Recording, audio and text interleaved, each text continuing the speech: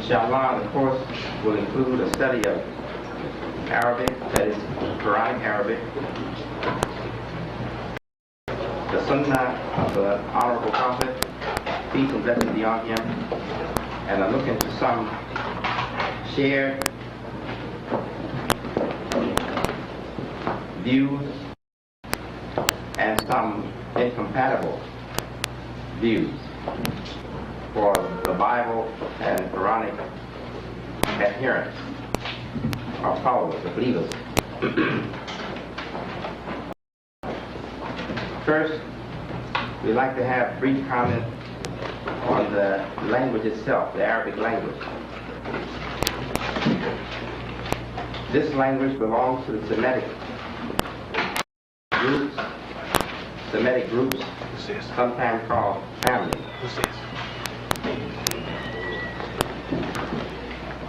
In this book that we'll be using for our Quranic Arabic study,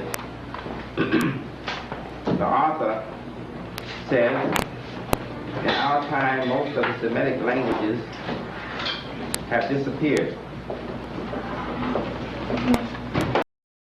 In addition to Arabic, the only living Semitic languages are modern Hebrew, Amharic, that's A-M-H-E-R-I-C, Amharic, and a dialect of Aramaic.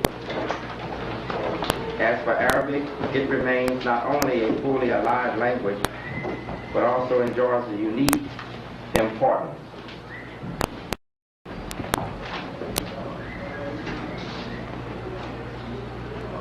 As for the history of the language, its history or its date of birth or origin is not recorded. Therefore, its beginnings are said to be back in antiquity. On the uniqueness of the language, it is said that this language preserved and retained its originality, that is, the originality of its grammar, its syntax, and also its vocabulary.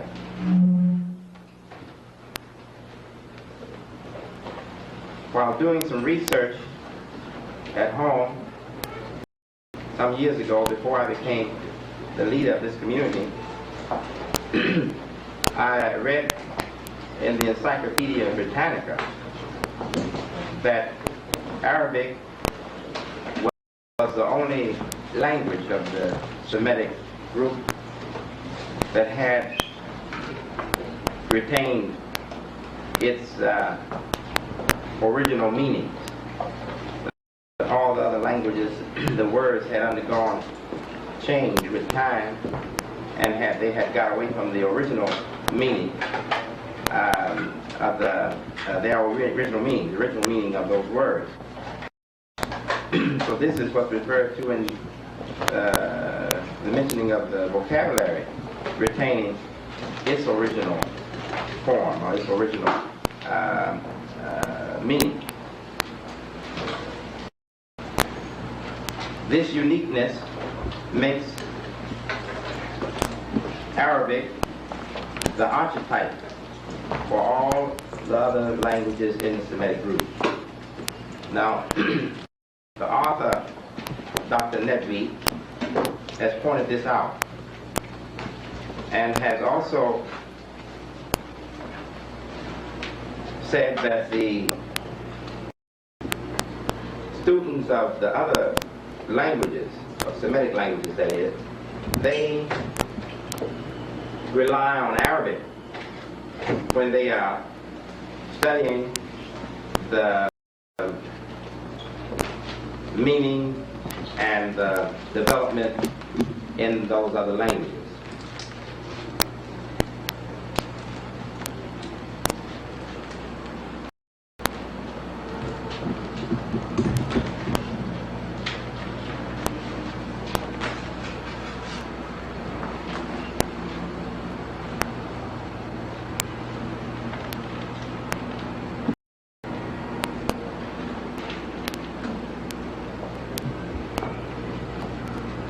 Now let's have a few comments on the course itself. The author of this book that we'll be using for Arabic, not only in this class, but for the Friday and Saturday classes as well. The author of the book is Dr. Abdullah Abbas Nedwi. Dr. Nedwi utilizes a method pioneered in 1942 by Professor Abdul Salam Kidwai, that's Kidwai, of India. The method aims at easing the difficulty for the student and shortening the time required for learning the language. The book is titled Learn the Language of the Holy Quran. It stresses the role of grammar and refers the student to the Quran as the pure text and most authoritative reference for anyone desiring knowledge of this language.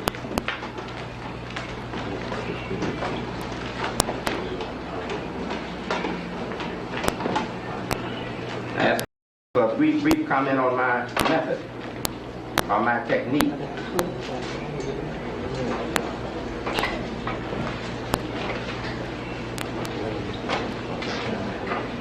I rely on the student's untapped potential.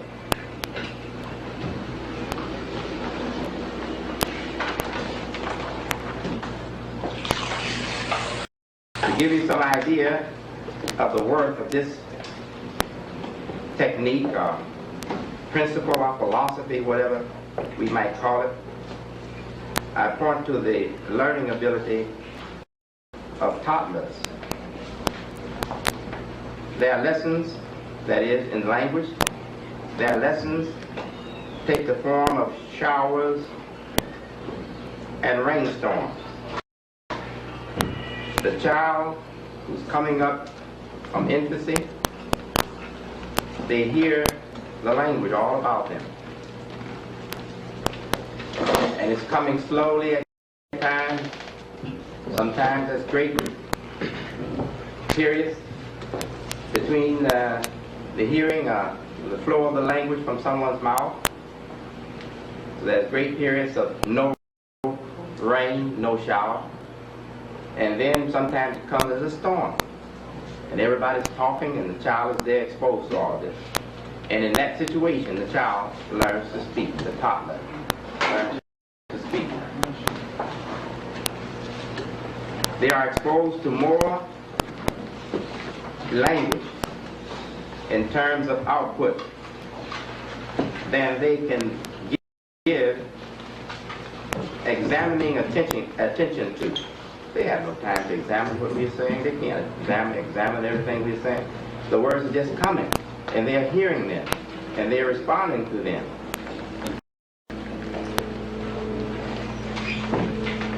As with Dr. Nedwi and Professor Abdul Salam Kidwai, I owe my inventiveness and my faith in the student perhaps mostly to my teacher, professor, primary teacher that is, Dr. Jamil Diab. This professor was secured for our school in Chicago around 1952 or 53, somewhere about there. And he was with us for several years as the Arabic teacher for the University of Islam, its elementary and high school. I am one of many students that he had. My brother Akbar, who went on to study in Azhar at Egypt. Was perhaps his best student, especially in overall ability with the language, Akbar Mohammed. And Akbar now speaks Arabic fluently, and Arabs praise him. I mean scholars in Arabic. They praise him, and they say that even among the scholars of Arabic, he rates very high. He is so-called Negro, American, black, African American, just like you and me. So don't fear the language. Daniel Kareem, Imam Daniel Kareem. Some of you might know about him, of Chicago. He's also a student of Dr. Jamil Diab, and he was outstanding for his pronunciation, beauty of voice, chanting the Quran, etc. He had many other students that I won't name who were along with us in that time, around the same age. And this professor is still teaching Arabic and Islam. Dr. Jamil Diab lives in Arizona. He heads a masjid there. He's Palestinian. He identifies with our community. He told me that we are one community. He has helped the Phoenix community there secure a masjid with funding from overseas. They built it from the ground. They themselves did most of the work. They laid the foundation. They did most of the work themselves. It looked as good as anything I've ever seen for that size.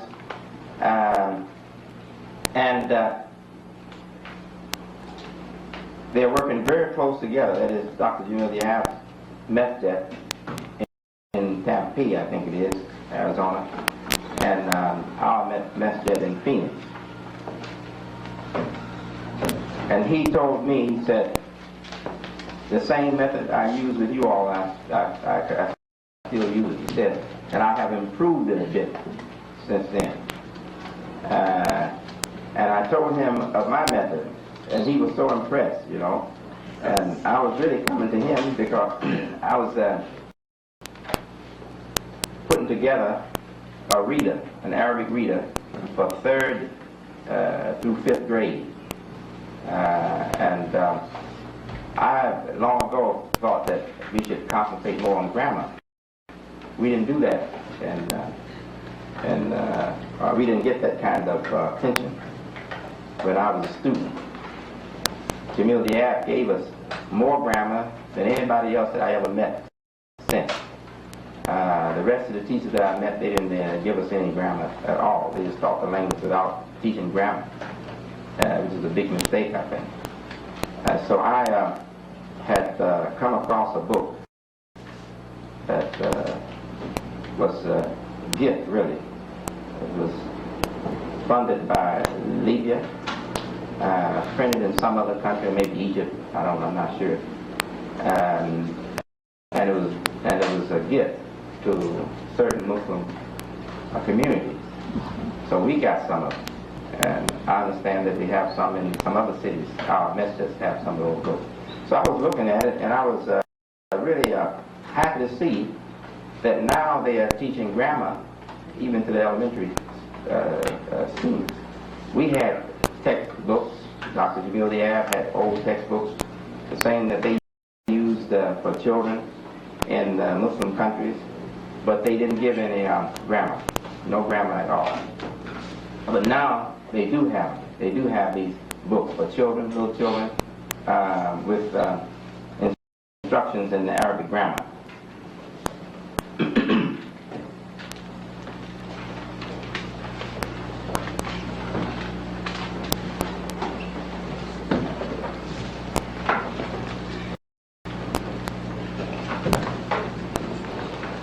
If we can understand the little child being exposed to so much language, and understand that that child is is learning a foreign language. You know, every child has to learn a foreign language. A child never knew that language before, never heard a word of it before. So when you were a baby, you learned a foreign language. You learned to speak English. And for you, that was a foreign language. You had never heard of it, never heard a word of it before. So you've already learned a foreign language. And you got started when you were just a baby. And you did better as a baby than most people do as grown-ups. Right? Yes. And I think that's because of the method. The method is wrong.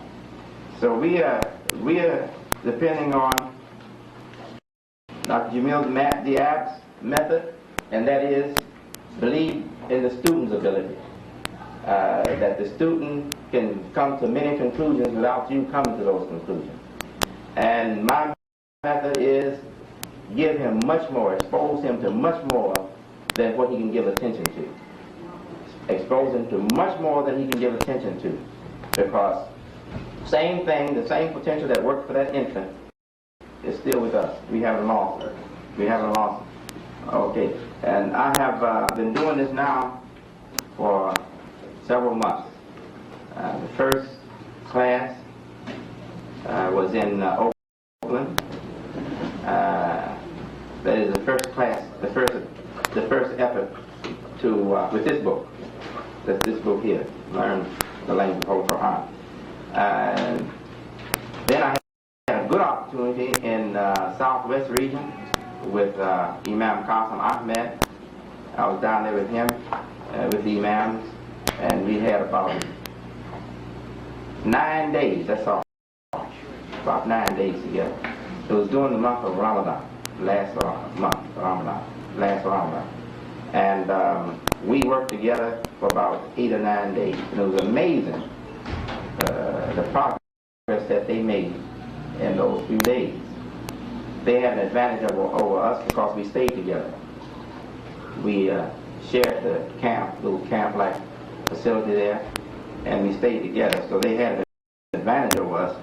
But I think we can accomplish a lot within these 2 hours or so for the 2 days that we'll be meeting. And you who want to go even the 4 days and be with us Friday and Saturday, that'll be all the much the better. And in Chicago, I have been teaching class there. In fact, in Chicago, we have completed the book for the first. I have 4 different approaches to the study of this book. And we have completed the first approach to the study of this book.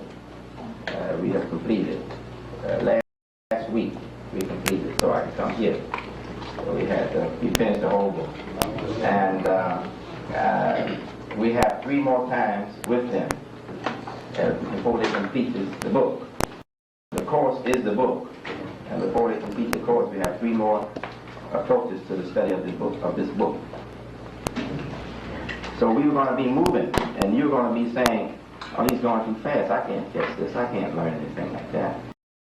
But don't forget the technique, and trust the technique. Now, let's see. Most of you perhaps don't have the book.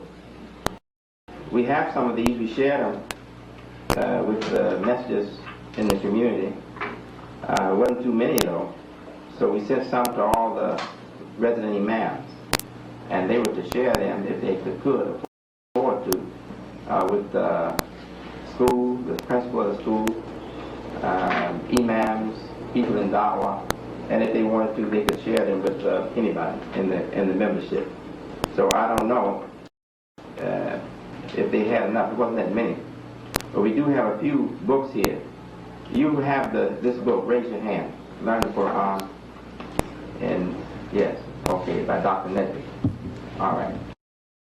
Now, you who don't have the book, what we hope to do next class, is Xerox the important assignments in the book.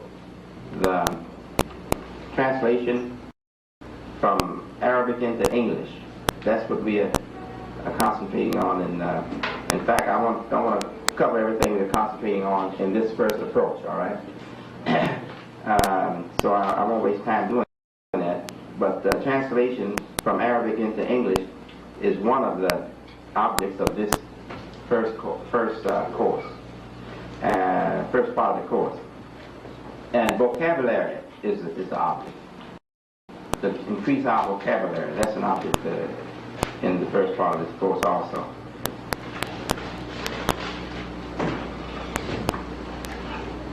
It should be remembered that we are studying the Arabic language in hopes of learning how to read Quran, recite Quran, and better understand Quran. The book will definitely help anybody to learn the language itself, you know. Anyone who follow us or stick with us to complete the course, they will be advanced in the language.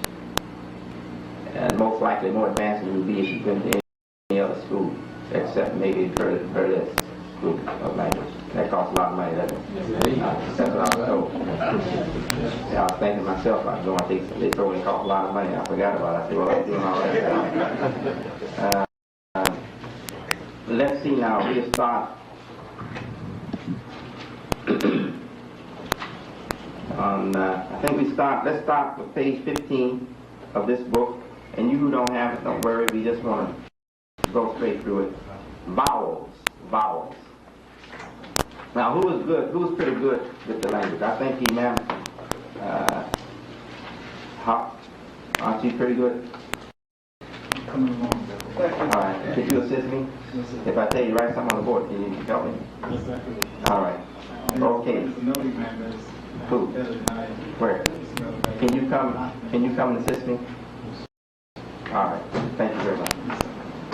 If you set make it there, so you can go to the board quick, you know, when we want something. All right. So I'll read, and he will help me on the board, so we can cover more. Vowels. Now we want to get in the habit of pronouncing the name of the language, although it's nice and okay to say Arabic in the English language. But we want to get in the habit of saying Arabiya. Okay. Arabiya has 4 short vowels. Fatha, Kasra, Dhamma, Sukun. Fatha is indicated by a sharp dash above the line. So will you make a line for me? Just a line, not an alphabet, just a line, and put a sharp dash above it. That's Fatha. And can you put it through closer as though the letters were right on the... Imagine the letter is right, the line is the letter. Okay. Now the Kasra, just a short line. Just a short line, very short line. A short line about 2 or 3 inches, and then a Fatha over it. No, that long line we don't want. The eraser here. This one? This eraser. Yes. Yes, sir. Just give me a short line about 2 or 3 inches long. Yeah, like that. And now put me a Fatha on it. Fatha. Right. Okay, that's Fatha.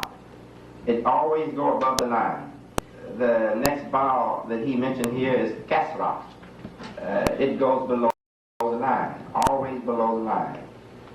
And the next vowel he mentioned here is Dhamma. Always above the line. Dhamma. The next indicator he mentioned is Sukun. Always above the line. Sukun. All right, thank you very much. Now, whenever you see Fatha, that dash, short dash above the line, just let that letter be followed by an H. Now, with the letter without any voweling, let's see if we can understand our own terminology here. This is our own invented terminology. The letter without a voweling, I call it the soul. The letter in its soul state. It has nothing but its soul. And when we put a vowel there, then it starts taking on little flesh, right? So fatha is an indication that it has a little flesh. Before it takes fatha, it just has soul, you see. And then kasra is taking on more. Kasra indicates that it's followed by short I or E, short E sound like it, it. Fatha is at, and kasra is it, it. Short E, it, yeah. Dhamma is short U, oo, oo, oo. So if that letter, if that line there was the letter see, that's the soul of the letter,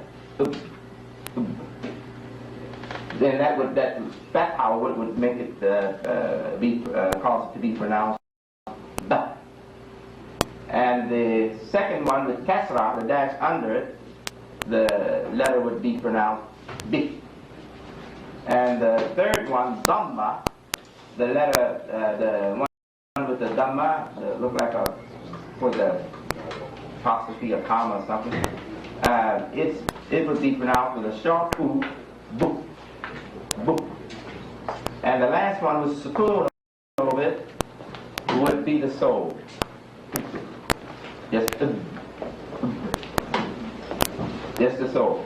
But if see the oo there above the line, see the oo above the line. Say if that was with a oo, it would be book. And say the next one was with that line on, with that circle over it, sukoon. Then that would be pronounced. The two would be pronounced together, boop, boop. Boop. Boop. See? Boop. All right? Okay. So much for the voweling. Let's, the short voweling. Let's look at now what they call the long diphthongs, long voweling. And they are alif, made by alif, the letter A, called alif. Don't get hung up on the pronunciation of the letter, because the pronunciation changes, depending on how it is used, how it is situated in the word or in a sentence. You see, so don't worry about that. All we want to know is A. It's equivalent to A, like you see. So the long vowel of the A. Can you put A? Yeah, like that. Okay. And oo. Can you put the vowel, the letter vowel? Oo. Yeah, put sukoon on it.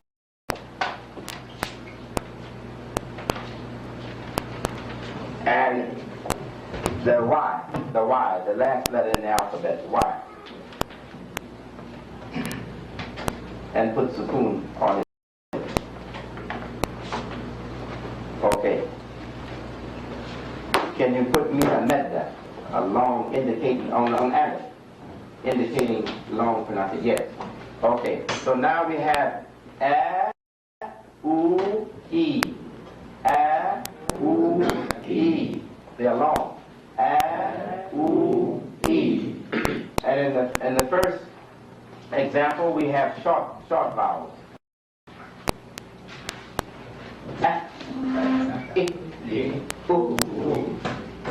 And dhamma would silence the vowel. It would remove that. They wouldn't be there. So then you have the long vowels. A, oo, e. All right. So now let us go to the next page here.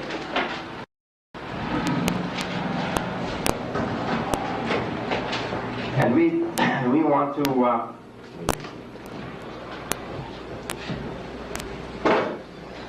just pronounce some letters. You don't have to see them. We just pronounce them. Set. Feet. You hear me and try to be as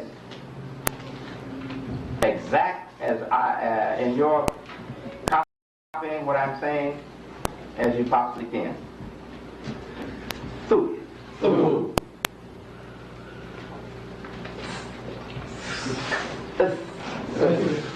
J. J. G. G. Ju. Ju. Da. Da. D. D. Du. Du. Du. Ra. Ra. Ra. Ra. Ri. Ri. Ru. Ru. Sh. Sh. Shu. Shu. Ah. Ah. Ah. Ah. Ah. Ah. Ah. Ah. K. Ah. Ah. Ah. Ah. Ahi. Ahi. Ahi. Ahi. Ahi.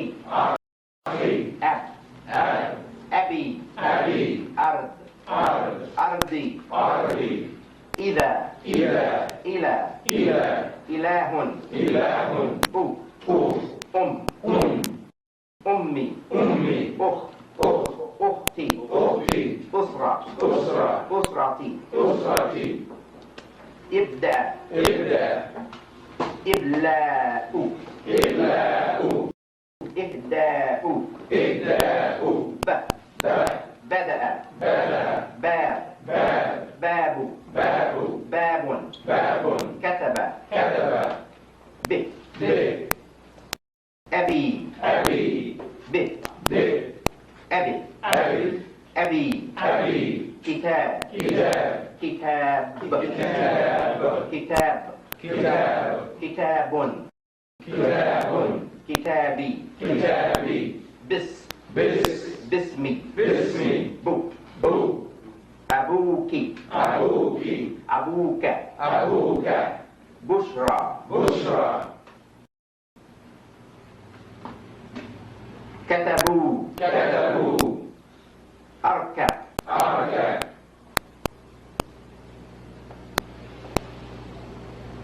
اكتب. اكتب. اذهب. اذهب. تا. تا. ترك. ترك. تعب. تعب. تعب. تعب. نبت. نبت. ت. ت. بيتي. بيتي. ت. ت. بيتي. بيتي. بنت. بنت. بنت. بنت. بنتي. بنتي. تمساح. تمساح. تمساح. تمساح. تمساح. تمساح. تو. تو.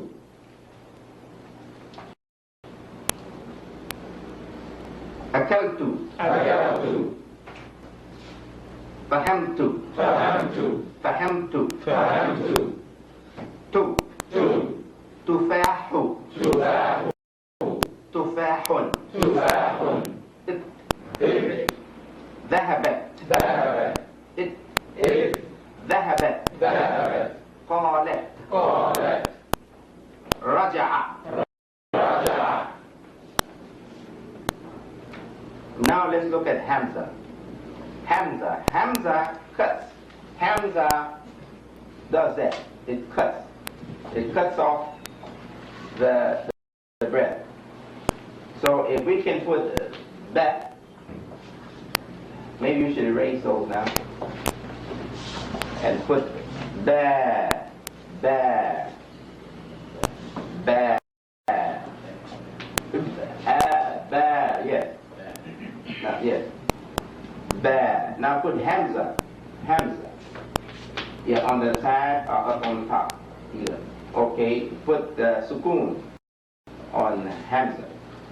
Now, look, that was bad, wasn't it? Yeah. That was bad. Now it's back. That. Like I choked it, I cut it off. Back. Now when you put lu, lam, wow, lu, and sukoon on the oo. And again, lu, make it lulu. Make it lulu. Lulu. Now when you put hamza on the vowel, now it's now. At first it was lulu, lulu. Now it's look, look, look, look, look, look, look, look. It was lulu. Now it's look, look, look. So you see what the hamza does? That's the function of hamza. It cuts the bread. shortens the sound, right, abruptly. All right, can you erase it for me now?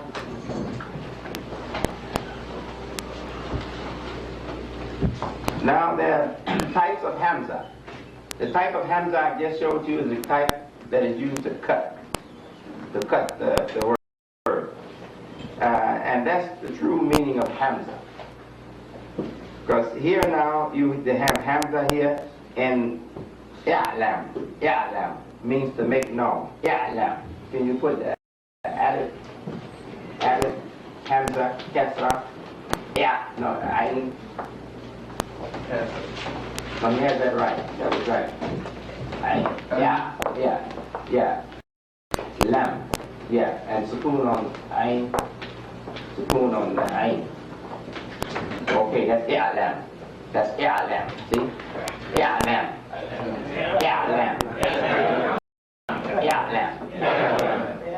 Now, for some of you, maybe it sounds like it's cutting, right? It sounds like it's choking. Okay? That's because of the ayn. It's not because of hamza. So now put ibda. Ibda.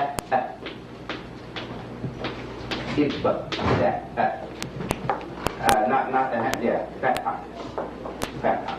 No hamza. No, take the hamza off the alif. Right. But put it on that. Yeah. Put the dot on the top. All right. That's ibda. And hamza is okay, but I don't want to put the hamza there. I don't want the hamza there.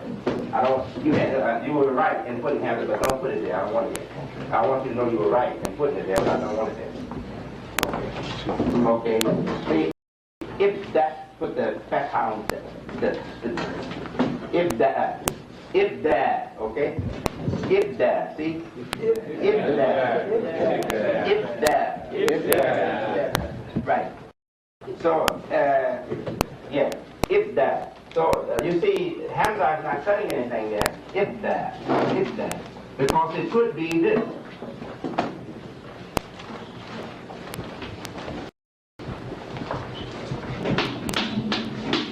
Ibda. And it sounds no different, right? I mean the bad, the big. Ibda. See? And there's no hamza here, there's hamza there. Ibda. So this is an example of hamza in a different way. So can you erase it now? And hamza usually goes on the alif, most of the time on alif. Even when it's not there, most likely hamza is there, unless there's some other indication, madda or something else. So now, let's see.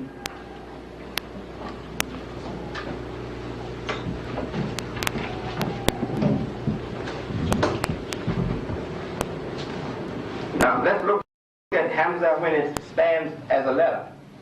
Hamza when it stands as a letter. Now we can do what you started to do. Let's take hawa,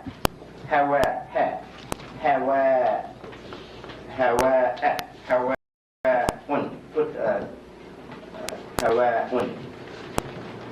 Okay, hawa un is air, means air. See, don't worry about that. Hawa un means air. So we see hawa. That's hawa, and you pronounce hamza, and it looks like it's separate from alif, un. Hawa, un.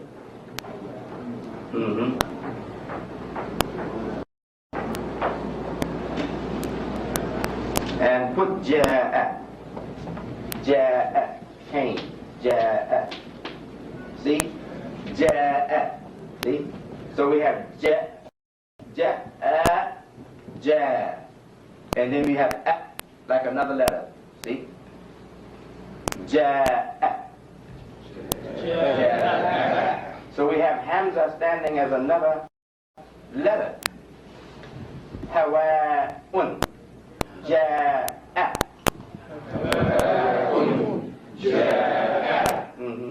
Okay. Now let's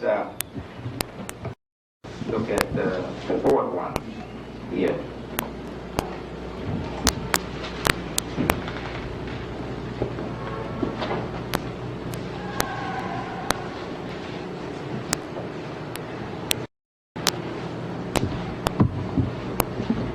you put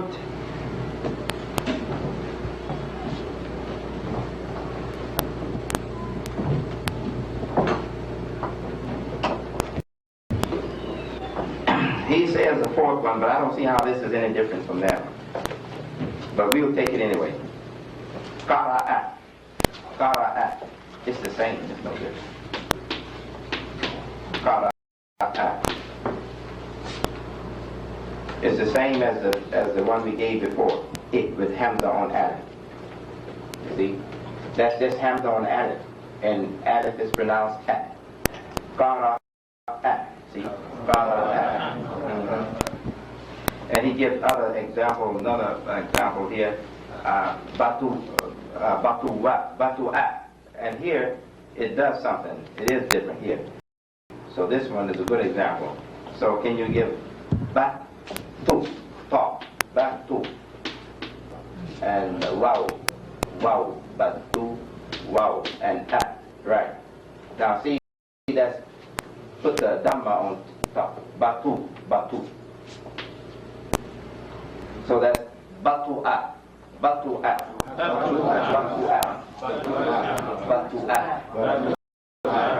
And that letter is not at, it's what.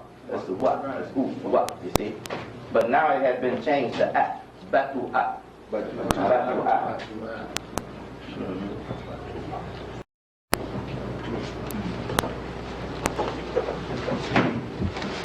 Now at it, put the kuri at, not at it yet, at the end. Ri.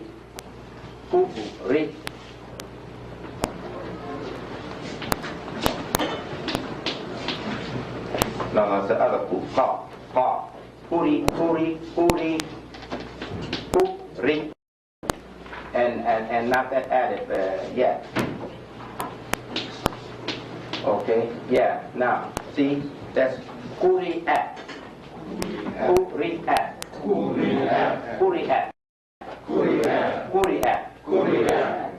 Now that letter out there is yet.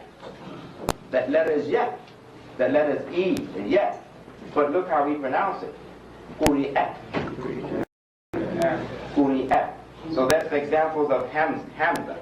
So now we can erase that, all of that.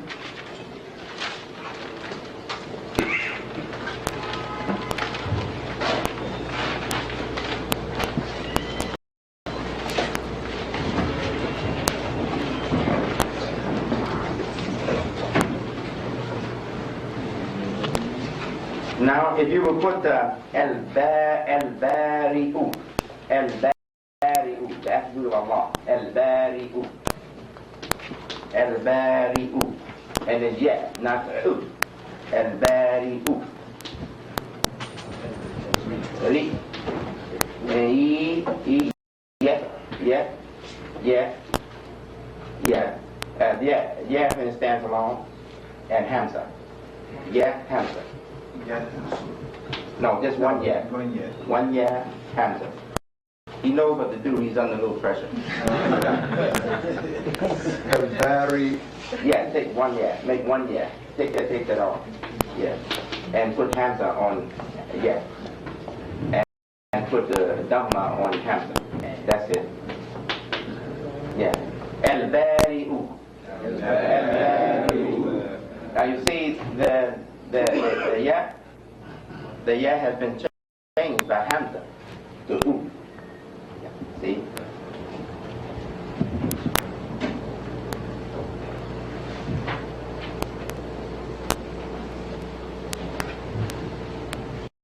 All right, so we can erase that now.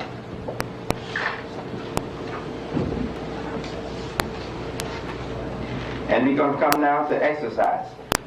This is exercise, but that's those drop parts there. So we want to put hamza fatha. Alif hamza fatha. Okay, we pronounce that now put alif hamza kasra. And we pronounce it it. Alif hamza dhamma. Alif hamza dhamma. and we pronounce it oo. Ooh. Now put the ba, ba. And I want the tanween fatha. Bam, ban, ban. Tanween fatha, ban. Tanween fatha. No, tanween. Tanween means, yeah, it means doubling up on the short vowel. Yeah, that's it. Ban, okay. Ban. So that's ban. You see? There's no N there. No N there. But the tanween gives it pronunciation. N. Tanween means giving the N pronunciation. See? So that's ban. Now give me babin. Babin. Tanween kasra. Very good. Babin. Tanween kasra. So now we are working with fatha as tanween. Fatha as tanween. And tanween means give it N sound. Fatha as tanween. So we have ban, we have babin. Ban for fatha tanween, and bin for kasra tanween. Bin, see? Babin. Now give me babun. And you can make it as you make it. It's nice. I like that. That's the way I do it. Okay. Because that's the way you're going to see it in Quran most of the time. Okay. Babun. Babun. So that's tanween dhamma. And you can see from ban that tanween fatha means two fatha, one parallel, right? Yes. And tanween kasra means two kasra parallel. Sharp dash is parallel. Now there you can't hardly see what that means, so write it the other way now for them. Take that away and show them. No. Yeah. See now you see two dhammas, right? Two dhamma. And that's babun. Babun. Now if you would take the eraser and take that off and put it the way you wrote it before, and it's still babun, that way he writes it now, it indicates two dhamma. See? No, not that.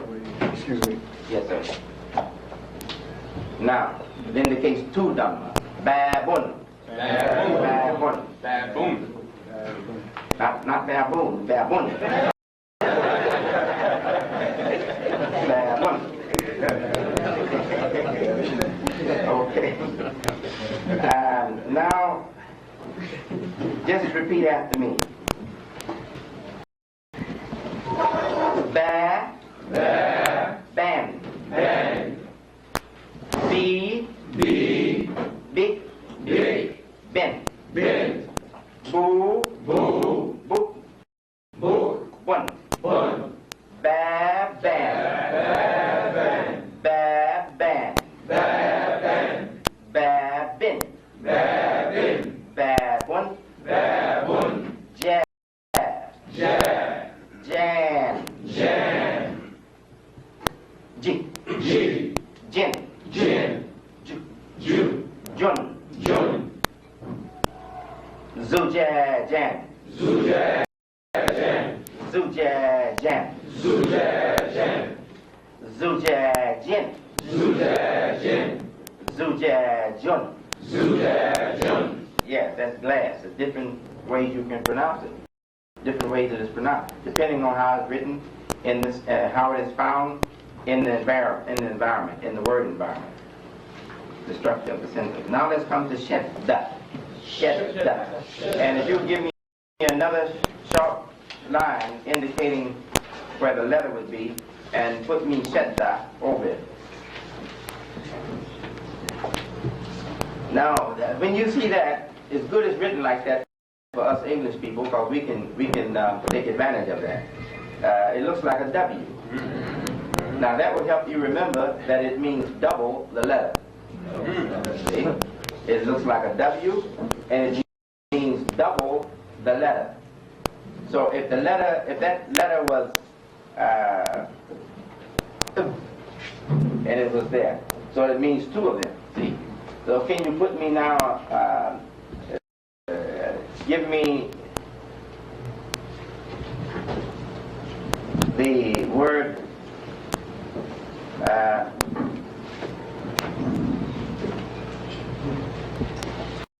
And just write, Rab. Okay, now we want to make, I said Rab. Now, make it Rab. Bun. Rab. Bun. See, two. Rab. Bun. Yes, now make it Rabba. Rabba. Take that off. Just take it out. Rabba. See? Rabba. Now make it Rabbi. Rabbi. See? Rabbi. See? Now make it Rabbu. Right, good. Now make it Rabbu. Yeah. It won't be large anymore, but make it Rabbu. Rabbu. Yes. Now make it Rabba. Yes, sir. Rabba. Now make it Rabbi.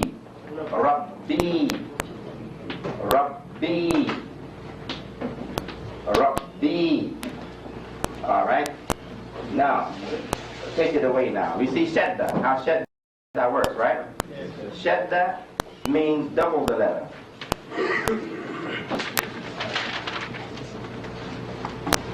So we're going to do some pronouncing now. Rabbaka. Rabbi. Rabbuhu.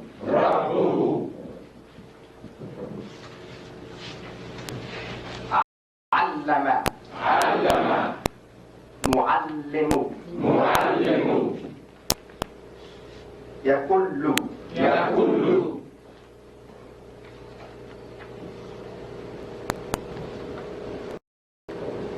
Innahu.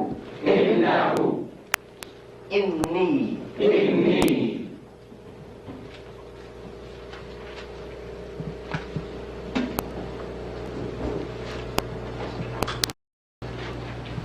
Now let's look at Medda. Give me a Medda on it. Yes, a Medda. That's right. All right. Okay. So that's Medda. And it indicates a prolonging of the pronunciation. So we want to write now Quran.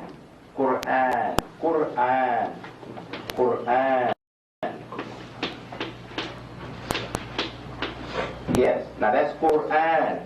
Can you make it now for me? Quranun. That's Quranun.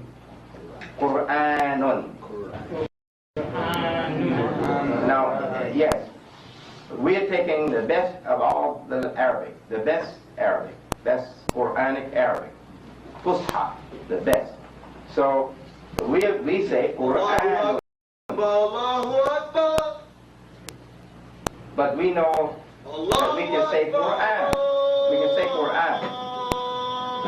So now we're going to get ready for Maghrib. We'll have Maghrib and return.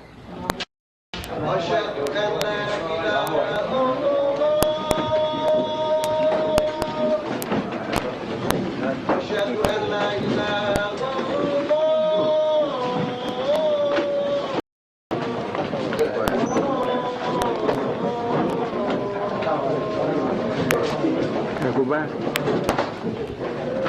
Man, back with you.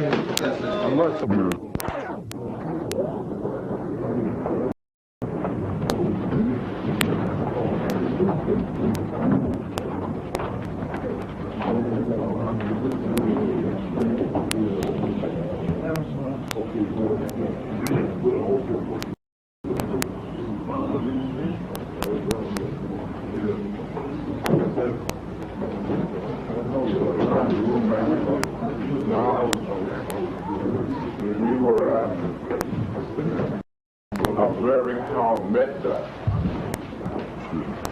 let's see, character, the letters, giving it a long sound. Now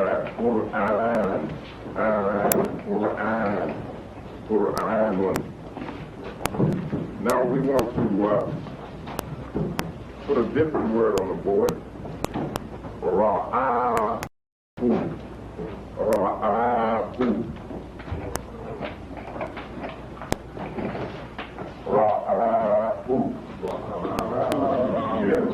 There it is again, the long indicator of long sound.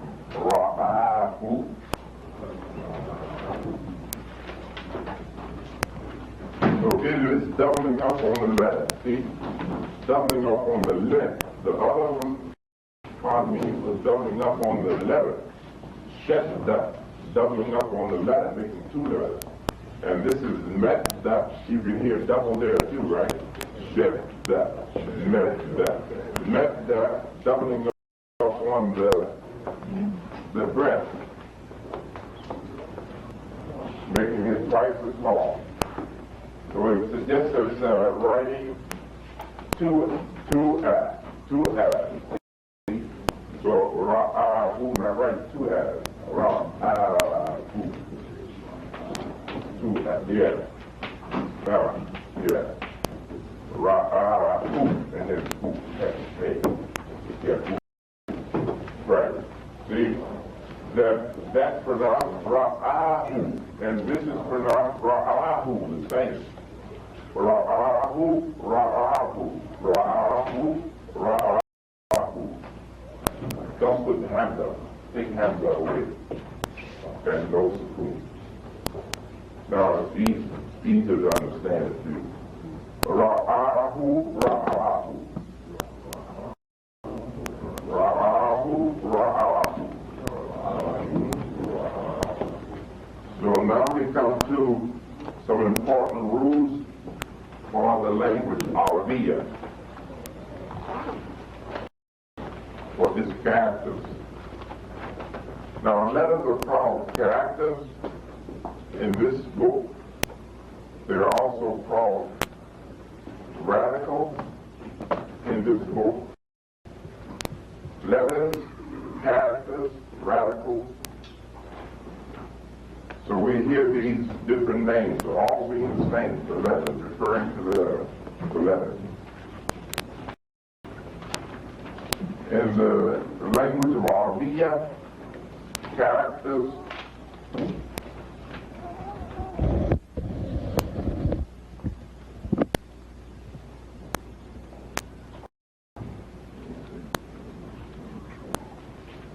we look at it, the T, and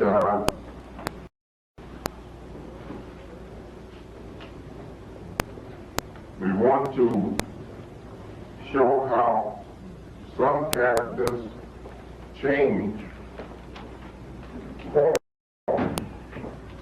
and look quite different depending on how we are placed or how the function they are served. See? So now we want to put the word meftuhatun.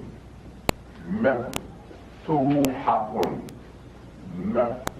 Meftuhatun. Tuhatun.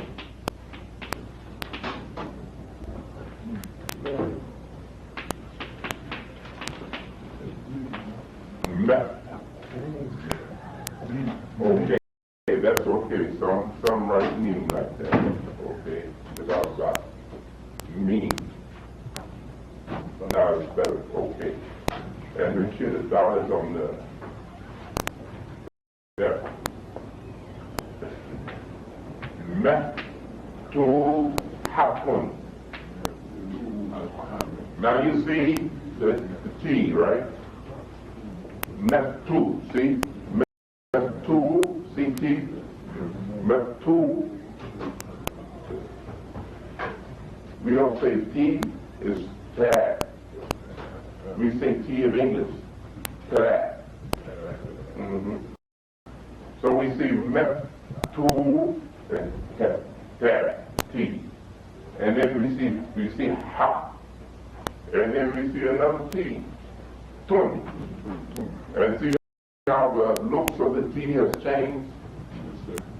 Now that T is called T, or correctly, Terat. Terat Marbuta. Terat Marbuta. Terat Marbuta. Teri, Teri, Teri Marbuta. Marbuta. And now give it as it would look when it's standing alone.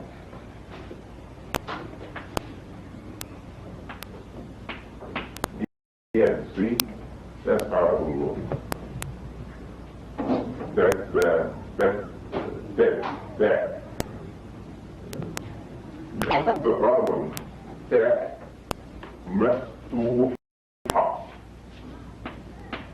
See? That's that, Mestuha. And it means open.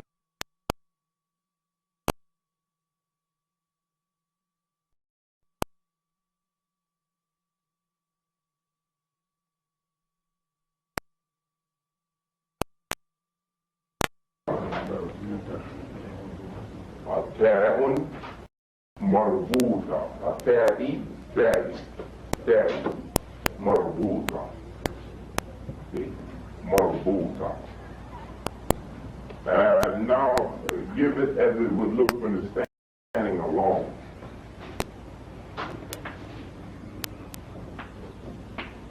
Yeah, see? That's how it will look.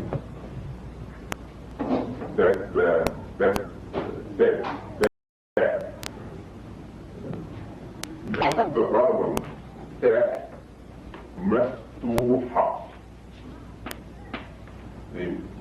That's that, Mestuha. And it means open, that, open teeth. The other one is Marbuta. It means closed teeth, hide. You know, Rabata, the Muslim believe, leaf means tied together, right? And that's what Marbuta is, another form of the same word, Rabata, Marbuta. This is Marbuta, and it means tied for feminine.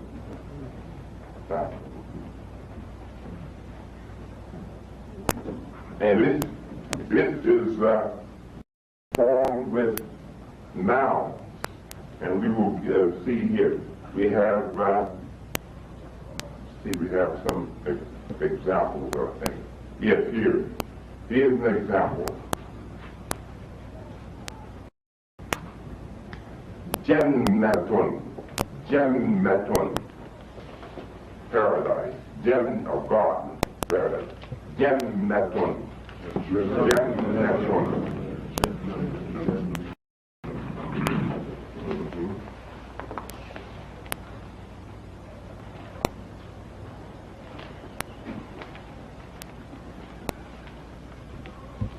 Now we come to the different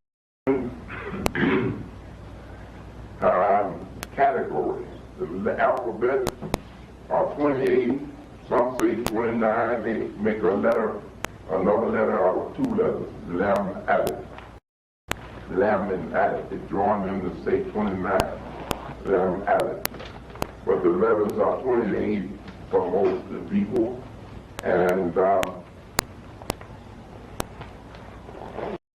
they are put in different categories. 2 major categories are the moon letters and the sun letters. The moon letters are called Haruful Kamariyati. Haruful Kamariyati. Can you put Haruful Kamariyati?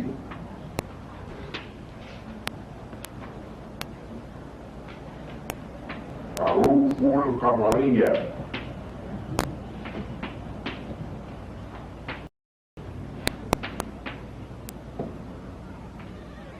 And Haruful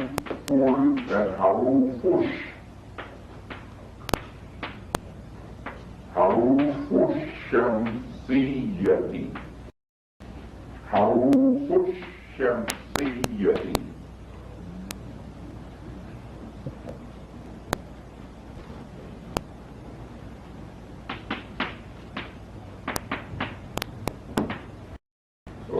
حروف القمرية see? That's moon. القمر is the moon.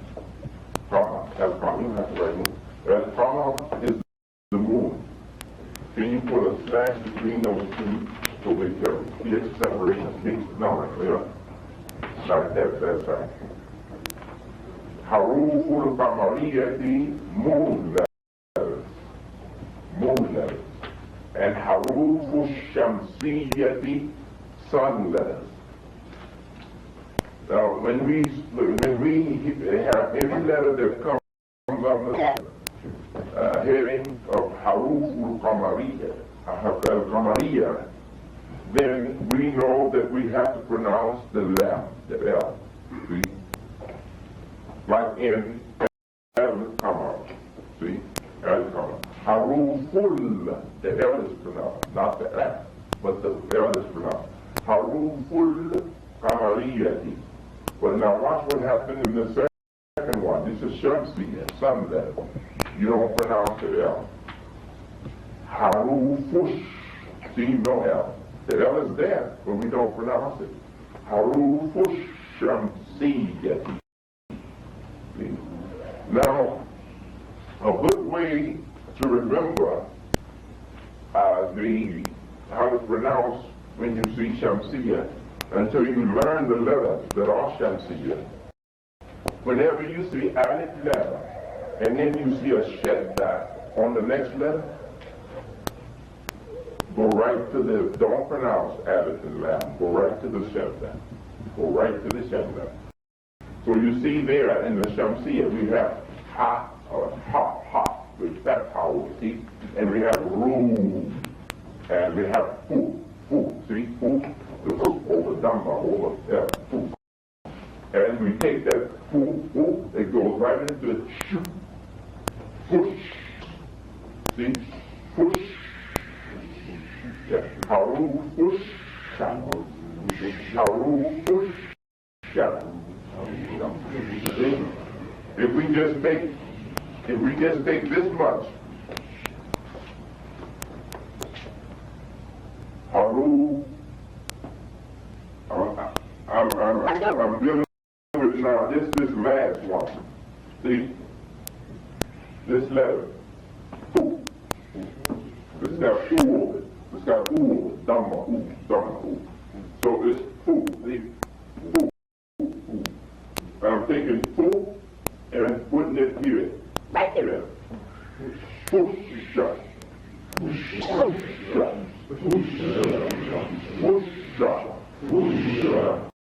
Now, pusham.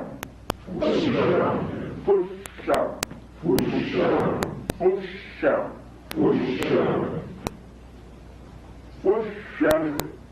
It should be dashed under Shatra. Pushamsi. Pushamsiyya.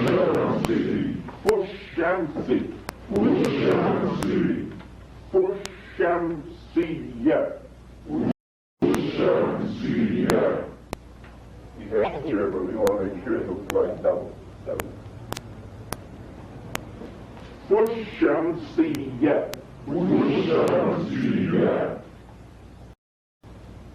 Pushamsiyyati.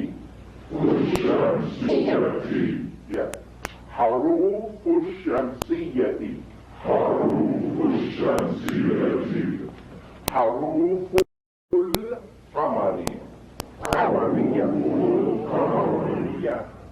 حروف القمرية حروف القمرية حروف القمرية what and what حروف الشمسية all right now we can erase it now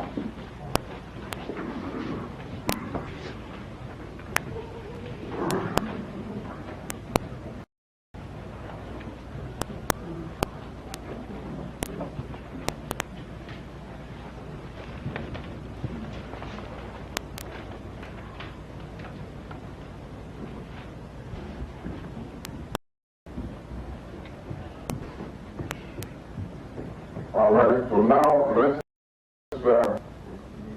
look at the Haruful Kamariyati.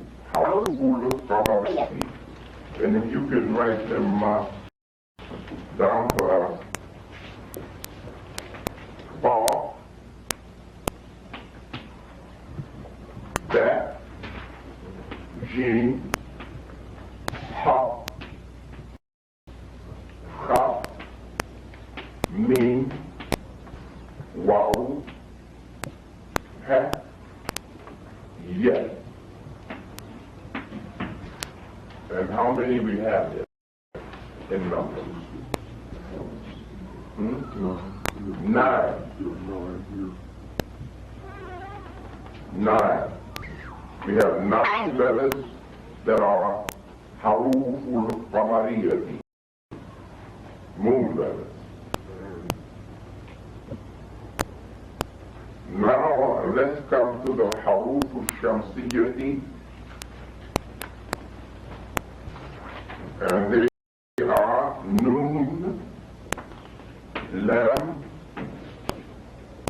Ta, Va, Sad, Dad, Sheen, Seen, Re, Za, or Zain, Dal, Dal, Ba,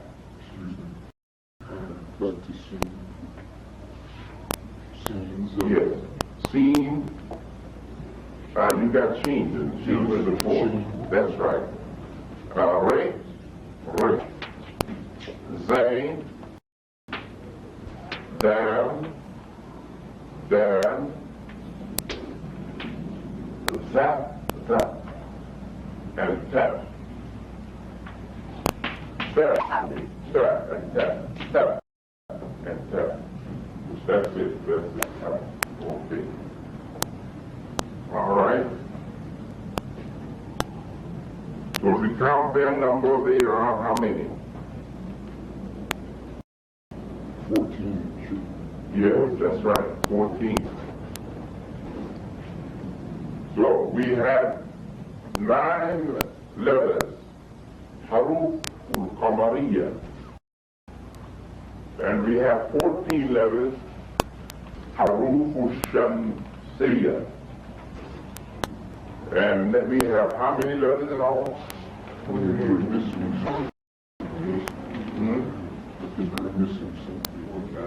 Yes, you're missing Adam. But don't put it over there though. Put it over somewhere else. Put it in a separate category. That's right.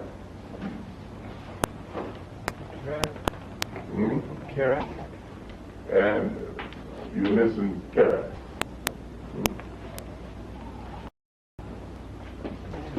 Carrot should be there. It should be in Shamsiyya. Let's see, I must have missed it.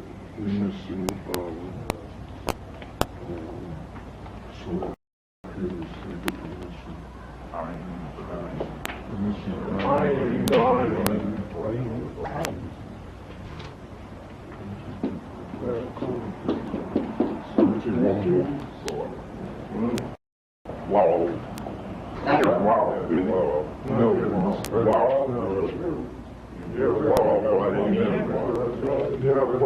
Wow. Yeah, wow is it. Wow is there.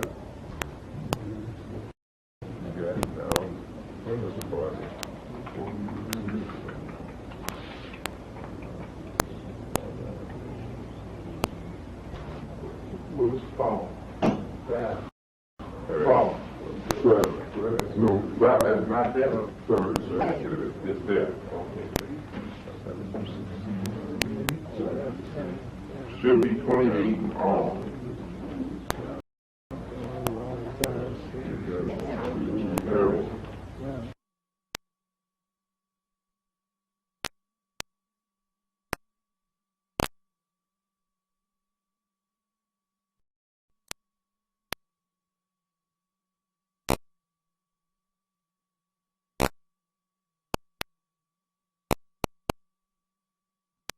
missing the name.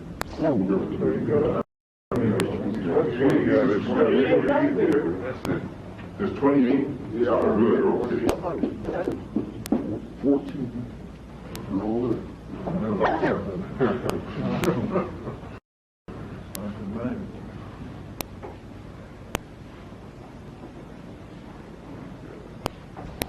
All right, so now we have moral. So, right?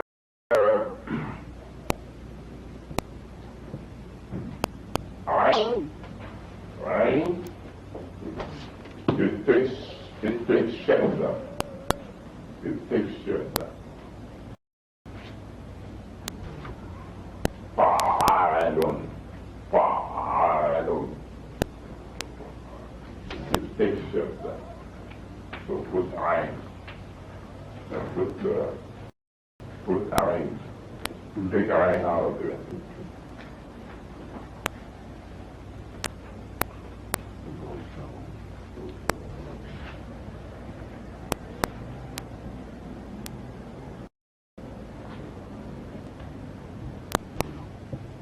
Let's see.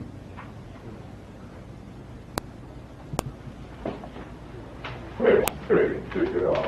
It's fade and shaft. Take shelter. Take shelter. They both take shelter. Now, added, I can understand it being out. So it's not a fixed out of it. No, leave it there. And line.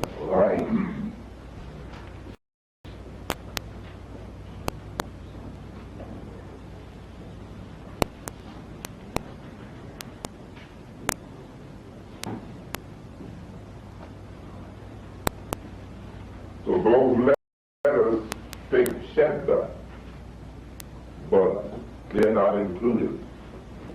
You did not include them. See? So we have all of those those are the moon letters and the other one are sun letters. Okay. All right. Now let's come to the noun and the article. And we're going to see if we can go through it. It's a very short chapter, so we can start chapter 2.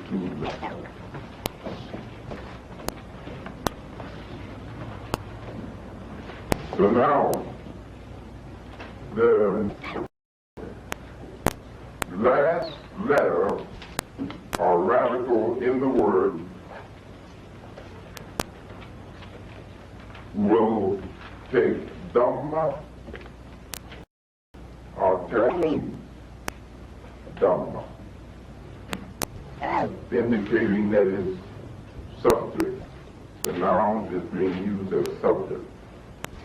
And we will see differences, but right now we're not going to into those differences now. We just want to look at the pronunciation of proper names. Hamid. Now this is, you don't have to write. This is not Hamid. This is Hamid. Yes. Hamidun. Hamidun.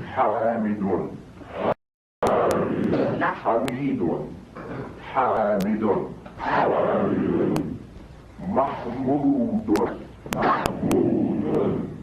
Bashirun. Nasirun. Now we remember the president of the Nasser of Egypt, passed some time ago. His name is Nasir. His name was Nasir. That's a real classic pronunciation in speech. Nasirun. These indicators, U and Un, they indicate subject. But the case is nominative or subjective. How are they? How are they doing?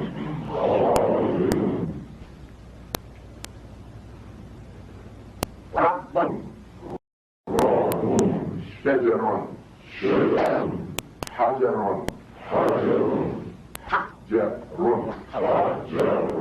حجر حجر بيت تفاح تفاح رب رسول This is just for pronunciation. Yes, sir.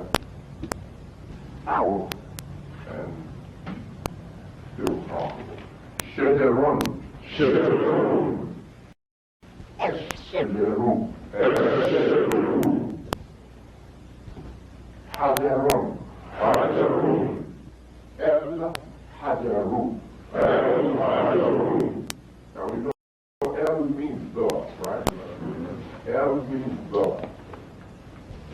Whatever we're talking about, when we say El is before, it means the is before. Means so and so, or so and so. Okay. Tufahun. Tufahun. Tufahun. Tufahun. Tufahun. Beytun. Beytun. El-Beytu. El-Beytu. Kitabun. Kitabun. El-Kitabu. El-Kitabu. So there we got some example of how the definite article, the, and change the noon, the number, the nation. So you don't have, you can't say, as, so that is the door, right? That is the door. That one is a door. I can't say, as that one. I have to say, as that one. When I'm on the same, and I'm saying only a door, I'll say bad one. A door, bad one. But if I say the door, I would have to change that one and mean dumb, not to just dumb. I say el babu.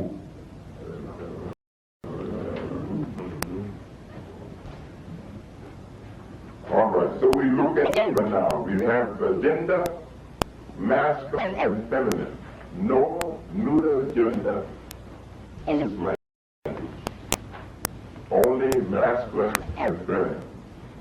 So everything we speak of, the two genders, masculine and feminine.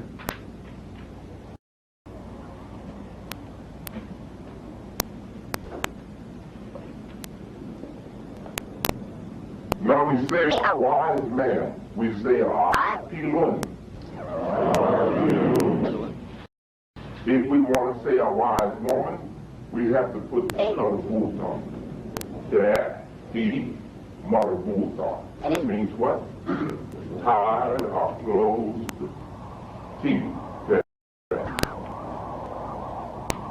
So now we change it to make it say a wise woman, and we say wise woman. Male, female, healed one. Male, nation, means a useful person, male. Nation, female, nation. Male,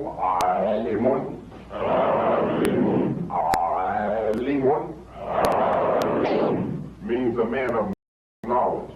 Now see, the first one, it was Akilun, right? Akilun. Akilun comes from the word Akil, means right. means to brain, aqua, brain. One means rise of brain, rise of brain. Then we have the other word we just gave it, limon. It means rise by study. From Allah, that means to study, to learn something. See? So a man is wise by brain, by natural sense, by study, right? So if he's wise by natural sense, he's just all feeling. If he's wise by study, he's limon. And for female, limon. Mahmoudun. Praise the person. Feminine, Mahmoud, that one. I wish you could split now and make changes from masculine to feminine just by using only certain words, common nouns, common form of the noun can take this. Some other forms will require a different kind of change to make it change the gender, kind of change for the gender. But don't worry about that right now. We just continue to go. We want to read now something to do with it. Let us read from Quran. You can indicate this if you don't have the Quran or the book. Well, just write it on your notebook paper. Quran chapter 2, 208. Yes.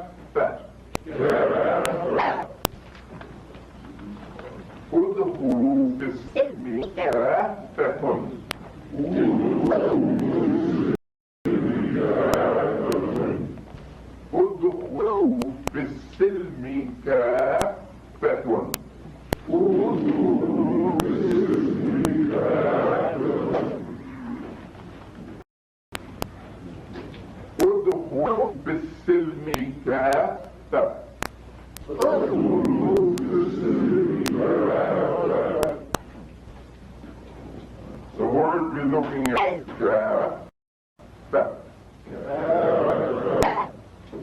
it means completely. It means with your whole self. Completely. Udkhulu means enter, go into. And it's the address to male plural. We have number, single number, plural number, and plural number in this language. And this is addressed to plural number. Udkhulu means go in. Male, men, male, boy, well, male. Go in. Udkhulu. Go into, go in. Facility. Into the state of peace. Facility is the state of peace. Facility. Go into the state of peace. Completely. With your whole self. Completely, totally. Okay? So,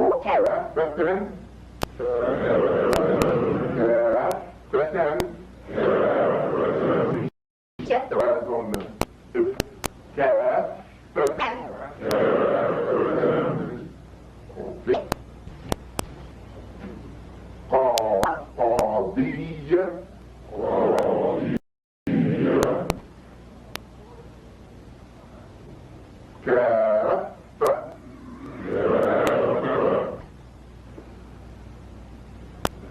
Qadiyatan.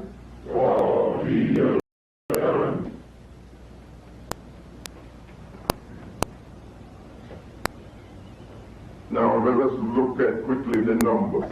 The numbers. Watch how the numbers go. Single number. We talk about one single person now.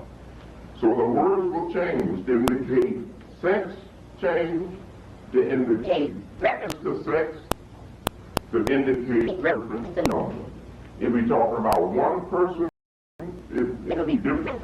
The sound and the use will be different than if we talk about two. And still different if we talk about three. They're not the same. So one Muslim, male, Muslimun, Ow.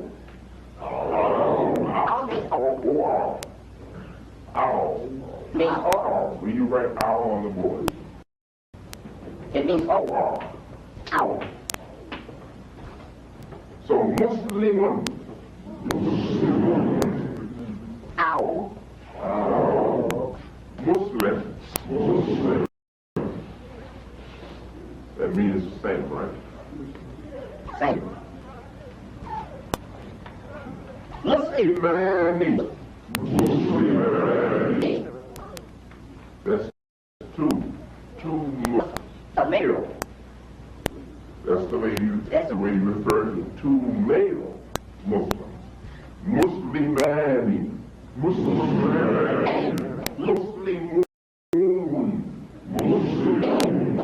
Ow.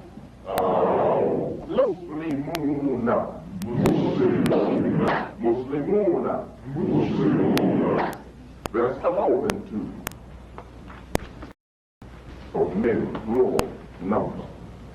Now, one. That's for male. It means a writer. Who was happy? He is The writer. Who was happy one? He is a Writer. You see? Now we have for two. Now let's refer to 2 minutes. Who the parity. That's a 2 males? See? Who was one male. More than one. 2 males. Who has parity. They are 2 writers talking about 2 males. Now we want to say They men. Married. more than the dual number. You don't have dual in English. You only have single and dual. So I can make sure of that. Dual only for us. In this language, look okay, let's see. Now, We want to say they are writers. Home. Harry. They are writers. Now we want to say one. One is for marriage. You see? How the man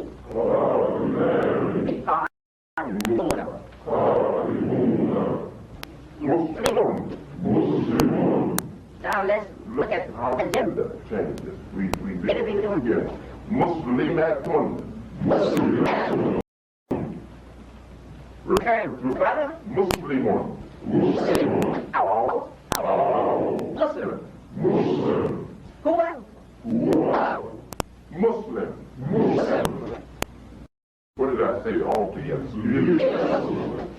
Okay. Who? Muslim. Who? Muslim. All together. What did I say? What is? No is, no are. No verb. It's only indicated in the use To the language. Okay. Who was Muslim one. Muslim? No. Sisters. No speak. Sisters tell me what He was one.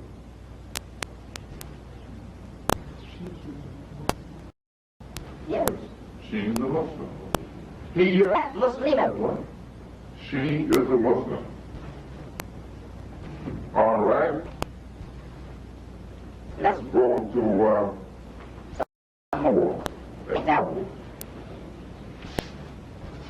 no, you So, there we go go. to Let's the silence now. It's says right in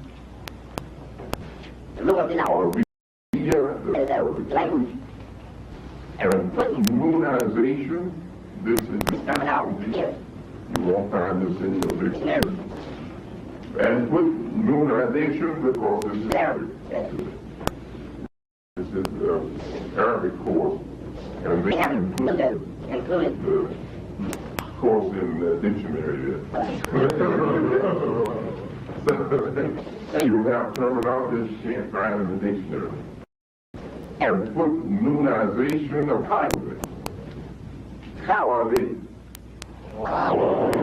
So we come together. We'll putting blue now. immunization.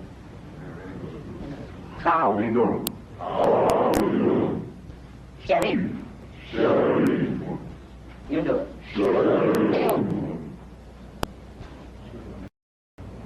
No. Still. Marcel. Habib. Rashid. Ali.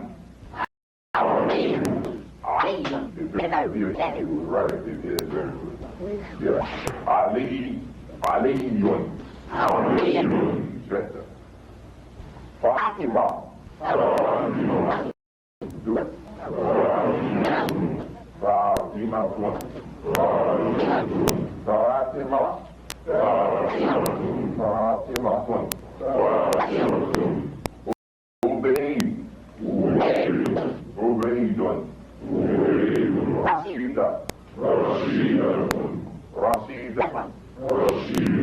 Very good. Your pronunciation is good.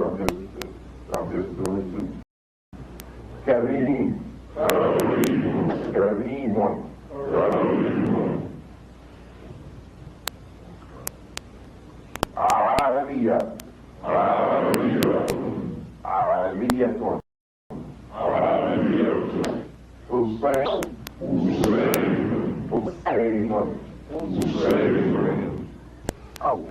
Repeat these words.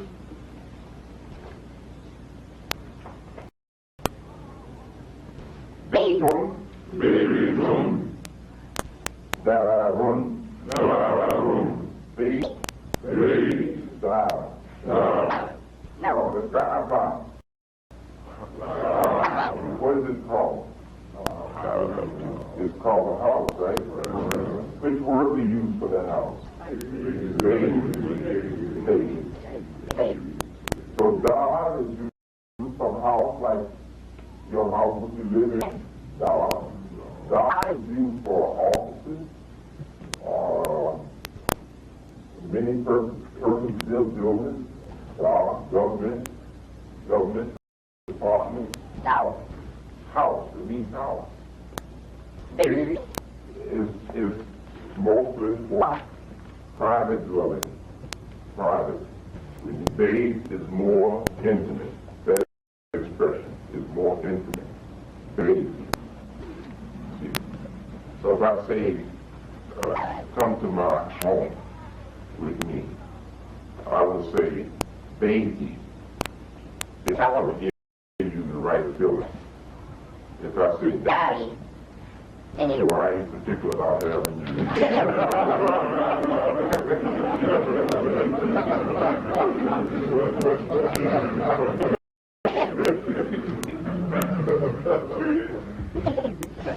Okay.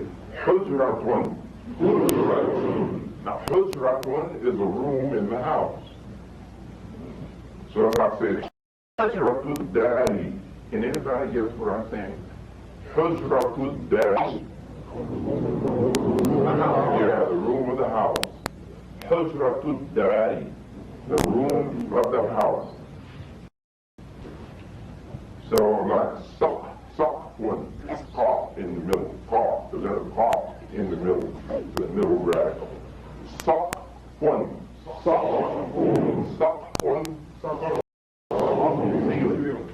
ceiling. G-dar wall, see? Outgoing, the floor, see? Kursi one, yeah, right. Another one. There. Okay. So let's see. Samaritan one. Heaven, sky, heaven, Samaritan, heaven. Fiddle bells, paradise. Narrow.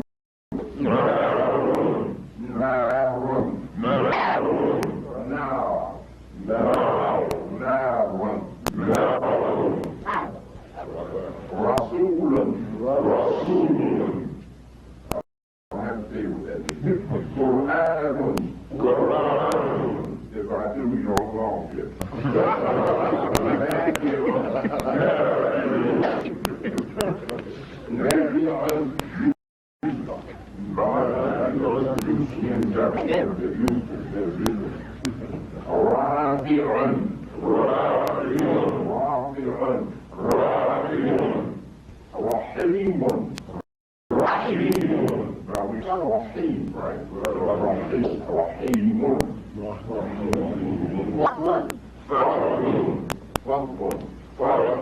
It means kind permission, a kind gesture. If I say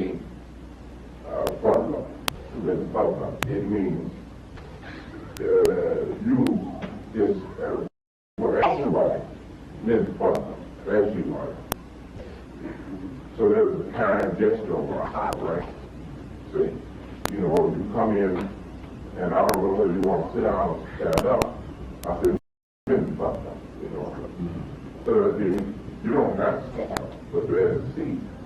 Miss Partner, you know, I gestured toward the chair, see. I said, Miss Partner. But what do we say? Right, brother.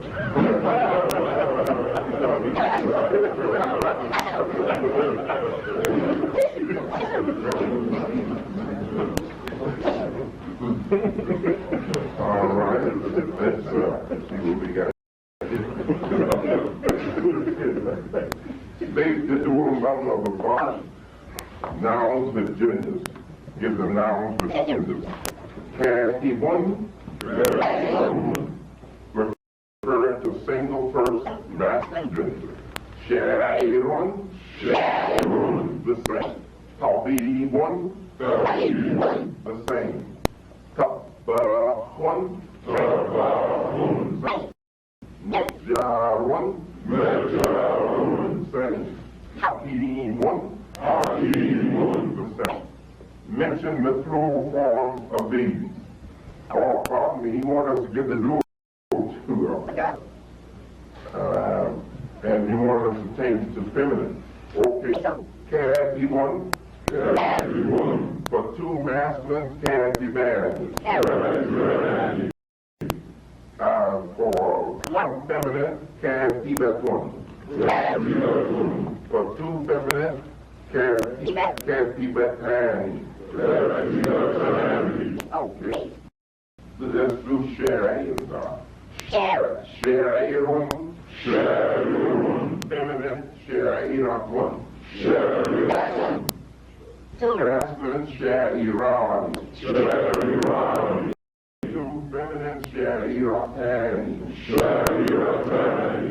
Copy one. Copy that one. Copy that.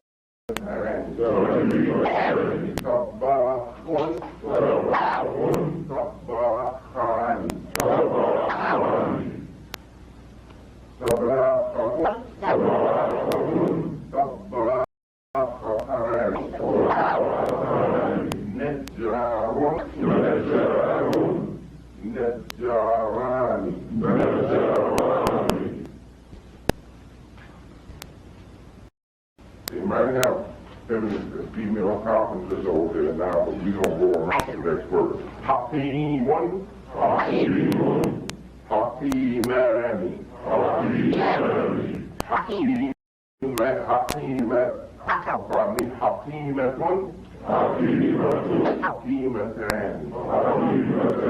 We want us to give the plural number of these below. Muslim one, Muslim one, Muslim for two. Now plural Muslimun. Now feminine Muslimatun. Muslimatun.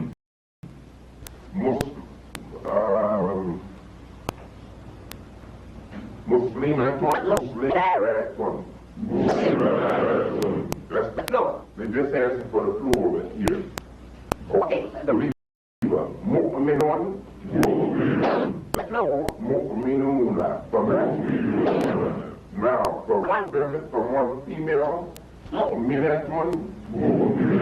The plural, Mu'minatun. Arafilun. Arafilun.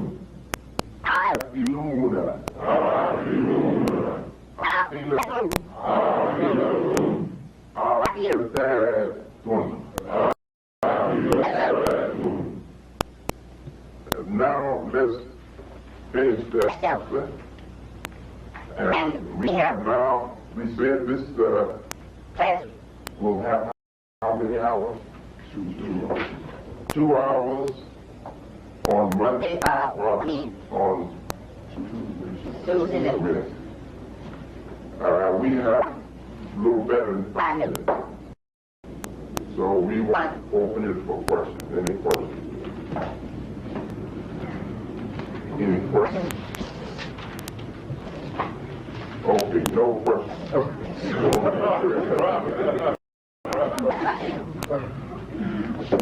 All right. Yes. What's today's charity? Well, there's some good dictionaries, you know, whatever. I've been using for some time. I like it. Hands rear. W-R. W-E-H-R.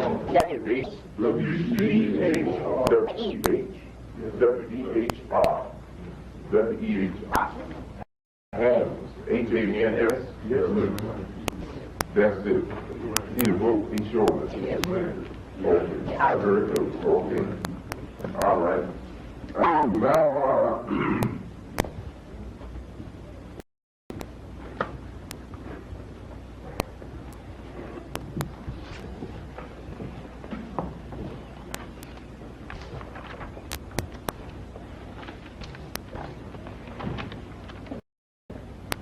Yes. Yes, here. Brother Chris brought something to my attention. This is correct. Now, you know, there's something that the cost of the church that doesn't mean it shall see it. But that doesn't mean it shall see it. It be all the time. So that's why I don't know what this is now. But ilmu means the knowledge, see? Ilmu, the knowledge. Ilmu is the knowledge in wood is as engravement in the stone.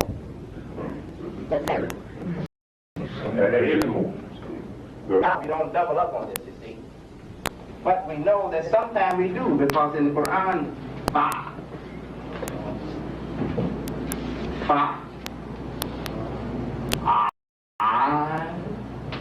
Lun. This is description for Allah. Lun. Lima you read. He is doer of whatever he wills. So sometimes it takes shadda, but ordinarily it doesn't. This is just a very unusual case. Very unusual case. So ain will not be in Shamsiyah. Give it that, basically. It will not be in Shamsiyah, it will be in Qamariyah.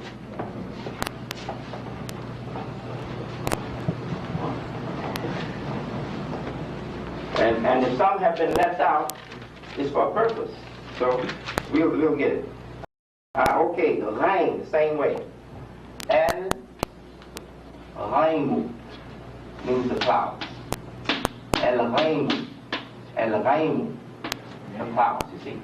El Raimu. And fe. El Fil. You don't say El Fil. That's right. That is Camarilla. El Filu. Yeah, El Filu. The elephant, see? El Filu. So, we see now. Thank you. All right, that's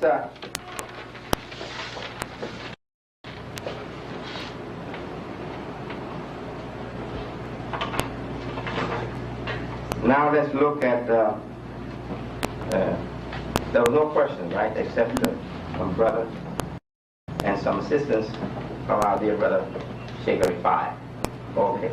All right, now we have a couple of more minutes.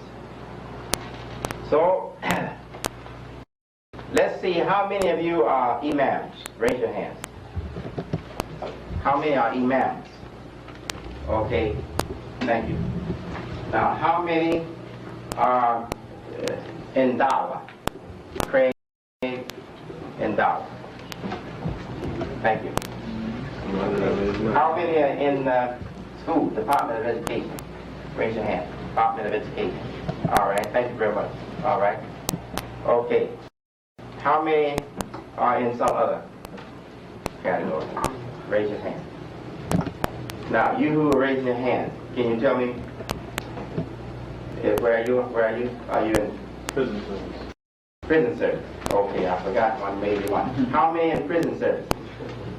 See, I don't like prison. That's why I forgot.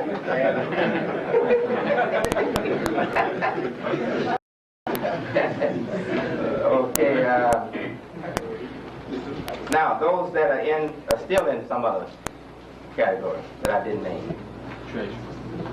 Treasury. How many assisting in the Treasury Department? Treasurers are assisting in Treasury. All right. Now, still, there are any that I still didn't name. All right. Okay. Yes, sir. Public relations. Public relations. How many in public relations? Raise your hand. All right. How many we still have unnamed? All right. Yes. AMCA. All right. You in the AMCA. Okay. How many in AMCA? Raise your hand. Okay. How many still in another classification? Yes. What are you? Committee coordination. You mean coordination? Yes. Okay. Coordinator. Committee coordinator. Coordinator. Okay, thank you. The next one? The same? Islamic studies. Islamic studies. In other words, you're a student, right? Well, you're a student or teacher. Right. You're a teacher? Right. All right. If you're a student, that's still good. Yes, sir. Okay, good. Yes. I'm in the sound department. Yes, sir. You're an engineer. All right. All right. Thank you very much. Now, so let me tell you a little something about our class. Today we spent most of the time, in fact all the time, in this book learning something about the language of Arabiya, right? Now, this won't be the case all the time. We'll spend so much time in the language, maybe an hour, and we will be spending time learning the religion from Quran and from Hadith, from Sunnah, from Quran and Sunnah, you see. And we will spend some time having discussion. We want to discuss these things. All right? So tomorrow we spend less time in Arabiya and more time in religion and discussion. Thank you very much. Assalamu alaikum. Takbir. Allahu Akbar. Takbir. Allahu Akbar. Takbir. Allahu Akbar. Yes. There was a tape, and if you don't mind, I don't like to go over time. Because this is not like just, when I'm teaching you, from the roster. This is not like that. This is different. And I know people perhaps have other things to do, so we want to always stop right on time. But if you can give me, can you take 2 minutes? Yes, sir. Okay, can you put that tape on, and we want to hear the tape about 2 minutes. Turn it up so we can hear it.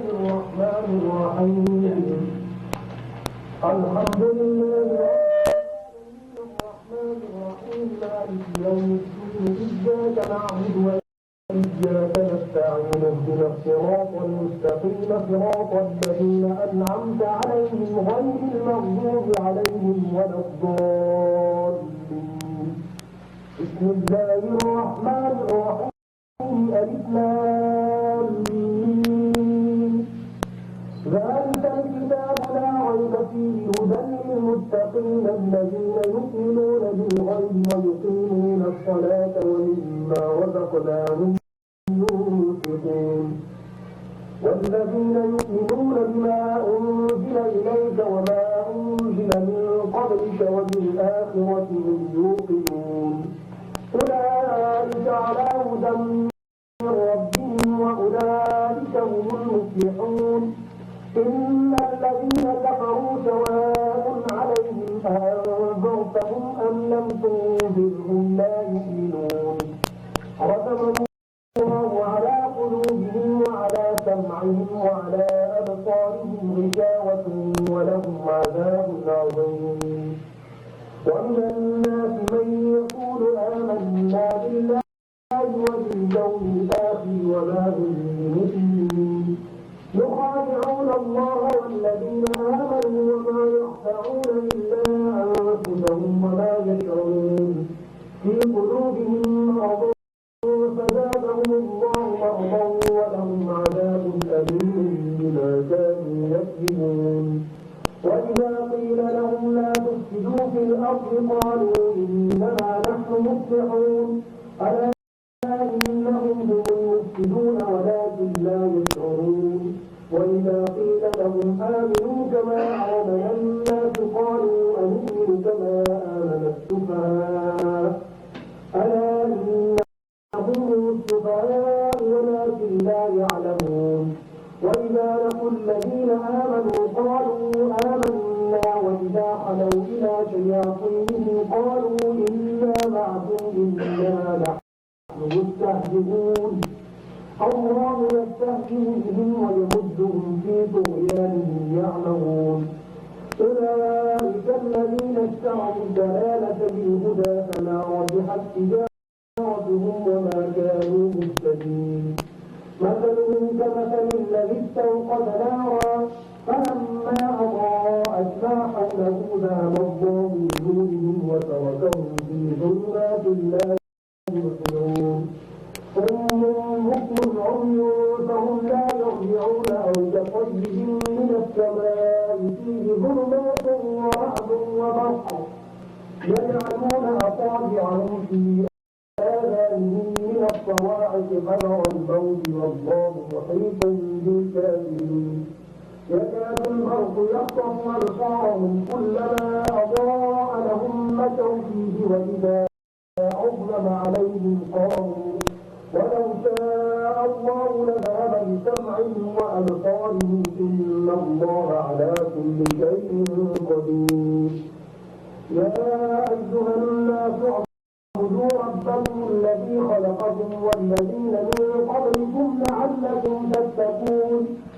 الذي جعل لكم الأرض فراشا والسماء بناء وأنزل من السماء ماء فأخرج به من الثمرات رزقا لكم فلا تجعلوا لله أندادا وأنتم تعلمون.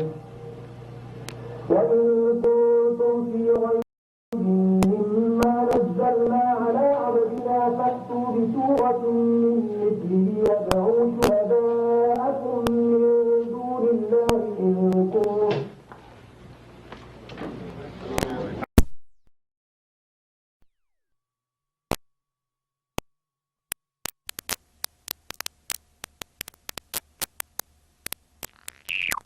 عليهم غير المغضوب عليهم ولا الضالين آمين.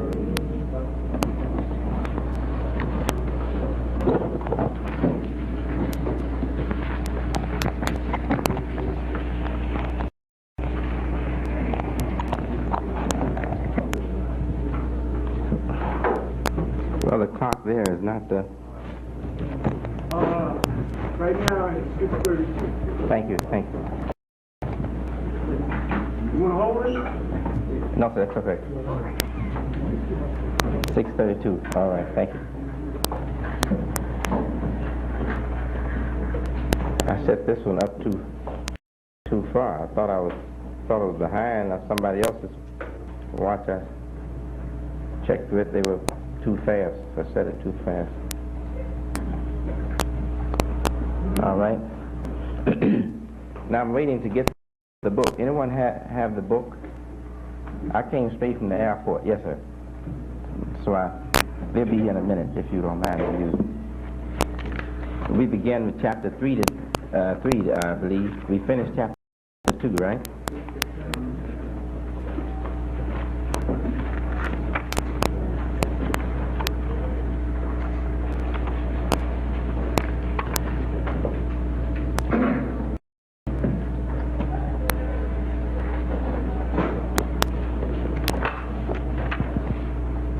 When you get the Xerox copies of the exercise for chapter 3,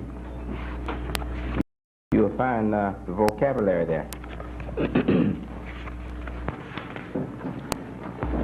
Now this vocabulary will help you follow the class. We can speed up a little bit, and you can always go back and check the words in your sheet, vocabulary sheet.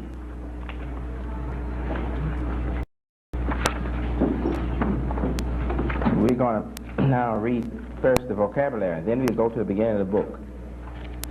And you have the vocabulary sheet there, and we can check the words as we go. Just for pronunciation now, let us read the vocabulary. The first word on the vocabulary page, 146, right? That 46 you have? All right, let's read it. Mu'allimun. Tajirun. Tajirun. Tajirun. Bintun. This is page 46, and read the third one down now. Bintun. Waladun. Waladun. Darun. Darun. Baytun. Baytun. Kitabun. Kitabun. Babun. Babun. Qalamun. Qalamun. Qalamun. Writer. Katibun. Sa'atun. Sa'atun. Ainun. Ainun. Khashabun. Khashabun. Khashabun. Kursiyun. Kursiyun. Ar-Rais. Ar-Raisu. At-Talibu. At-Talibu. Dukkanun. Dukkanun. Page 47. King. Malikun. Malikun.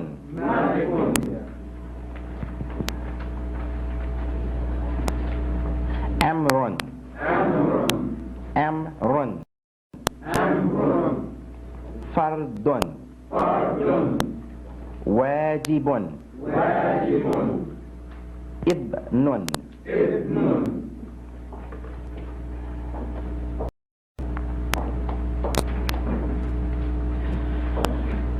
Now here we'll read just the plurals. We read just the singles to save time. Here we'll read just the plurals in this one, the first column. To your left, all the way over to the left. Ashabun. Page 47, the second section, companions, it says. Again. Ashabun. Ad-dinu.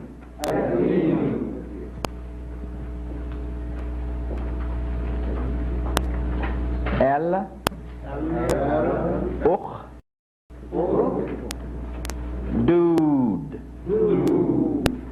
Al-ukhdudu. Adhabun. Now don't think that I'm making a mistake. The book is wrong. The type there is wrong. So just ignore it. Whatever I say, that's what you should put. Unless I'll let you know if I'm uncertain. See. So the book has.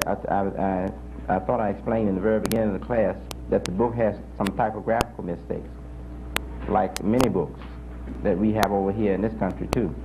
So they have typographical mistakes. Al-ukhdudu. Adhabun. Khayrun. Al-filu. Al-filu. Al-ghashiyatu. Al-ghashiyatu.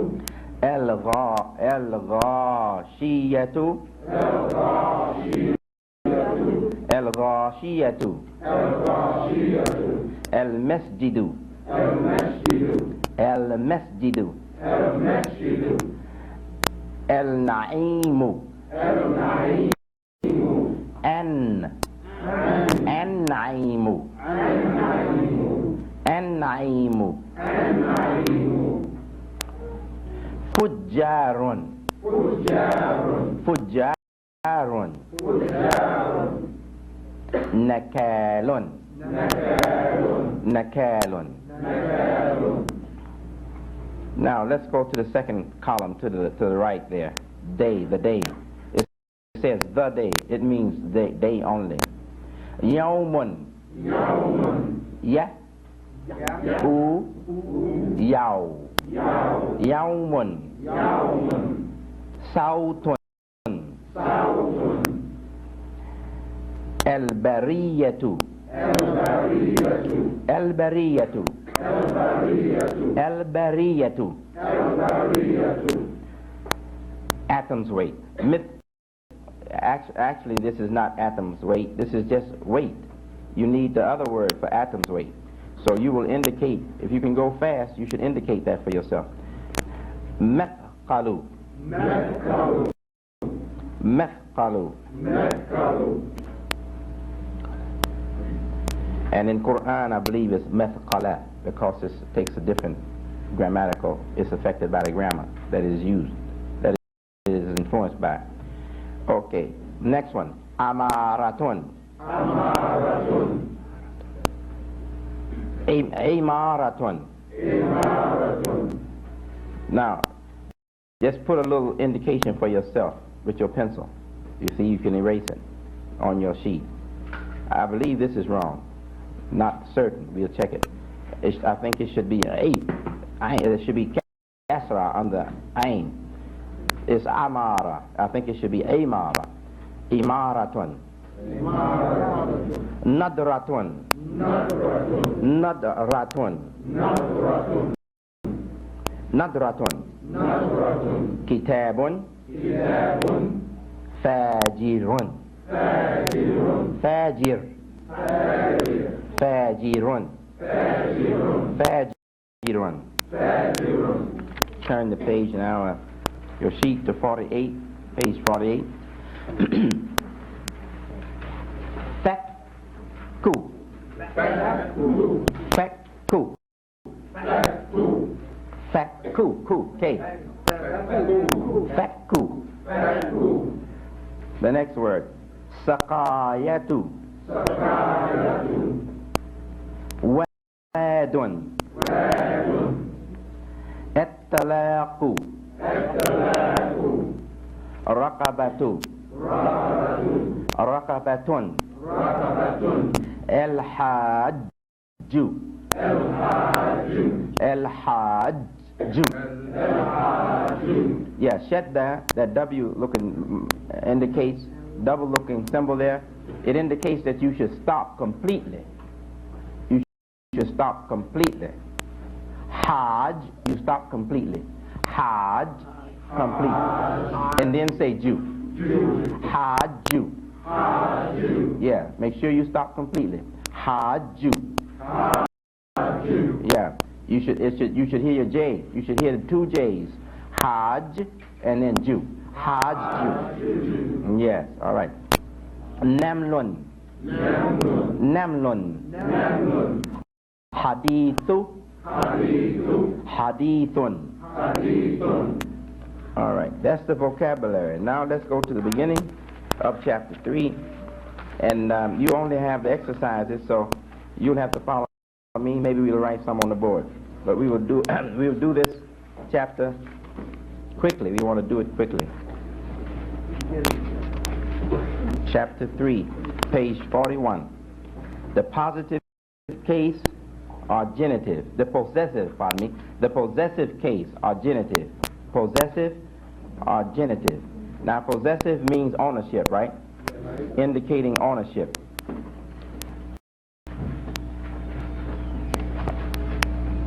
Or source, origin or source.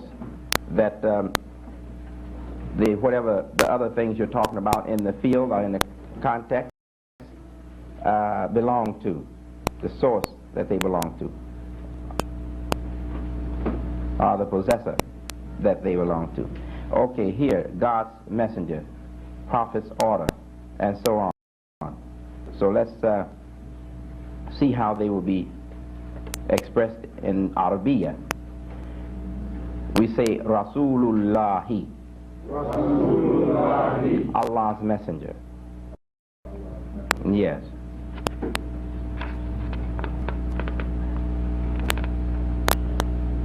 Now he has here, men are called Basharun. Basharun.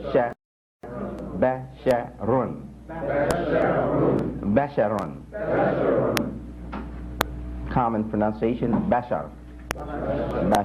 Basharun. Or Nas. We know Surah Nas. Nas, people of. He says men. Basharun. Basharun refers to, when we say he's a mortal, it refers to mortal. See, all of these words have different meanings, just like in our language. You see, just like in English, there are different meanings. So if you call someone Bashar, it's not the same as Nas. It's different. Bashar refers to his mortal nature, his flesh and blood, his skin. Actually, it means skin. The word literally means skin. So it refers to the mortal nature, the sensitivity. So the expression mortal fear, it means fear of having injury to your physical body, right? Yes. That's mortal fear, you see. So this is Bashar. And Nas, yes, refers to the social sensitivity of man. His social sensitivity. So man is sensitive, he has a social sensitivity, and he has a moral sensitivity, right? And that's what these two words refer to. Bashar for the moral sensitivity, and Nas for the social sensitivity. So Nas is taken over into spiritual life. That meaning. It applies to spiritual life, the religious life, spiritual life. And Bashar refers to the sentiments we have for each other as human beings that can be hurt. The skin can be hurt. The skin can be touched with kindness. So, You know, when they say your skin is thick, that means what? You're insensitive, right? And when your skin is thin, means you're too sensitive, right? Skin is thick, means you're insensitive, and too thin or thin means you're too sensitive. You see, so that's bashar. Yeah, but the feelings we get from each other from being in a community and our social group, social interaction, that's an-nas.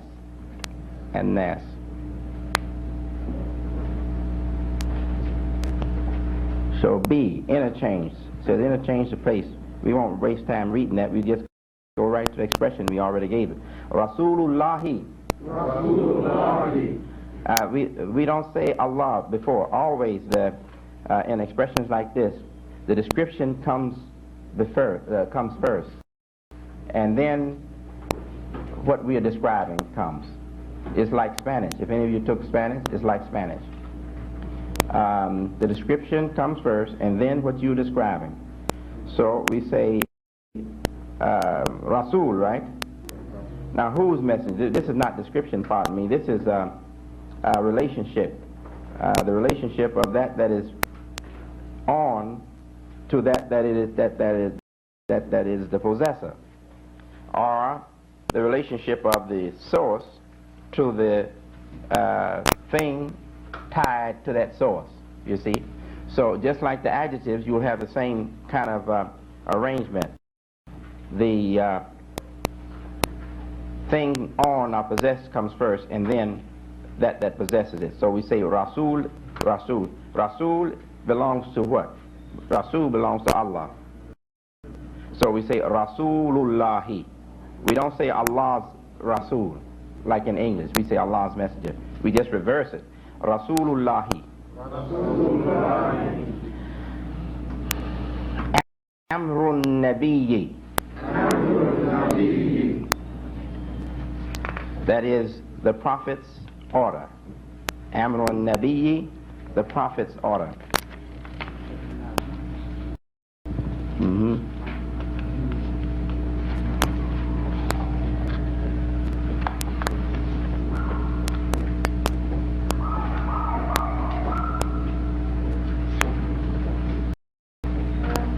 Now, let's look now how the voweling indicates the grammar, the grammatical order and function.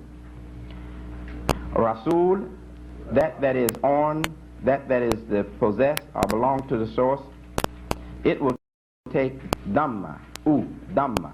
So it's Rasulu, Dhamma. Yeah, it takes Dhamma on the last letter. In this kind of arrangement, it takes Dhamma on the last letter or suffix letter. Rasulu.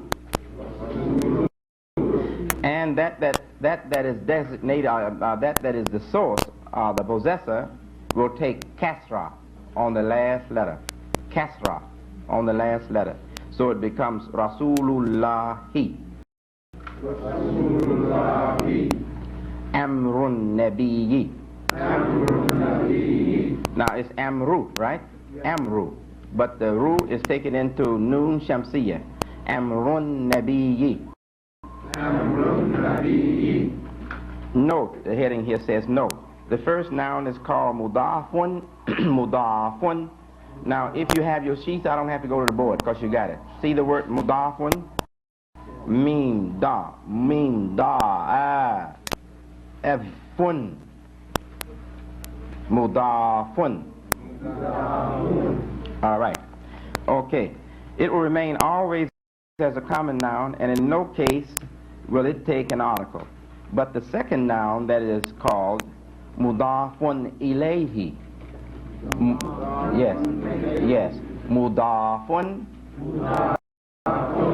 ilayhi.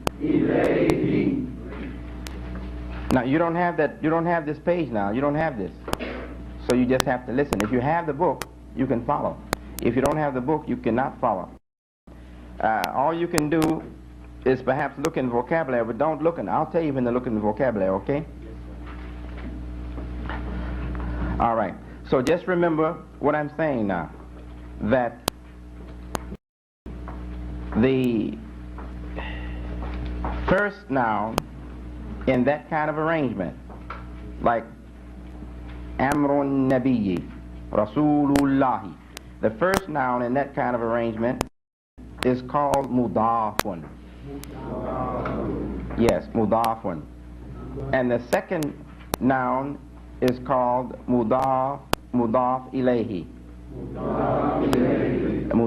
Mudafun ilayhi. All right. Mudafun ilayhi should be a proper noun or be particularized by L. The L, as shown above in Nabi, and Nabi, and Nabi. Yeah, the prophet. So Mudaf ilayhi, it means that it is affected by it is affecting, whatever is associated with it. Whatever is associated with it. Mudafun is receiving. Mudafun is affected. Mudaf ilayhi means that it is affected. It is the one affecting, bringing, causing effect. So Mudaf ilayhi referred to it, you see. So we may say referred to rather than affected, but it means the same. That's what I mean by affected, referred to. So in Amru means order. Amru is the Mudaf, see. Amru is Mudaf. So Mudaf means like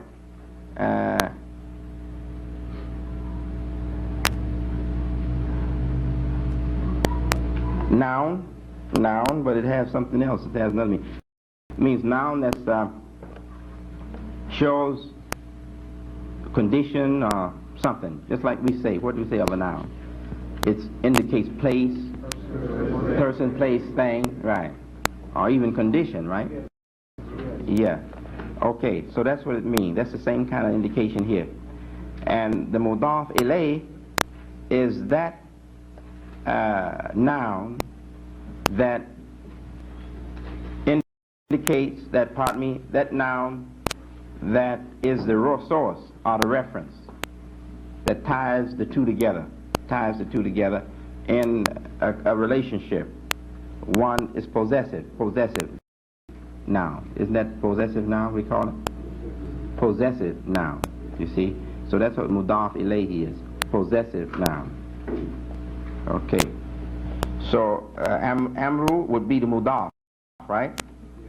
Indicating a place, condition, or something.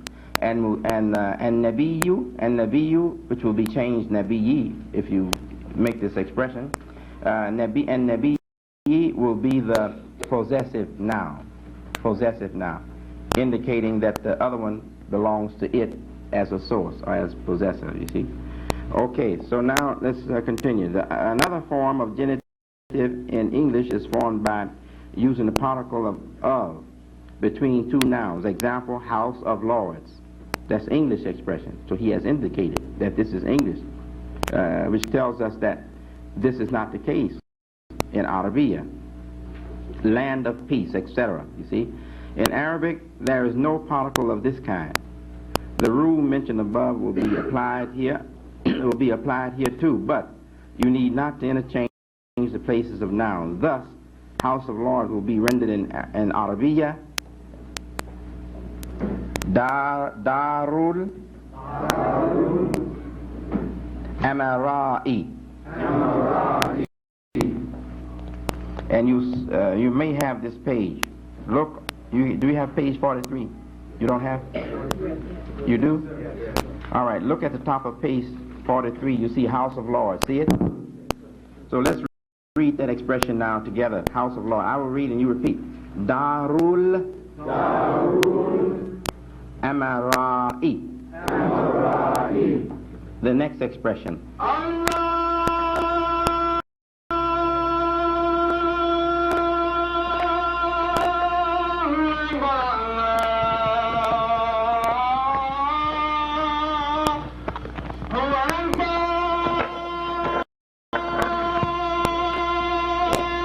That's quick.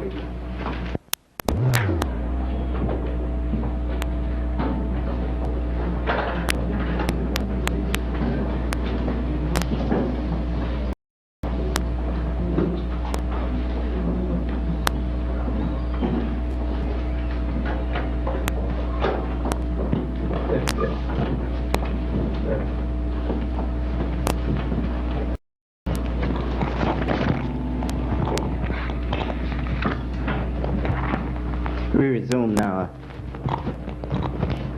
the reading from chapter 3. Let's see.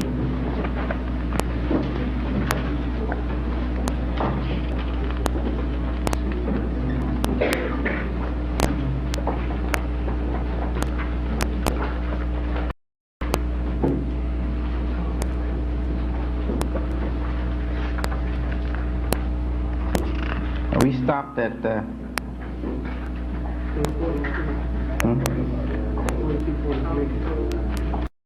and we finished the top of page 43, right?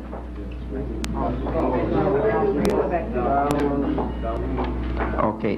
Darul Amarai, Ardus Salami, Maidanun Nishati. Maidanun Nishati. Now, expressions from Quran. Examples from the Holy Quran. Let's quickly. Rasulullahi. Naqatullahi. Hadithul Junudi. Adabul Hariqi.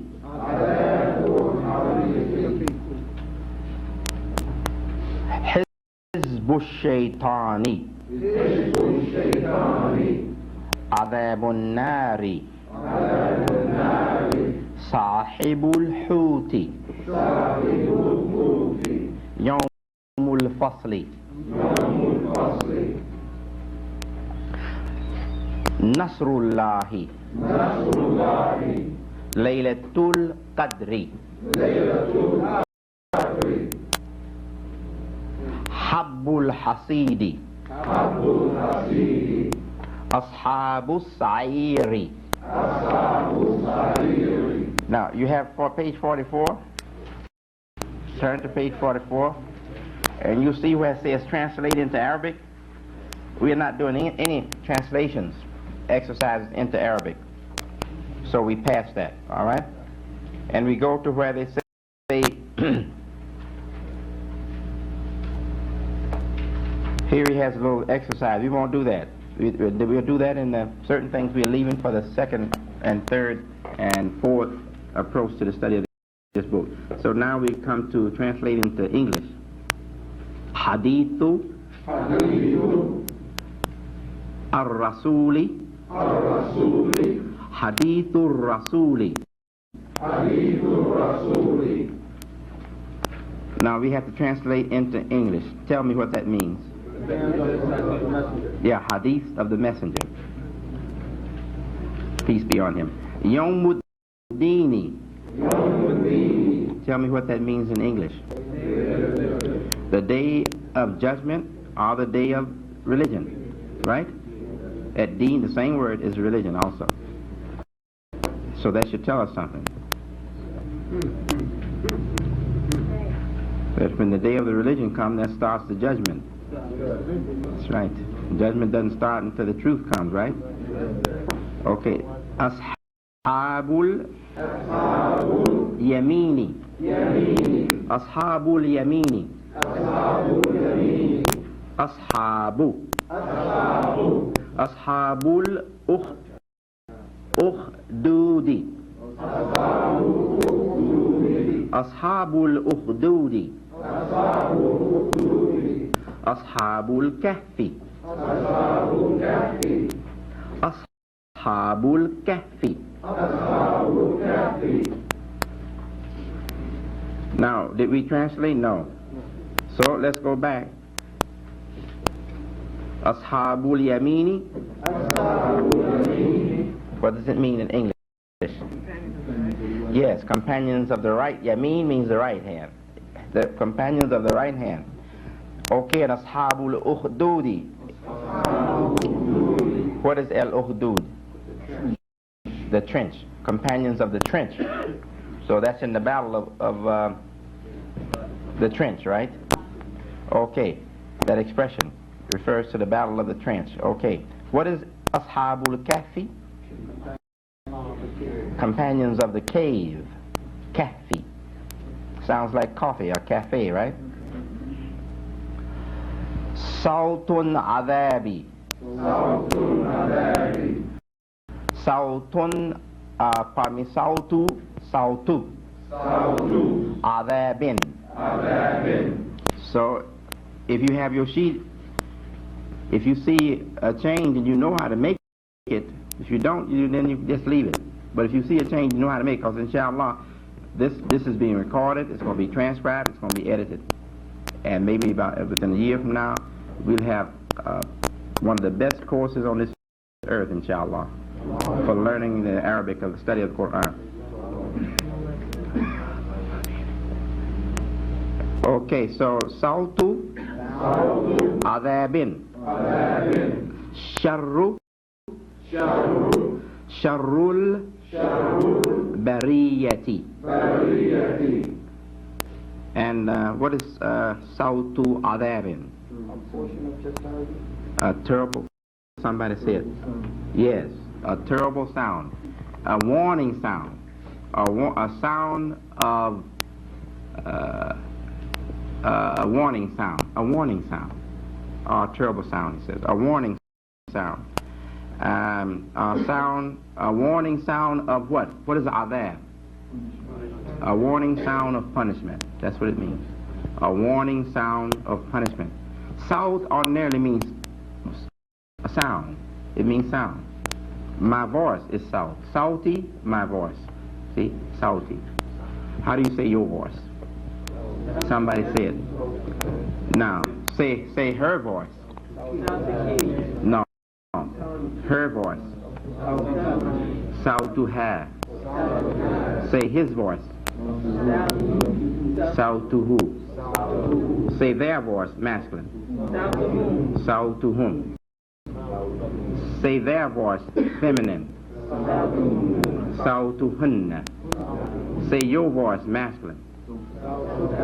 Sawtuka. Say your voice, feminine. Sawtuki. Say your voice for two people. Sawtukuma. Say your voice for many masculines. If they had one voice, because actually voice should be plural. Two, when you check. Yeah, Sawtukum. That's right. That's right. Very good. Very good. So some of you are doing pretty good. This should be easy. You should do real good. All right.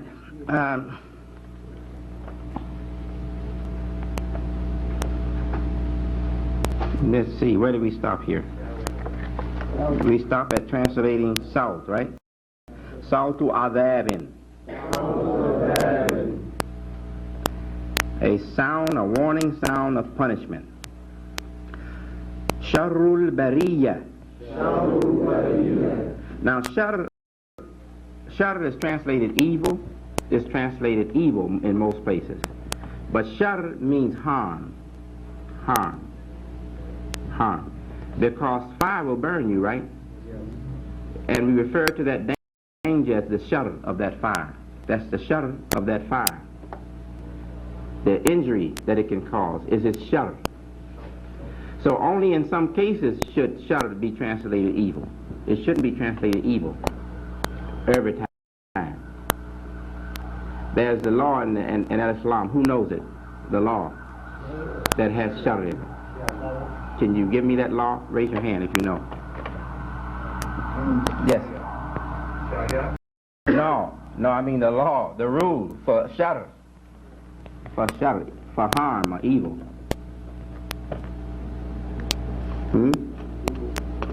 Yes. Only to the extent of the punishment that's extended to you. You only can. No. There's a law. There's the ordinance of God, the ordinance of Allah. Yes. No, the ordinance of Allah. The ordinance of Allah. Yes. No. The ordinance of Allah is, we believe in many things, right? We believe in Allah. We believe in His prophets. We believe in the messages that they brought, or the books. We believe also in the death and the resurrection, right? And we believe also in what? That's right. Now he said. So we believe in qadaru, sharrihi wa khayrihi min Allah Ta'ala. Right. So we believe that the qadar of shar and of khayr, just the opposite. Shar is harm, khayr is benefit. That the qadar of that is from Allah. So what do we mean the qadar of that? Yes, exactly. Exactly. The brother hit the very right, the exact word, the best word. Better than the books give. That's right. Yes, sir. Yes. It means it is determined by Allah's qadar, the rule He's established. It's determined by that. You see. But that applies for everything. Like I said, if you stick your hand in the fire will burn, right? You gonna call that evil? Is that evil? If I didn't do you no evil, you did yourself harm by being ignorant or just taking chances. So there's no evil. It's only evil when you do evil. So shar is translated evil, and it's a big mistake. Inshallah, we'll be influenced for correcting a lot of these things. I think what happened is the brothers and sisters, brothers mostly, or men have done this. They're very sincere, but they go to English authorities, and mostly the Shakespearean language, and they go to preachers. They want to find out from the religious people how to best make this translation. And maybe they have been misled intentionally by some of these people who just want to give them wrong guidance to make Islam look inferior. Or maybe they just made a mistake. They just started grabbing back. But there's a lot of corrections be made on the language, English translation of what we believe in. There's a lot of corrections needed. I mean, serious one. This is a serious one. Because you tell me that shar means evil, and every time I read shar is evil, that for me that's a problem. I'm a rational man. For me that's a problem. Tell me everything evil, how come it's evil? Harmful, but not evil. It was just harmful. So shar means harm, so you should translate it. It means harm, and it's only evil when evil is there, when evil is the harm.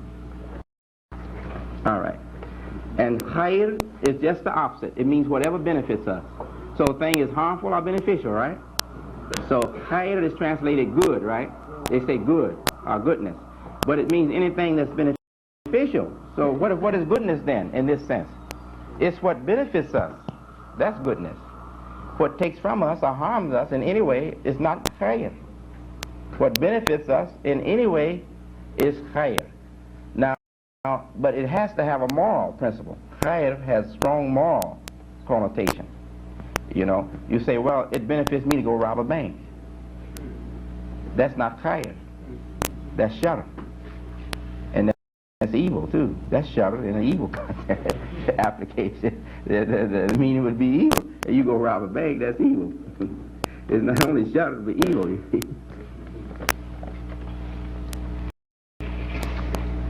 All right. So, what is sharrul bariyah? That expression. No, you have to choose the best English. What would you say to make it sound like good English? We know literally it means the most harmful of the creatures. The worst of the creatures. Yes, the worst of the creatures. So Sharrul Bariya is translated the worst of the creatures.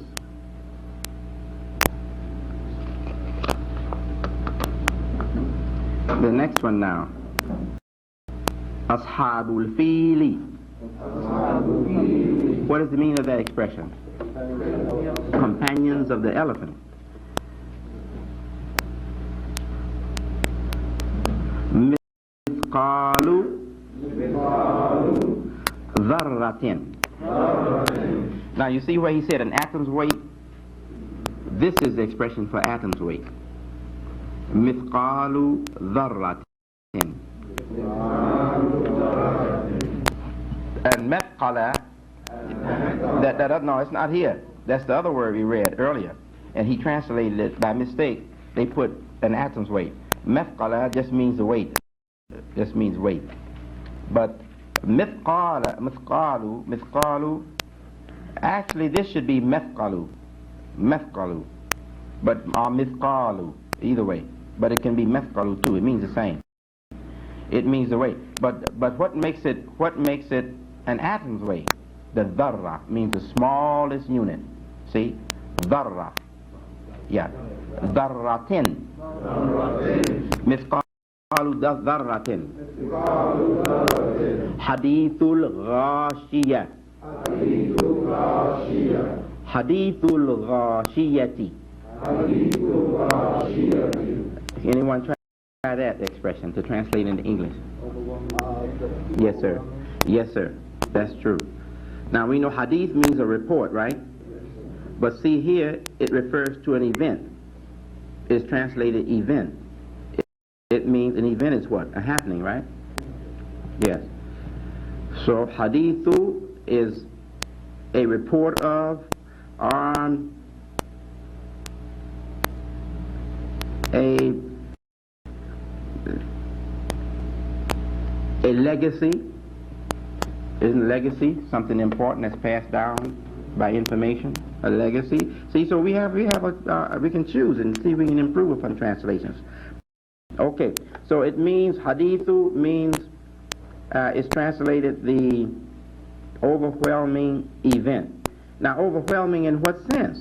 If we have looked this word up, or if we have studied it in the context of Quran, we can even know in what sense it's overwhelming.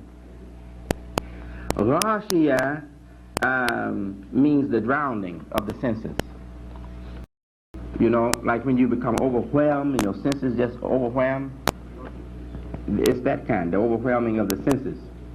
So I can be overwhelmed in many ways. In most cases, overwhelmed means that your senses were overwhelmed, right? Yes. I was overwhelmed by that, you know.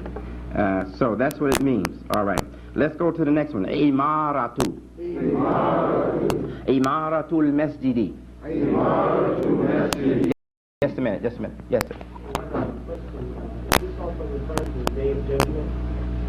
sir. Yes, sir.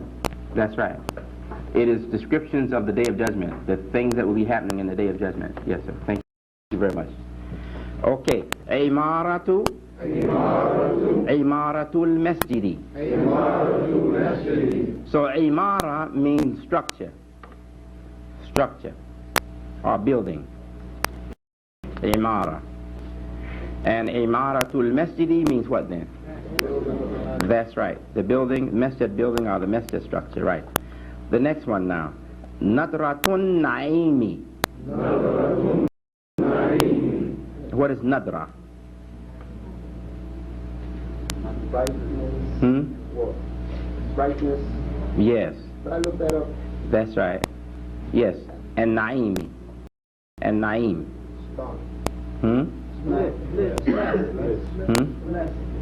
A blessed state of Yeah, bliss. That's right. The glowing or the shining of the state of bliss. The light of bliss, or whatever.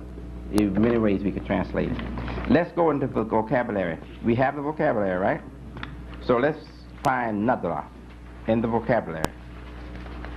Nadra.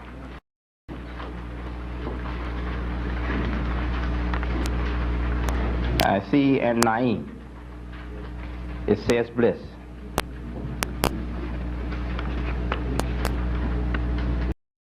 I don't see nadra. It's on what page? Page 47. Page 47? I see it. It means brightness. So brother was right. See, he said light. But the shining light. The shining. Light as shining. I mean, you're referring to its glow. It's shining or shimmering, you see. So the brightness of bliss. The state of bliss. Now let's come to the next expression. Kitab. Kitabul Fujari. The book of what? Book of the what? The wicked. Al-Fujjar, the wicked. Book of the wicked. Kitabul Fujari. Nakalu. Nakalul Akhirati. Nakalul Akhirati. Now we know what Al-Akhirah is, right? Now who can tell me what Nakalul Akhirati is?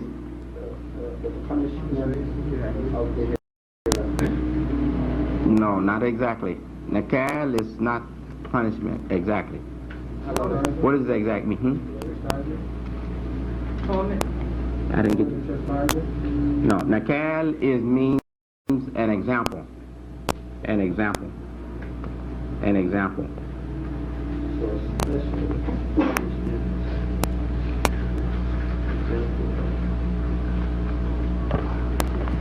Let's look up Nakal. It should be here. What page? Page 47, the bottom. I see it.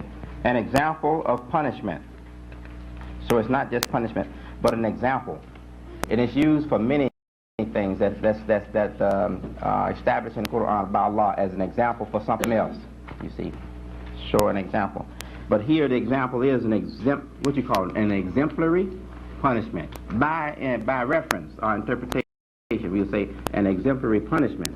But actually it means an example by itself. Nakal, an example.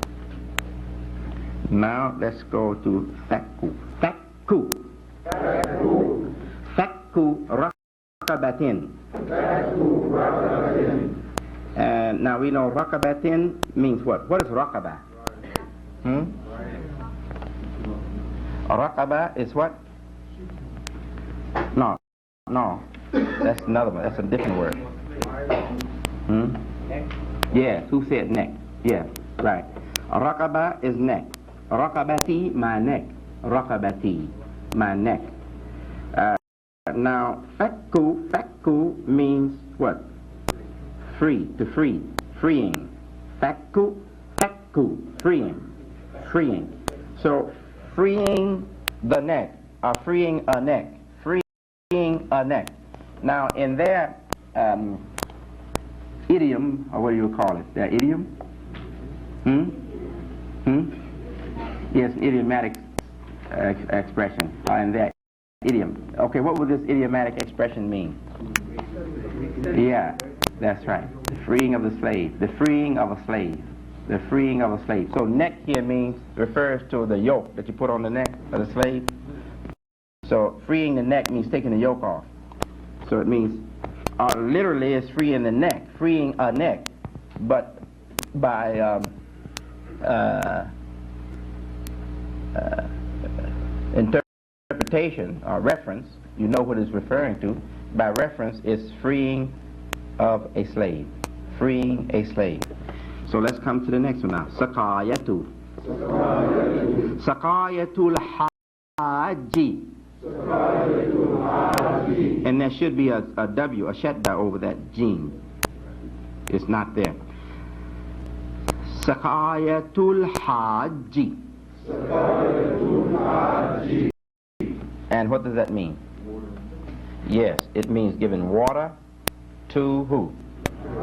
The Hajis. Giving water to the Hajis. And Allah in the Quran, through the Prophet Muhammad sallallahu alayhi wa questioned the judgment of the Jahiliyyah people who thought that the giving of water to the pilgrims was a great thing, you know.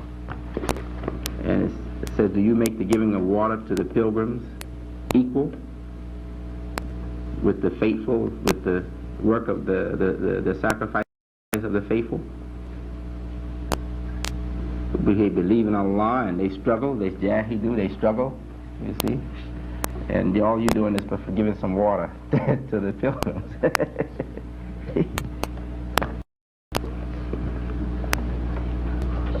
All right. Now, let's look at the next one now. Wadi Namli. So Wad means valley. So what is An-Namli? What is Nam? There's a chapter by that name. Yes, the insect, the ant. That's right. So valley, Wad Namli means the valley of the ants, right? Wad Namli, the valley of the ants.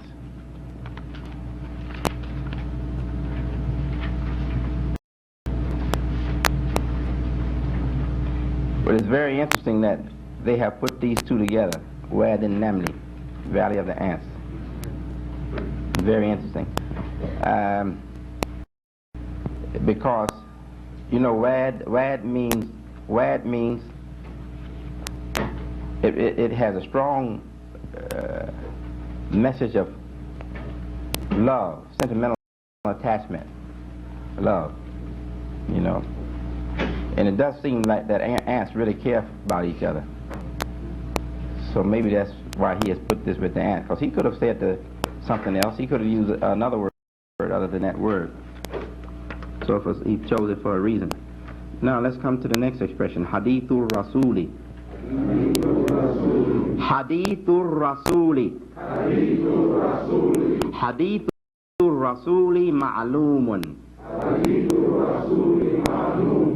So what is ma'lumun? Allama means to know. Ma'lumun means known. That's right. Known. So what is it saying then?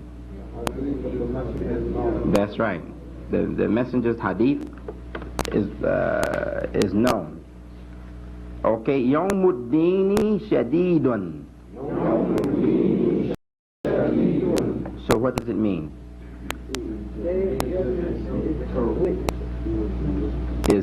Is severe. Is severe. Shaheed means witness, and terrible is another one. Yes, you could say terrible. It means severe. It's a day of severity. Shaddad means forceful, you know. Shaddad, very strong. Shaddad means forceful. Shadid means severe. Let's see what they have it in the vocabulary. I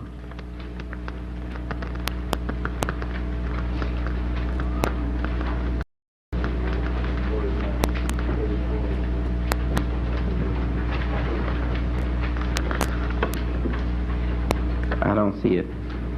Not yet. No, it may not be here.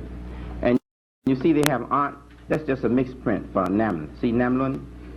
Making ant, the insect. A-N-T, right? Ant. Okay, let's continue.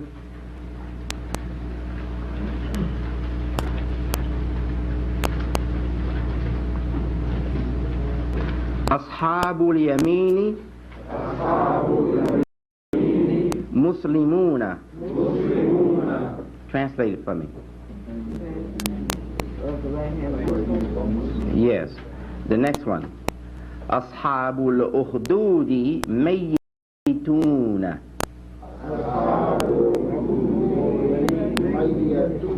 No, mayyit. Mayyituna. Mayyitan means death, dead. Mayyitan means dead. And mayyituna means what? Dead. So what is it saying? Translate it. That's right. And the next one.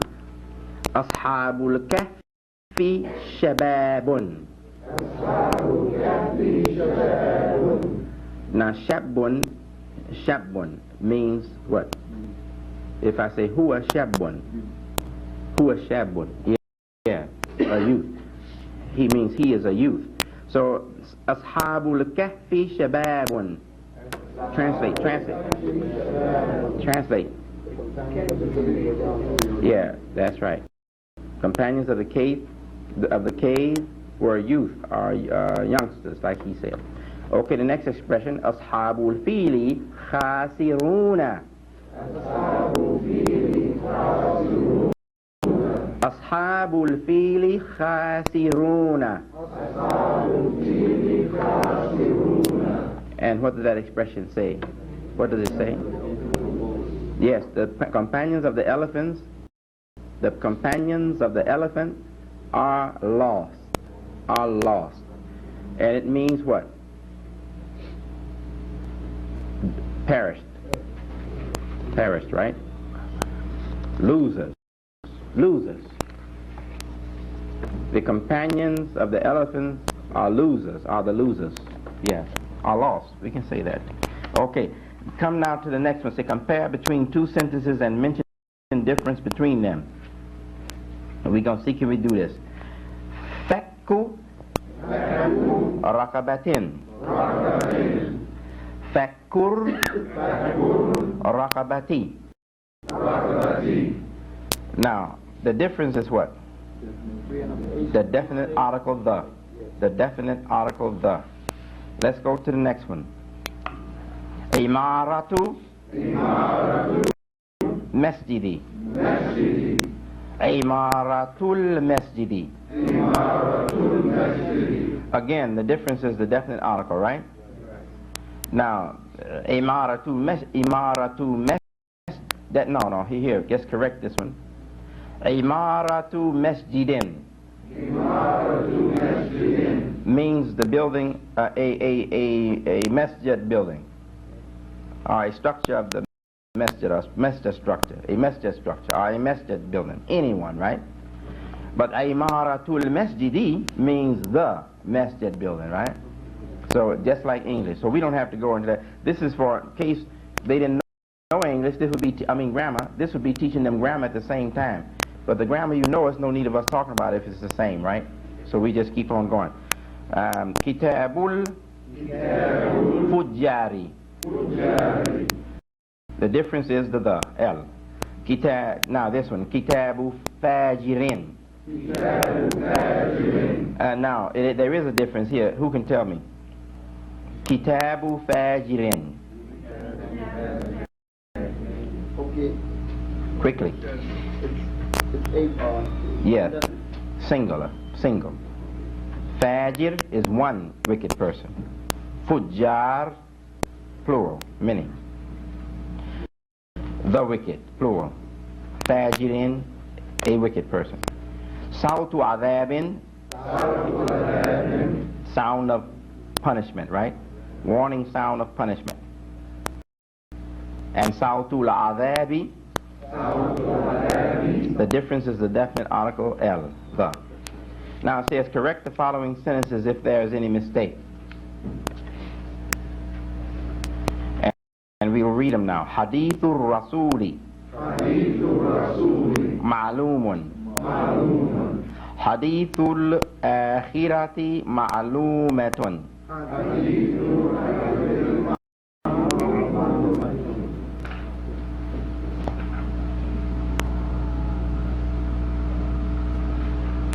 Sautul adhabi shadidun. Shadidun.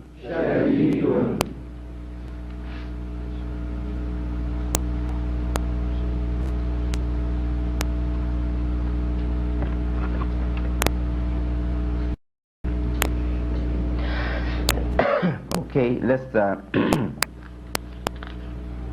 I want to be sure here. We don't want to make a mistake here. So I'll just wait 1 minute.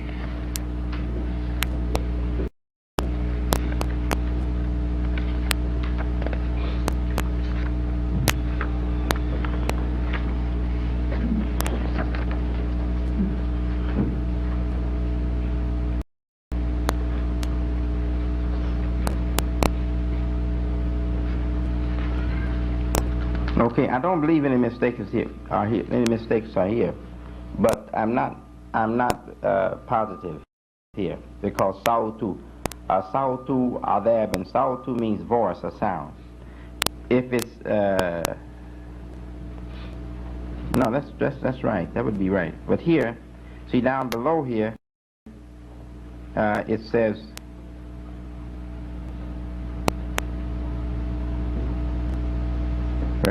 Yes, sautu al-adhabi, and then it's shadidun, see, severe. Maybe they want us to say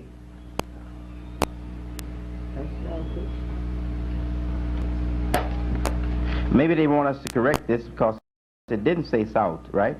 The expression wasn't sautu adhabi shadidun, was it? I thought it was something about Yawm al-Dini, pardon me, al-Akhirat, pardon me. I thought it was, the expression was something else in connection with that. Here it is. No. Somewhere we'll find it. Let's look for it. Shadid, in the lesson. In the, Shadid.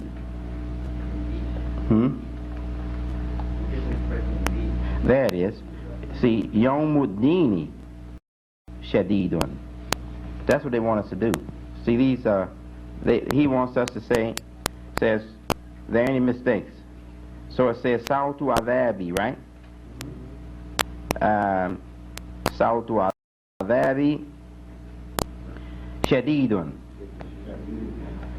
That's not right. That's not what he said. If you look up here in the translation, it says Yawmuddini Shadidun. See? The expression he gave is Yawmuddini Shadidun, not Sautu Adhabi Shadidun. But as far as grammatically being correct or incorrect, I'm not certain, because if Saut is feminine, and I'm not certain, I can't be certain right now. We can look it up and find out. If Saut is feminine, then it wouldn't be Shadidun, it would be Shadidatun. See? We'd have to make that correction so that it agree with the feminine noun. So since I'm not sure, we're going to say, as far as we can see, it looks correct, okay? And let's go to the next one. Ashabul fili rijalun. Now that's grammatically correct. That's grammatically correct. But if he wants us to say what he said, and what the Quran, to give the meaning that's in the Quran, then that's not correct. Because it's Ashabul fili what? Khasiruna. And I'm sure that's what he wants us to do. He wants us to say what the lesson said. See? So that would be wrong. So we have to say Ashabul fili khasiruna. You see? That's how we are corrected. Now, Shamsun, pardon me, yeah, Shamsun Nahari Tali'un. Okay, now Shams I know is feminine, so this is wrong. It's Shamsun Nahari Tali'atun. Yes. Okay, Daw'u al-Qamari Madlubun. Now, it means the moon is coming up.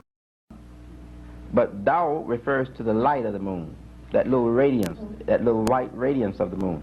So Daw'ul Qamari means the light of the moon is Matlubun, meaning that it has risen. It has come up. Okay, Matlubun. Now, whether it's a mistake, I'm not sure. Daw may be feminine, and in that case, we would change Matlubun to Matlubatun. All right? Let's come to the next one. Khalatu. Khalatu Hamidin. Qadimu. Now, Qadimu means what? No, Qadim means old.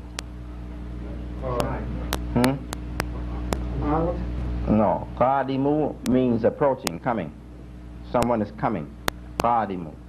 He's coming. He's approaching right now. I see him. He's coming, walking. You see? You know what qadam means? What? Qadam. Qadam. Qadamu. Qadamu.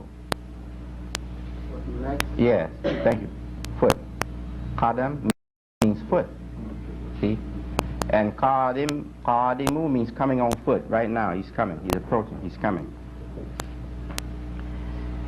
So the expression then would be khalatu. What is khalatu? What is khala? Uncle, yes. And whose uncle?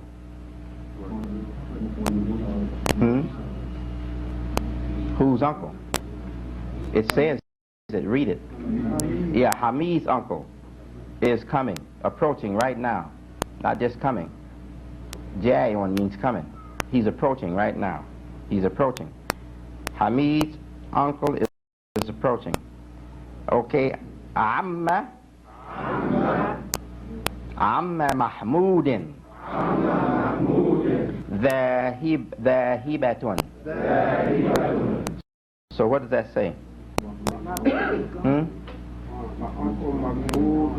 Yeah, Mahmud's aunt, not uncle, aunt. She's what? Going away. One is approaching, the other is leaving. Leaving. Dhahibatun.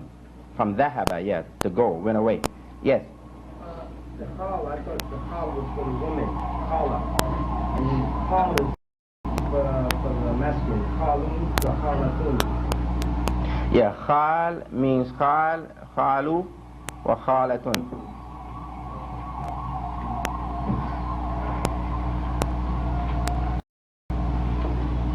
Yeah, khali means my uncle. Khali, you're right. But I think it can also mean uncle on a different mother side. I'm not. Yeah, but it still is uncle, you see. Yeah. So until we make sure, we won't make no final judgment on this, okay? But since we are not sure, let us, because he used qadimun, and it would be qadimatun. That's right. If that, but you know, some feminine endings are not feminine, but it'll have a feminine ending. Like Khalifa. Khalifa got that same ending, but it's for a man, ruler. Yeah. So let's not make the judgment now. Let's wait. All right.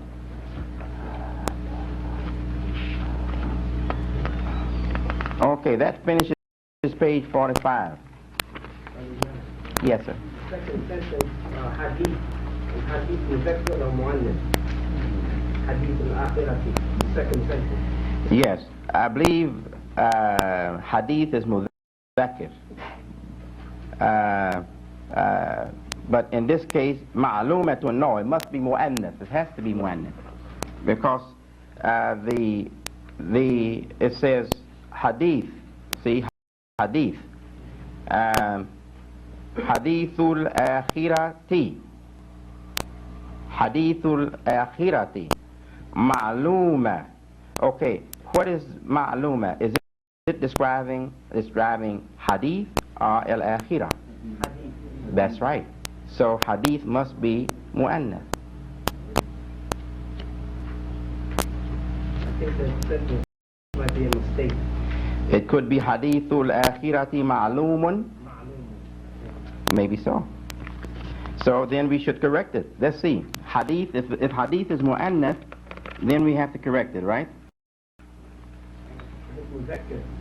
I mean, if it's mudhakkir, we have to correct it. Yes. So let's see if it's mudhakkir. Mudhakkir means masculine. Mu'annath means feminine. So let's see.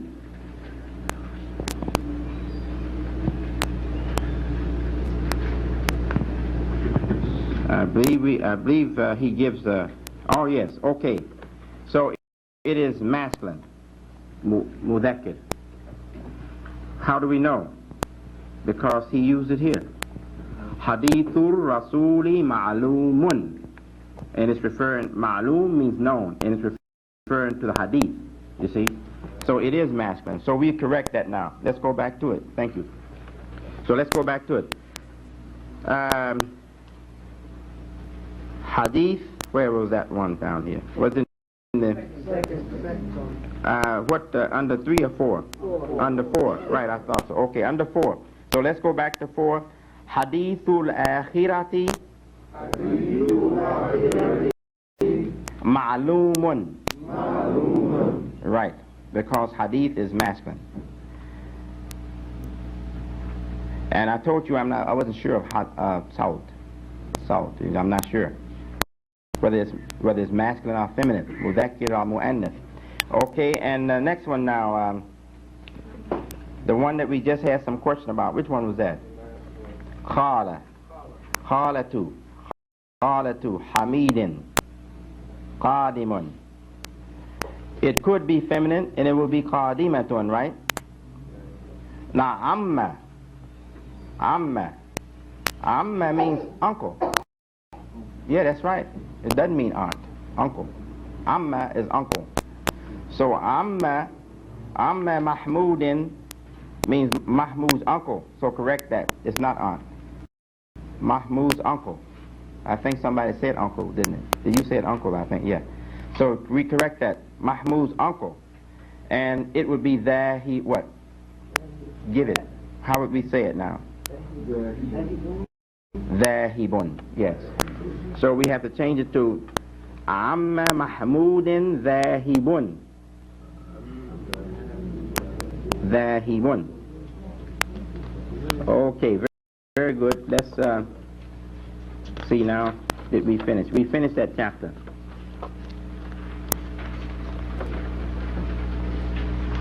Now, we finished the chapter. So we will now save that 4th chapter for next time, unless you think we can finish in a half an hour this 4th chapter. You want to try it? Let's see. It seems pretty big. Too big. It's too big to try to finish in a half an hour. So we take the whole time tomorrow to finish it, inshallah. Now, for the benefit of those who, since you seem to be, some of you seem to be students who are already acquainted with much of the language. So for your benefit, let's see can we do some things here. And for the benefit of those who don't know anything, it'll be good for you. Good for you. Push it toward me if you can. As far as it'll go, that's good. Okay. All right. Let's look at something here. Conjugation. They shouldn't put that on the board. It's messed up. What about that board? Is it clean over there? Same problem, huh? Just as bad? Yeah, that's right. All right. If they try hard, they probably can clean this up. See, I'm cleaning it, but it's work. In fact, the best thing to do is get the child that did it and have the child clean it. That's right. That's the best thing. Don't whip, don't hit, don't scold, don't do anything. Say, oh, you made a lot of work for yourself. Clean it. Take it off.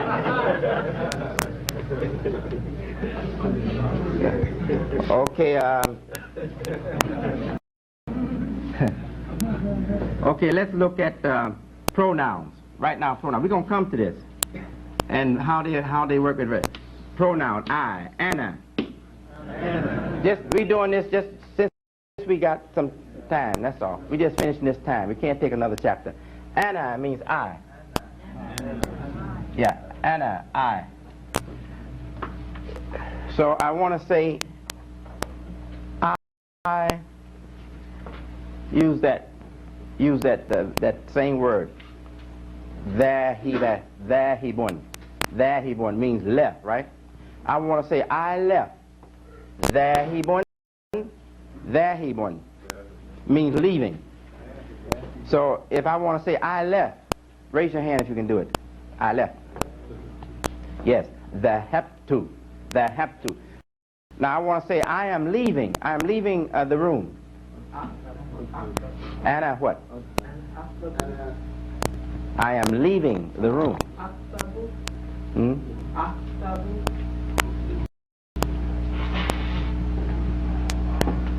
No, but you're saying athab. You're trying to say adhabu? Ana adhabu. Ana adhabu means I am going. Ana adhabu, I am going. I am leaving. Ana dhahibun. Ana dhahibun. So, see, dhahibun.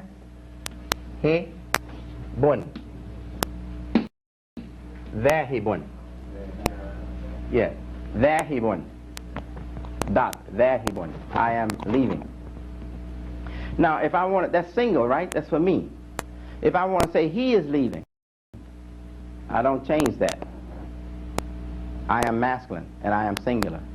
He is leaving. I just put huwa there. I don't change the form of that word. I just put huwa there. He is leaving. And here's huwa. See? Huwa.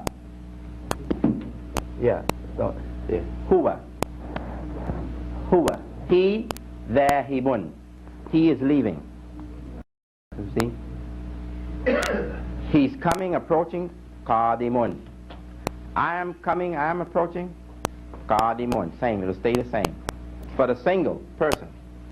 But now, if we make present tense verb like the brother was saying there, like the brother was saying, I go. I go to my job every day. Ana adhab, like the brother was saying. Who said adhab? Ana adhab ila to ila shuguli kuliyon. I go to my job every day. Yeah. And there's other ways to say job, but shuguli means any job. Yeah. Yeah, shuguli. Okay, so that's adhab. Ana adhab.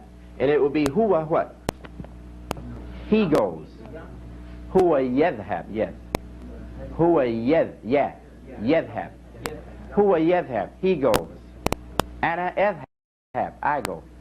Huwa he yadhab, he goes, you see. And she what? Hiya tadhab, she goes. Hiya tadhab, she goes. Okay, now let's say he went. Huwa, he went.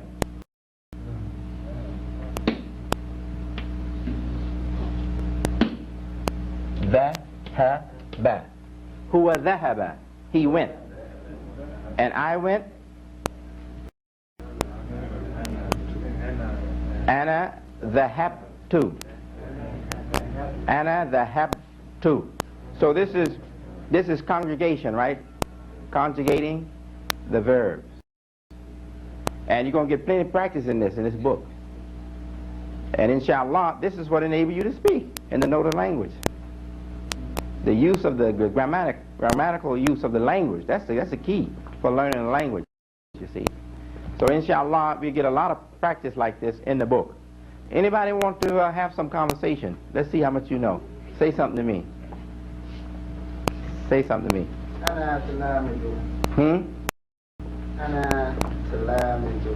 Yes, yes. He said he... Yes, he's saying, I am a student. Ana talamidun.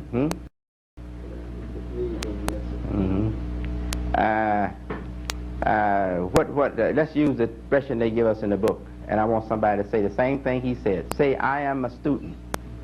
And use the word they gave us in the book. Ana talibun. Ana talibun. Okay. All right. Ask me a question. And I want to see how good I am too. Ask me a question in Arabiya. Any question?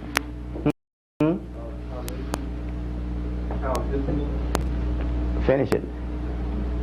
It's not finished. Yes. Naam. Ismi Warithuddin Mohammed. Okay.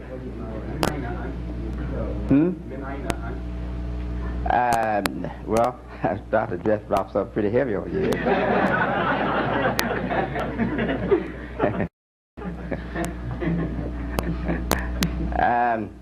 أنا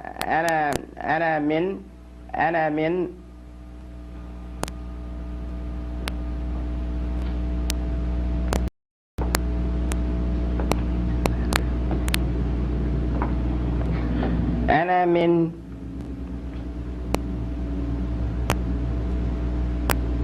جامعة أنا من جامعة أنا من جامعة الإسلامية أنا من جامعة الإسلامية. What did I say, brother?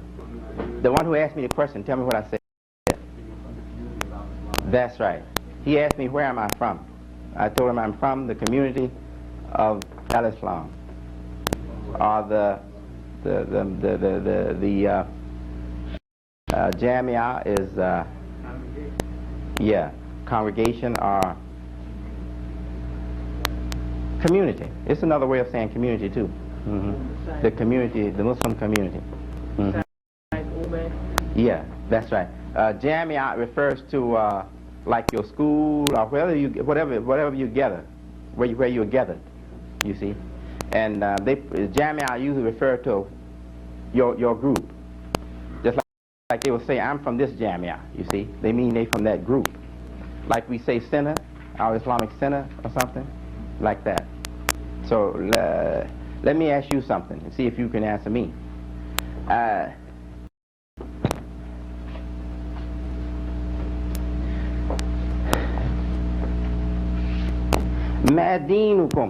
ما دينكم. Yeah, very good. I said, what is your religion? And he said, my religion is Al-Islam. Dini Al-Islam. Dini Al-Islam or Dini Al-Islam. You can put E right into the L. Dini Al-Islam. Yeah, my religion is Al-Islam. Okay, ask me something.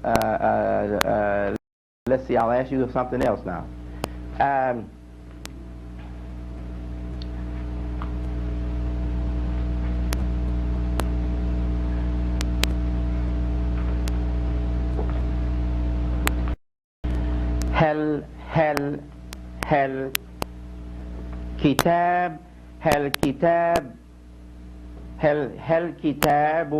هل كتاب العربية هل كتاب الدروس العربية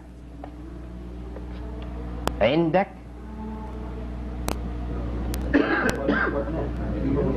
Yes. Yeah. What about it? Yeah. Yeah.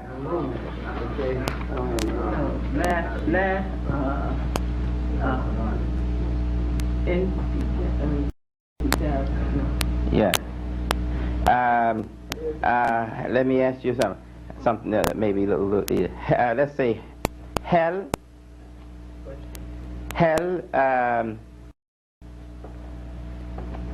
هل هذا الكتاب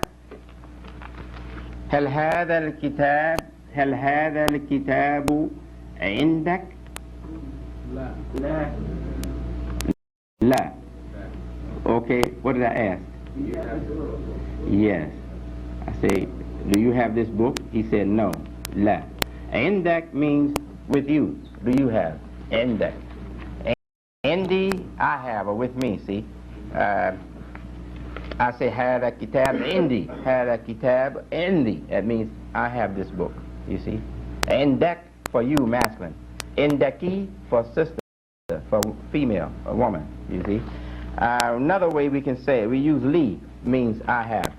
Li kitab al-Arabiya. Li kitab al-Arabiya. Or kitab al-Arabiyati. I have an Arabic book. I have the Arabic book. The Arabic book, I said. Or a Arabic book would be kitab, yeah, kitab, kitabu Arabiya, kitabu Arabiyatin, right? Kitabu Arabiyatin. A. Or if I say kitabul, the book, kitabul arabiyati. Right. Okay. All right. What is this called? This here in Arabiya, fil Arabiya.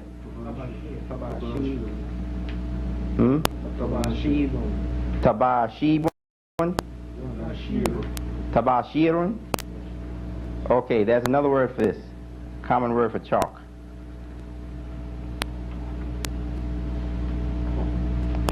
What is a common word for chalk? That's not the common word for chalk. You have your dictionary with you? Look it up. Chalk, the Arabic dictionary. You have another word to Let me see. How about you? No, let me look it up. I have a glass. You want to use the glass? We'll look it up and bring it back. Next time I'll bring your word back for you, okay? It's a common word for chalk. It's not that word. That's not the common word. What is pencil? Column. What is paper? Warakun. How do I say the paper is in my hand? The paper is in my hand. The paper is in my hand. Okay. Yes. Yes. Yes. Yes. Yes. El-waraku. Warak is paper, right? So el-waraku fi yadi.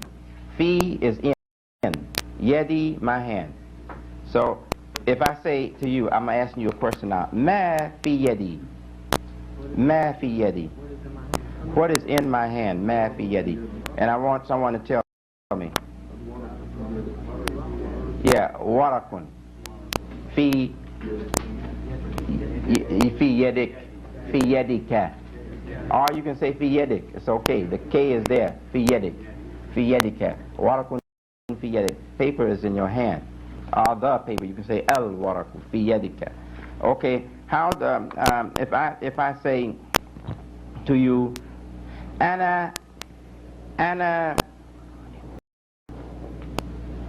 qa'imun. Ana qa'imun amamakum. Ana qa'imun amamakum. What am I saying? Yes, I am standing before you. Now I say aina anta. Where are you? Now tell me where you are. I said I'm standing before you. Now one at a time. I want you to raise your hand and tell me where you are. Raise your hand. How many know? Yes. That's all? No. I think you don't have the courage. Say what you believe. Okay. Yeah. Ana fil masjid. Yes. There's many ways to say it. I know you can answer. There's many options you got. Ana fil masjid. I'm in the masjid. Now who can tell me I'm sitting? I'm sitting. I said, where are you? Who can tell me I'm sitting? I said, ana qa'imun. Now I want you to say, I'm sitting. Where are you? Aina anta. Yes. Perfect. Ana jalisun. Perfect. He could have said ana jalis, but better pronunciation ana jalisun. And that's what we should do. We should try to give it the best because we're following the language of this book, this course. You see? So they want us to speak the best. So ana jalisun means I am sitting. Okay, sister, can you say that for me? Any sister, raise your hand and say I am sitting. Any sister. He just said it. He just gave the word. Yes.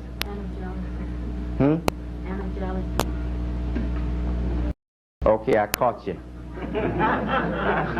Now, how do you say it if you're a sister? We had that in our lesson, previous lesson. How do you change it to make it say a female? Female is sitting. I want a sister to say it. For a brother, it's ana jalis. I am sitting. See? Better pronunciation, ana jalisat. Ana jalisun. I am sitting. For a brother. Now I want the sister to say, I am sitting. Yes, sister. Okay, you're correct. I won't. Sorry. We won't take off for her not knowing the word, because we wanted to know, did she know the rule, and she knows it. You just put the T, the feminine T. And it's for the sister, Jalisa. Jalisa. And Fusha, real classic, Jalisa Tun. So the sister will say, Ana Jalisa Tun. Means I am sitting. So sister, I'm going to ask you, and you answer. One sister. Aina anti. Aina anti. Where are you? Aina where? Anti. Where are you? I'm speaking to a sister. If I was speaking to a brother, I would say Aina anta. Where are you? I'm speaking to a sister. Aina anti. And we ordinarily would say, if we're sitting down, say, I'm sitting, right? So sister, say, answer. Aina anti. Yes.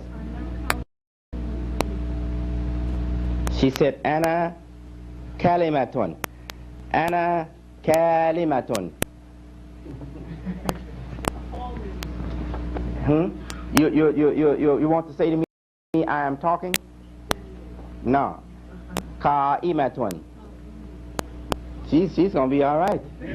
Because she's got the rule and she got carriage. And that's what you want. Don't be embarrassed. The shy student never learns. It's the bold student. You have to be bold. Take a chance. What's wrong with being wrong? Nobody's perfect. And when you're learning, you're certainly going to be wrong. I'm wrong, and I've been learning for a long time. I make mistakes. Okay, yes, so she wanted to say, I am standing. Ana qa'imatun for the sister. Ana qa'imatun. And for the brother, Ana qa'imun. I am standing. I am standing. For a brother sitting, he wants to say, I am sitting. Ana jalisun. And for the sister, she wants to say, I am sitting. Ana jalisatun. Yes. So we have a few more minutes. What you want to do? You want to say some more and you want me to write it on the board? Say some more and we'll write it on the board. Okay. Let's say I drink tea. I drink tea. Anna, not past tense, I want to say present tense. I drink tea. Yeah. Anna. Anna. Dot. Anna. Yeah. Ash. Rib. Ashrab. You can say ashrab. Anna ashrabu. Anna ashrabu. Shay. Shay. Shay.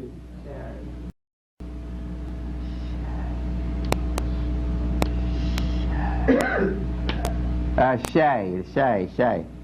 You should know how to write shay. Where's the brother? From Saudi Arabia. He's been over there drinking shay every day and 50 times a day.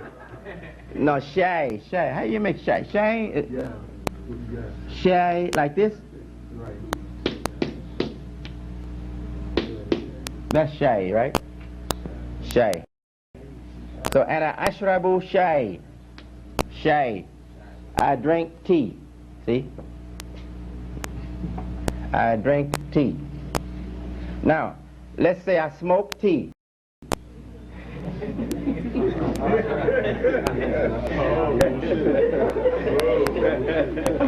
The same way.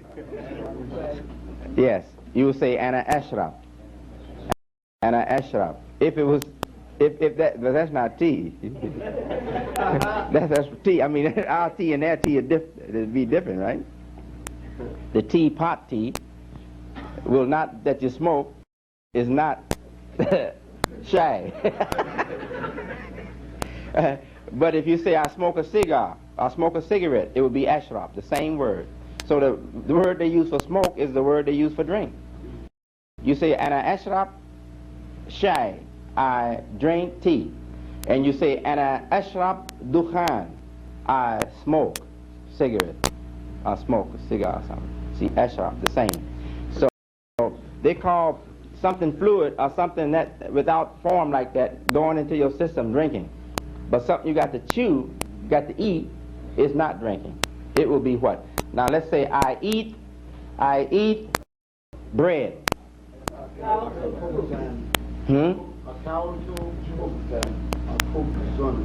Yeah, very good. Zan, you were right. Yes, it's the object of it's objective case. He said I ate. You didn't say I eat, you said I ate. Akaltu khubzan. Yeah. Okay. So that means you eat bread, right? Right. You ate bread. You ate bread. I ate. You said I ate bread. Okay. Okay. Akala is past tense. I ate. I mean past tense. Ate. To eat. To eat. The past tense is akala. Like this. Akala. See. So I ate akaltu. If you say I eat, akul. Akulu. Akulu. Ana akulu. I eat.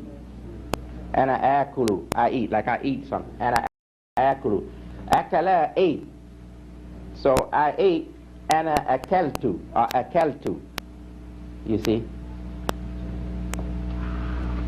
So some words like dhahaba, you say I go, ana adhab. But if it's already beginning with this, we have to find out how to change it. We have to know how it's written, either from reading it or knowing the rule. So it's ana akul, I eat, ana akul. Or akul, like this.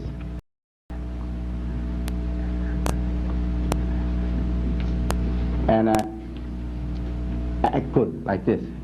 And akulu, like this. Akulu. Well, I think this is like this. Akulu. Hamza, shatta, akulu. See? Akulu. Yeah, or akul, akul. Like this. Medda, akulu, akulu. And akulu. Yes. All right. If I want to say, I said,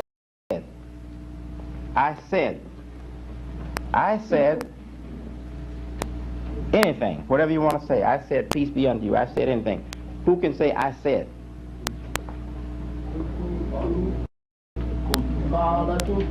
No, kultu. See, that's another one. That's qala. Qala is he said. Qala said. Past tense. Qala. Qala said. Past tense. Qala. He said. Huwa. Huwa qala. He said something. Whatever it was. Assalamu alaikum or whatever. Huwa qala. He said. See? Now, how would I change this verb? We know how to change the noun singular. We gave it. If it's Muslim for man, it's Muslima for woman. Muslimun, man. Muslimatun, woman. Now we want to change this past tense verb. It's qala. And we want to say, instead of huwa qala, he said, we want to say she said. We want to say he said.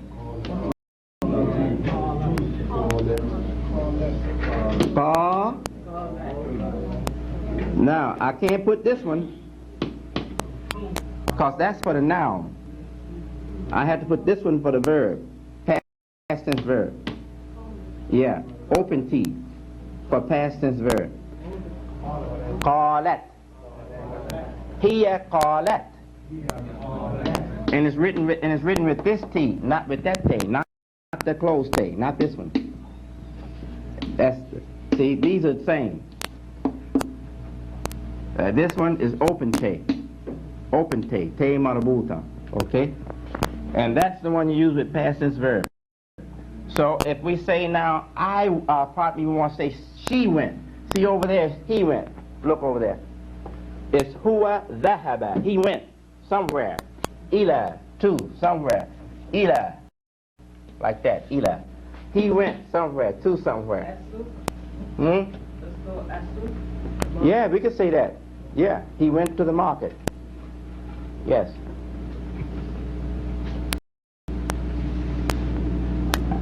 So, huwa dhahaba ila somewhere. He said that's soup. We could make that to the market. Okay, we want to say she went now. Very good. That.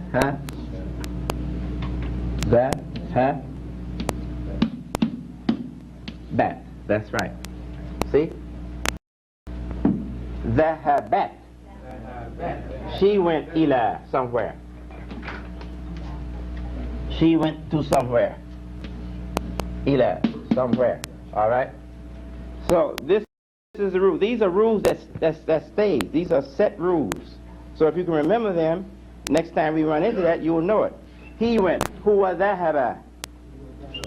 And most of the verbs are like this. They are common. This is a common form of past tense verb. Dhahaba. Not like this. Qala is unusual. This is not the common pattern. This is the common pattern. Dhahaba. So it will always be dhahaba. Now if I want to say I drank something. Sharaba. Sharaba. Past tense for drink, right? Sharaba. Now I want to say I want to say he drank something. So I say huwa sharaba, right? Huwa sharaba katsan ma. He drank what? Katsan ma? What is cats? What is cats? Yeah, a glass of water. Very good. He drank a glass of water. Now I want to say she drank. If sharaba is for man, how do I say she drank for men? Yeah. Hiya sharabat. Hiya sharabat. Yeah, that's right. Finjan kahwa. What did I say? She drank the what? A cup of coffee. Very good. That's not our assignment, but since we had 30 minutes, we thought we'd do that. All right. Okay. Yes, sir. No, we got time for a question if you want. No, I was going to say, is there any other words? You mentioned hop last class. Yes, sir. Any other words in the translation, the English translation, that you can think of right now that you feel there's a better meaning for besides that you can think of right now? No, in the context that I gave you, that's the best meaning. No, I mean, yes. Besides hop, is there any other word that you said the word evil in the Holy Quran? Any other word mean the same, real, or like real or reality? No. Can you think of any other words that you know of from reading the English translations that you read? Yeah. That you feel that there's another way of expressing it that would be more clear to people? In Arabic? Yes. You mean, do I know another Arabic word that would be better than haq, al-haq? I'm not haq. I'm not dealing with haq at all. I'm saying any word at all in the English translations that you think are important for us to know, that the words, the way they're translating. Oh, I see. I see. Yes, sir, there are many. Inshallah, we'll get a lot of them as we go. Yes, sir. All right. Okay, thank you very much. Let's have Dua al-Fatiha. Now, you know, A'udhu billahi minash shaitanir rajim is what we say. You don't have to say that out. You say that in your heart, okay? Normally we don't say that out. We say it in our heart. So I begin right with Bismillahir Rahmanir Rahim. And when we make salat, Brother Imam, when we make salat, you don't have to say Bismillahir Rahmanir Rahim. I mean like this, you know. When you begin Al-Fatiha, you don't have to say Bismillahir Rahmanir Rahim. You begin with Alhamdulillahi Rabbil Alameen. You see, you don't have to do that. And certainly you wouldn't say A'udhu billahi minash shaitanir rajim out, because that's the individual's responsibility to say that. You see? So they will say that in their hearts. Okay, so let's now begin Al-Fatiha. Bismillahir Rahmanir Rahim. Alhamdulillahi Rabbil Alameen. Ar-Rahmanir Rahim. Maliki Yawmiddin. إياك نعبد وإياك نستعين اهدنا الصراط المستقيم صراط الذين أنعمت عليهم غير المغضوب عليهم ولا الضالين آمين.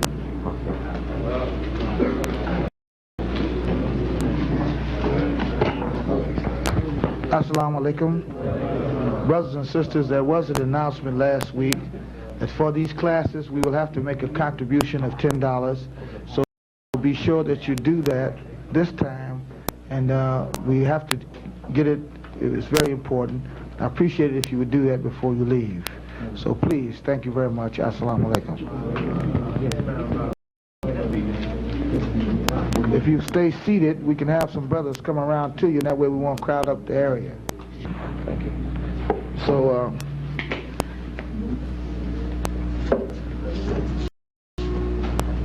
So basically, that is what what I wanted to say to you. Please be sure that if you have any appointments to be made, please bring them to myself or the Sister Sarah Salam.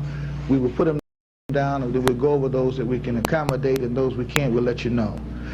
It is not, again I repeat, it is not proper and not fitting that we detain the Imam once he has given us a chance to hear the instruction and the lesson, that we contain him after that, especially if he's given us a question and answer period, because then we are infringing not upon your time, you're infringing upon his time beyond what he has already graciously given us, and he has the programs to do all week long. So we're asking you to have that kind of respect, and please, if you're going to talk to him, like we pointed out before, please keep your hands in your pocket and keep yourself together, so to speak. Keep the respect and the courtesy at the highest level. We're all learning, we're all trying to do better. I know I am. What about you? Yes, sir. Does that make sense, brothers and sisters? Thank you very much. Assalamu alaikum. Thank you, Brother Imam. Takbir. Allahu Akbar. Takbir. Allahu Akbar.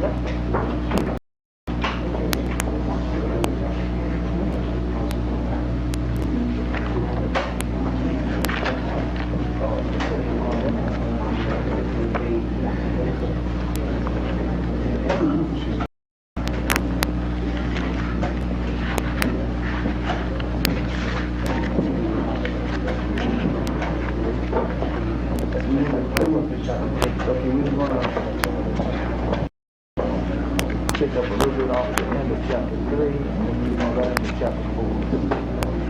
All right. Now we finished chapter 3. So yeah.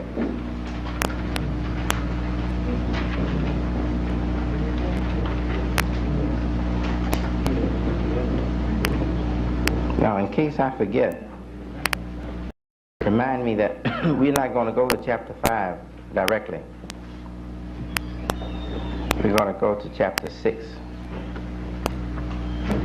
after chapter 4. Because here the verbs, chapter 4 is the verb, and chapter 6 is the verbal sentences. So we'll go there. It'll be easier and better. All right, let's make dua al-Fatiha. Bismillahir Rahmanir Rahim.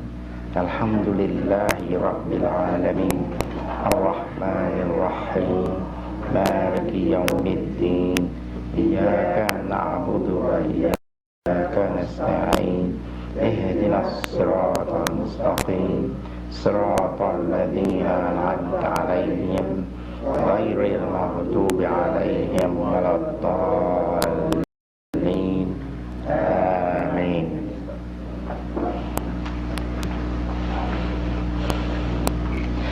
We begin now with the verb, the root form.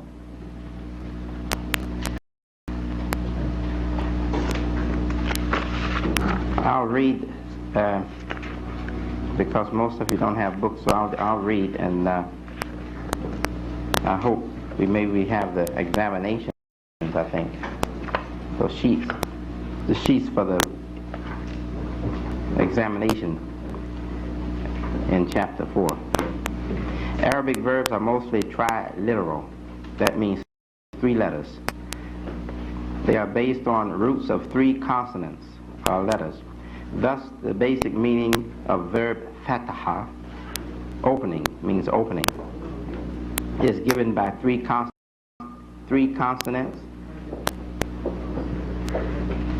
The basic meaning of writing is given by 3 consonants. That is fataha. Fataha, opening, pardon me. And in writing, he separates them. And for writing itself, to write, the verb to write, past tense, kataba, 3 consonants. And to help, nasara, 3 consonants. Past tense. All of these are past tense verbs of the common, most common type. So we say Zaid wrote. Kataba Zaidun. Zaid. Yes, Zaid wrote.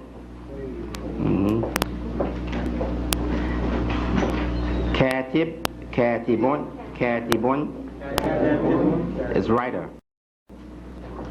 Maktubun, maktubun, written, something written. Yes. If something was written on the board, we would say maktubun ala, written on the board, you see. So the letter, a letter that you receive. And also, the library is called by this name too, maktab.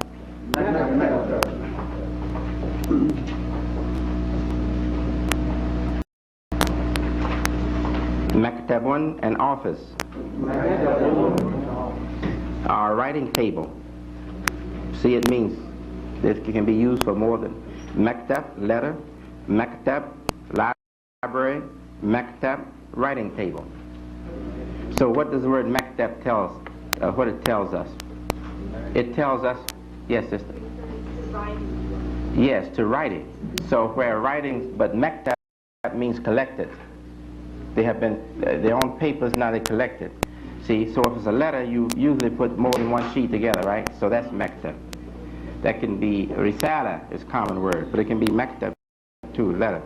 Then you have a library. It's where papers and books, but they're papers, right? Papers with writing on them, all stacked up together, all together. And then the table itself, if it's a writing table, it holds the papers, right?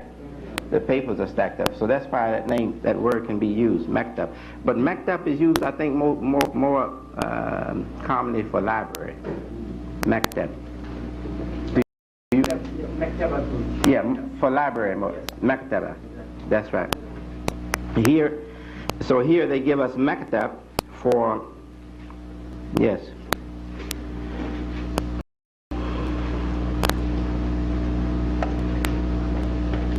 Yeah, maktab.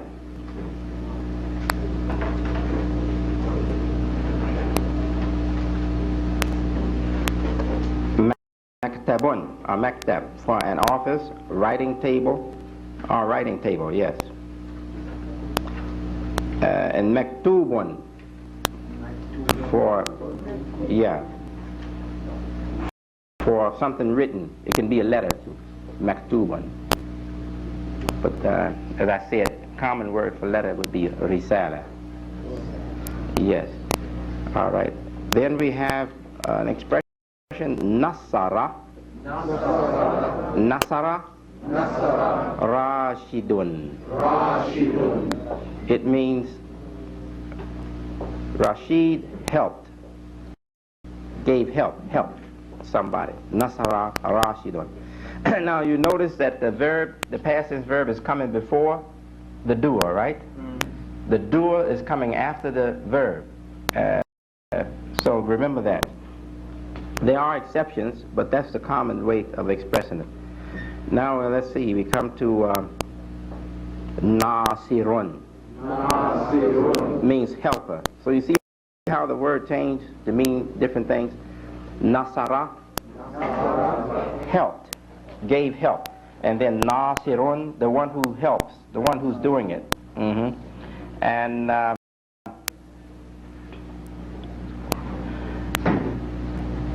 like we have maktub, written. Mansur would be, Mansur would be that was given help. See?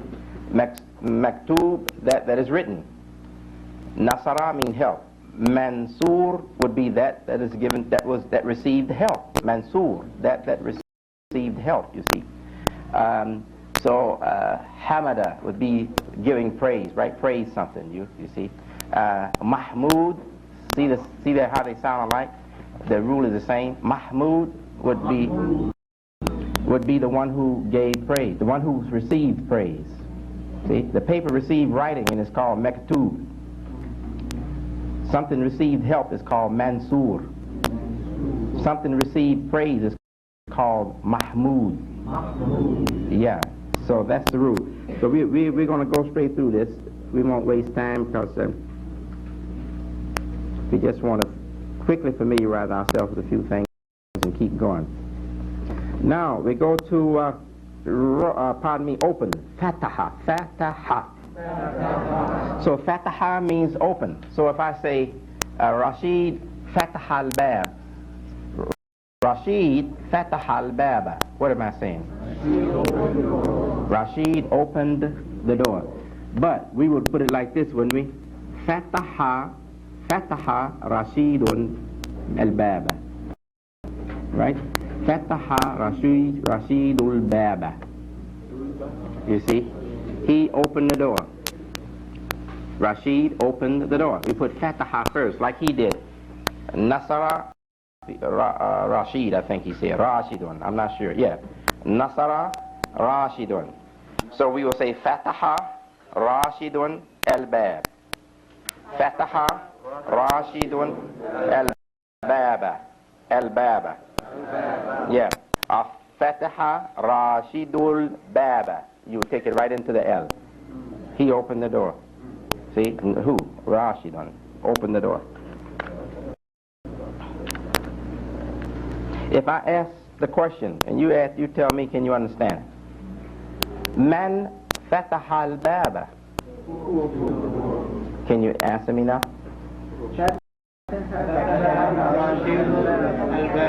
Very good. Very good. All right. So let's go now to something he calls the morpheme. And it's spelled M-O-R-P-H-E-M-E. It indicates the smallest unit in the language, right? Morpheme. So when you smoke that, use that stuff. It's breaking you down to the smallest unit. To indicate patterns of verbs, it says, grammarians use the three consonants of the verb fa'ala. Fa'ala. So I'm going to put this on the board because this is going to be our rule now. Everything we're going to be taking, most likely, all the verbs that is, they're going to come under this rule, fa'ala. Fa'ala.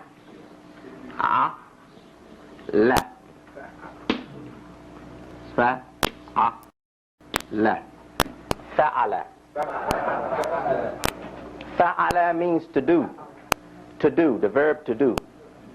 You know, we have the verb to be, right? Verb to be and what else? And the verb to do. Yeah, verb to be. No, in English, what we call it in grammar? Is the verb to be. We have past tense verb and verb to be, right? and present. Yeah.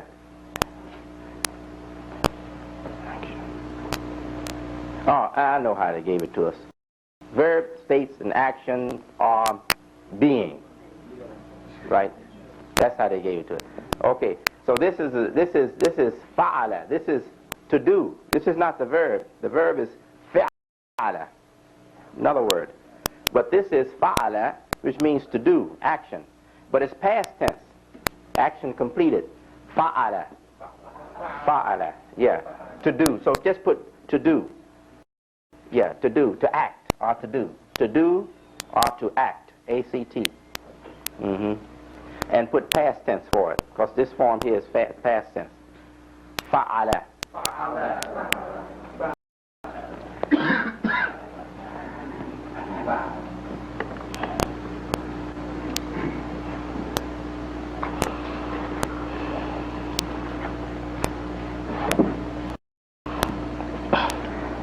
The verbs we just made note of, they all sound like that. Kataba, nasara, fataha. See, they all sound like that, right? Fa'ala. So that's the triliteral, or three-letter verb, three-letter arrangement, and all with fataha mostly. You'll have some exceptions, you'll see. But the most common is with fatha, like fa'ala. That's fataha on all three radicals, right? Fa'ala. Fa'ala. All right, now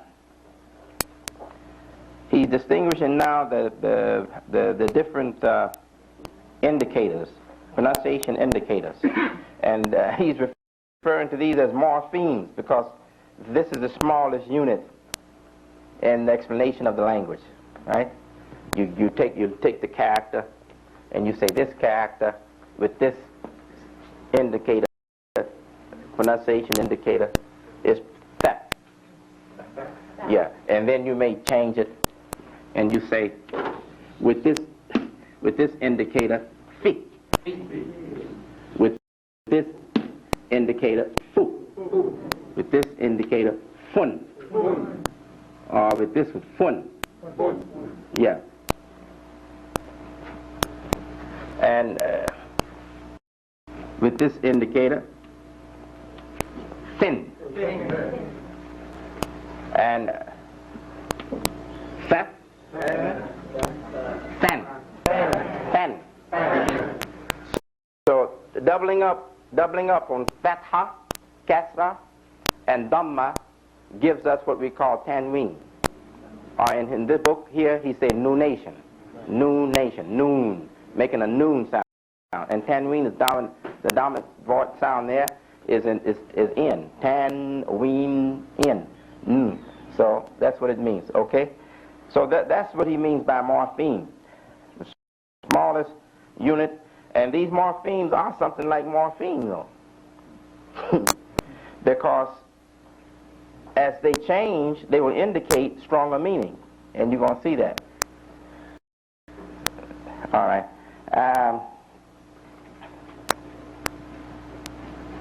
B now. Let's look on the heading B. It says, in a simple triliteral verb, the first and third radicals are voweled with fatha. The first and third are voweled with fatha. So we will always have, let's see, let me give an example right quick. That's cat. Cat.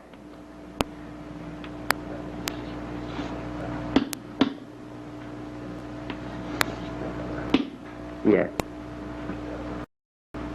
Cat, tat, bat. See, every time I make a dash up there, it's an A, right? Cat, tat, bat. Now, that's the most common way, kataba. But it's possible some words be like that. It'll be katiba. Yeah, see? But these two will stay the same in this common way. So let's take another one, like cat, Kasara. Kasara. Yeah. See. Now, it might be sometime Kasira. Kasira. And the very rare exceptions, Kusira. Kusira, yes. But right now, he's talking about the more common of them, and that is the ka,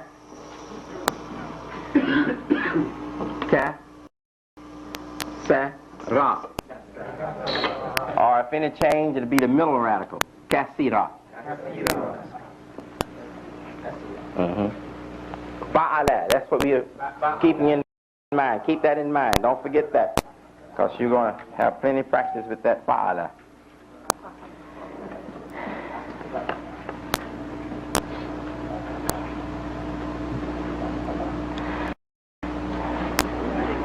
Now he gives an example of the change.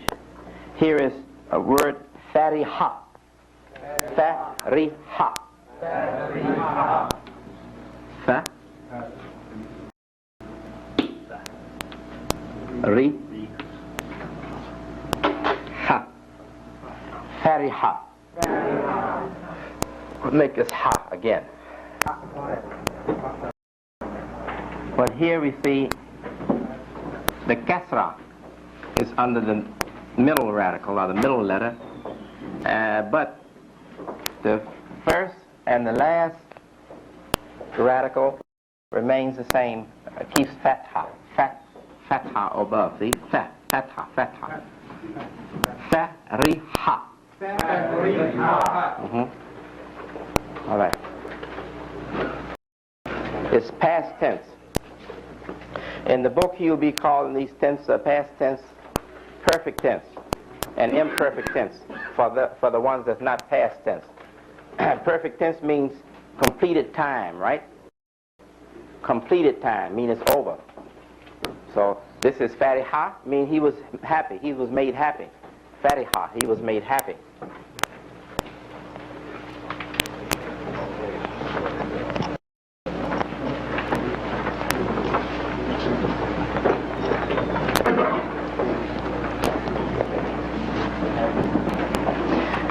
Okay, all right, let's see what's the next verb here.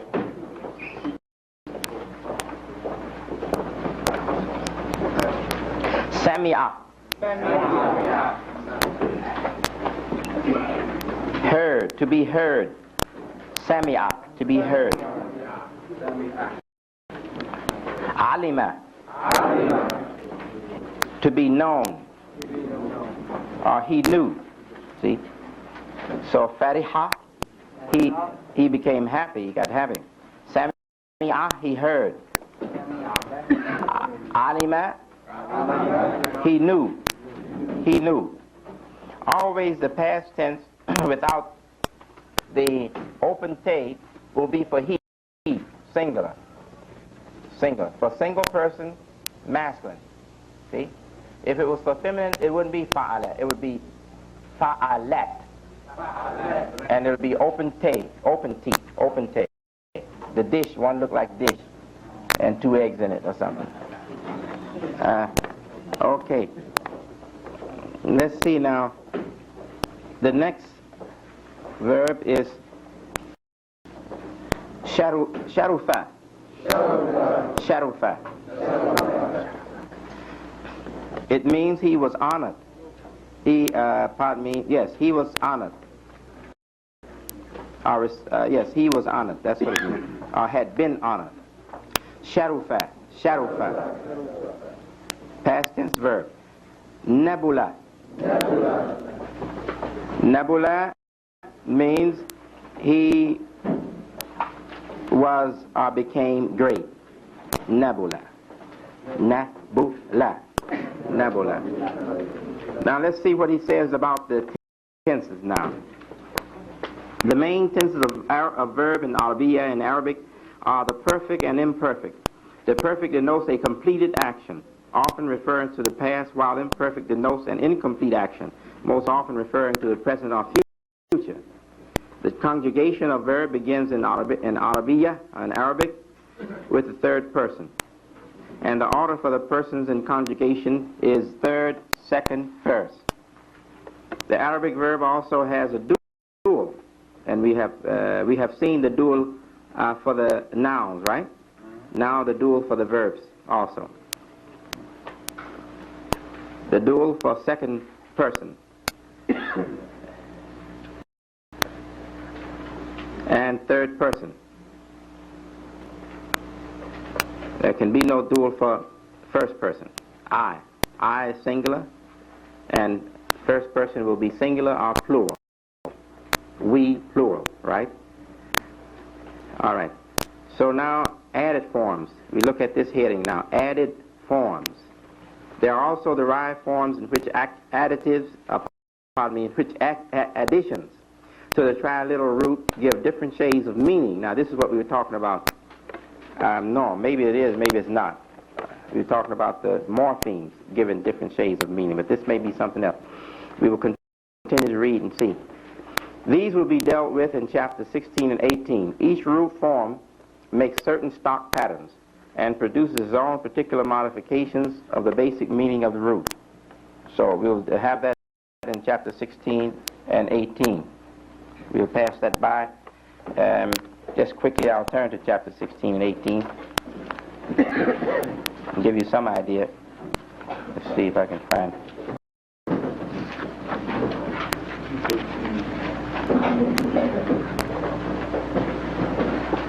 Page 213.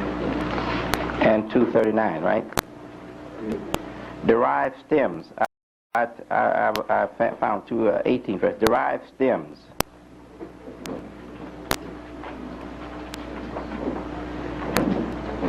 All right. So he's talking about not only changes in the pronunciation of signs like fatha, kasra, and dhamma, but also changes in the way that the word is written itself. See, different letters, additional letters to make those changes. So let's continue now.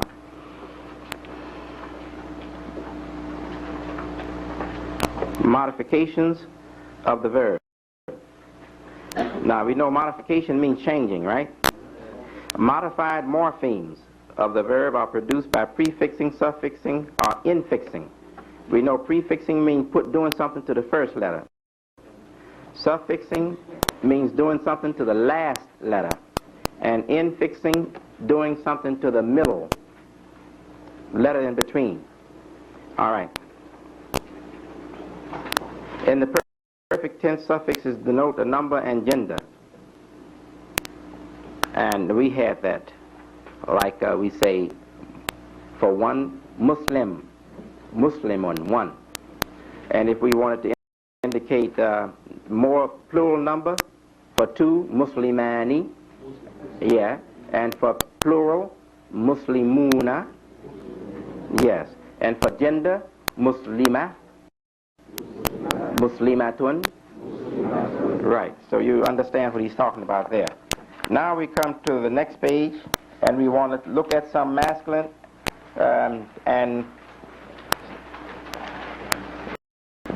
masculine and plural changes in fa'ala, and also dual, singular, masculine, and feminine, and we want to see how they change too in regards to number. Single number, dual number, that means for two, and plural number, more than two. So, fa'ala.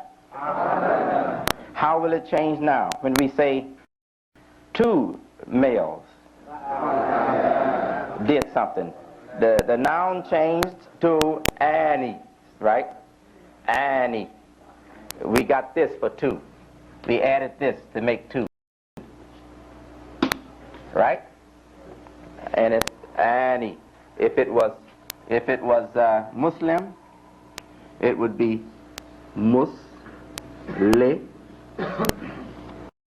Mani, right? For two.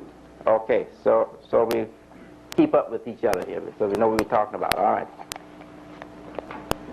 So now the verb will not change like that. It'll be different. So that's fa'ala. That's for one person, masculine, singular. If we're talking about two people, two masculine, it will be, as the brothers said, and perhaps sister too, I heard brothers, fa'ala. So here is how it be written. Fa'ala. Fa'ala. Fa'ala. So you see, you can't get away with black English. If you are speaking Arabic, you can't get away with black English, because they won't know what you're talking about.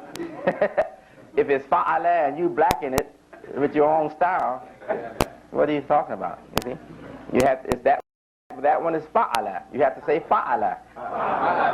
And if you're talking about two, you have to say fa'ala. That's right. That's right. You can't whiten it either. Yeah, white people talk bad too. You just have to find them in the backwoods, right? Or on the corners.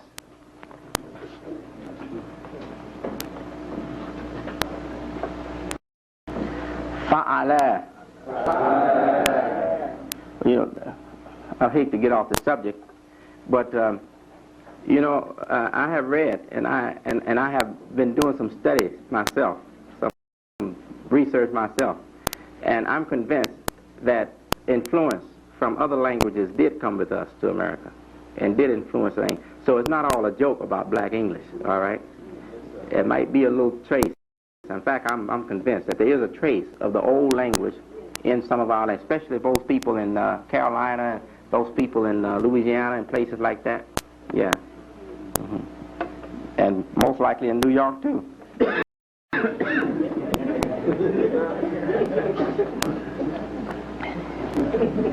So if it's black, it's got to be some of it in New York, you know that. In Harlem anyway, right? Okay, fa'ala. Now, let's look at how it changed when we talk about the three, dual person, plural person. For more than two, and it's only for Arabic, right? We don't have that in English grammar, that dual. So now we come to the plural, it's more than two, it's three and above. So it becomes fa'alu. Fa'alu. Fa'alu. And we write it like this. And we don't pronounce the last letter. Fa'alu.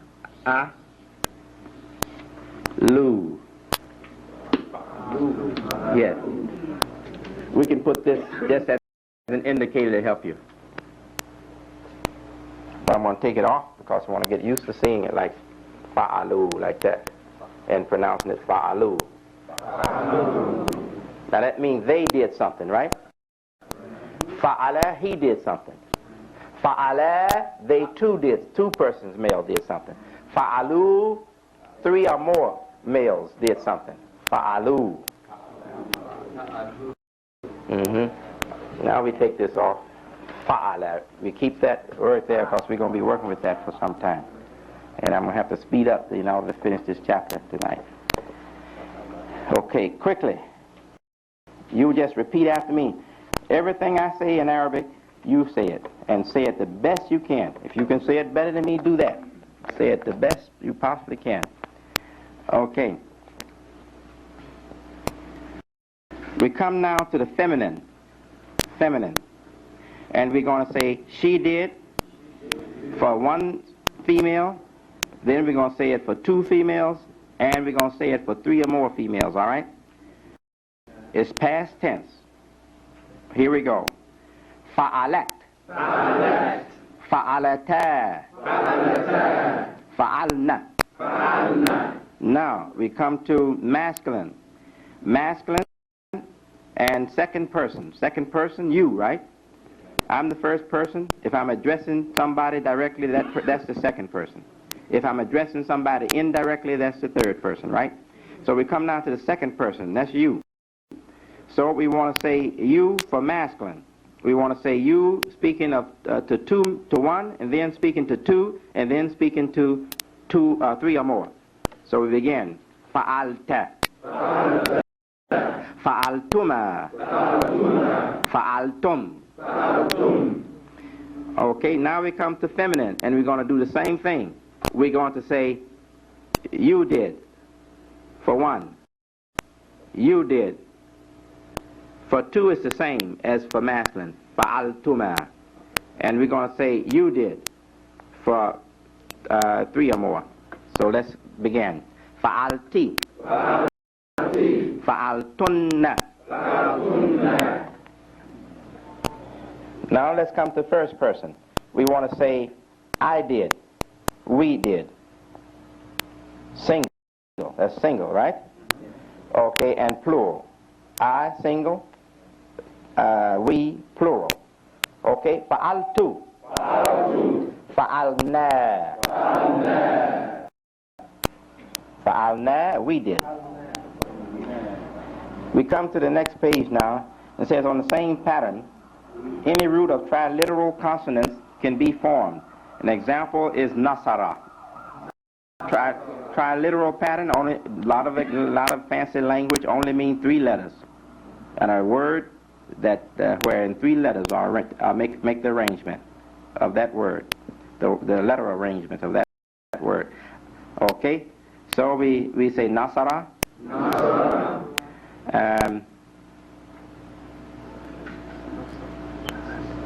Now we won't do that. We won't waste time with that. That's transliteration. Okay, let's not waste time with that. Let's go straight to the Arabic down there. Examples from Holy Quran. Says form 1, fa'ala. Now how is fa'ala used in Quran? We will now get some examples, and you will read with me. Man fa'ala hada bi alihatina bi alihatina. Okay, now I'm going to read it, and you who can read it behind me, you read as much as you can. Wait for me to stop completely. Give me a little chance to stop. Man fa'ala hadha bi alihatina.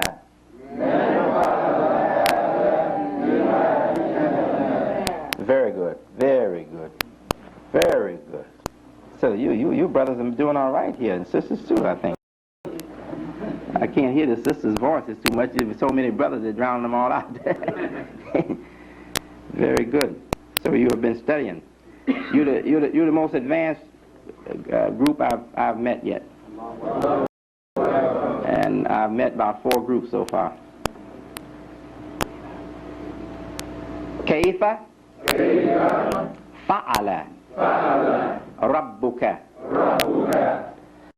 How thy Lord dealt with. See, did. Dealt with. How thy Lord dealt with something. And we know, if you remember the surah, you know what it's talking about, right? Okay, so I'll read it and you repeat it behind me. Kaifa fa'ala rabbuka. Now I'll do it all together and you try to do it all together behind me. Kaifa fa'ala rabbuka. Let's go to the next one now. Fa'ala is the word that we're looking at, right? Now it's going to change. It won't be fa'ala, but it comes under the same rule. Wa'idha. No, correction. It is wa'idh. Wa'idh. Akhadha Allahu ميثاق النبيين وإذ أخذ الله ميثاق النبيين. Okay, if you have the sheet, you can see the English, right?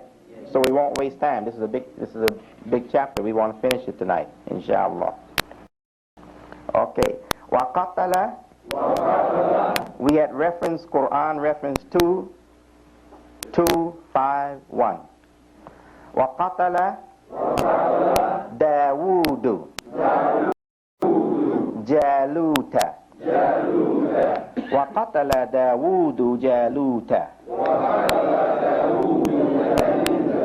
وَقَتَلَ دَاوُودُ جَالُوتَ.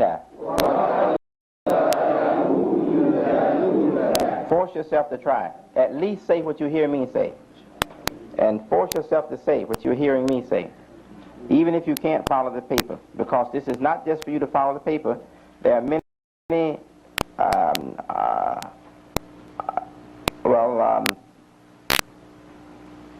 objects of this course, not just one. And if you just concentrate on just reading that script there, that's your object. And you will miss out on all the other things we're trying to accomplish in this course, you see. So everything I tell you to do, you should do it. وَقَتَلَ دَاوُودُ جَالُوتَ وَقَتَلَ دَاوُودُ جَالُوتَ. Yes. فَعَلَى. Now we come to dual person. This is the past tense verb for the dual, for two masculine. فَأَكَلَا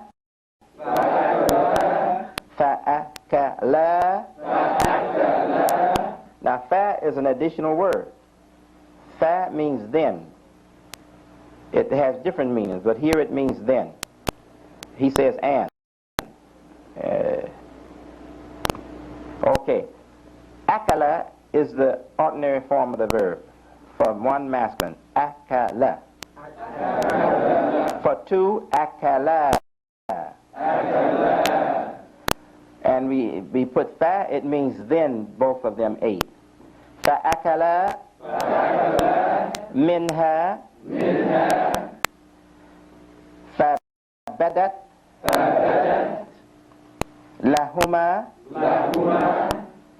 sawatuhuma fa akala minha فبدت لهما سوآتهما. Okay, now we go to the next page, 54.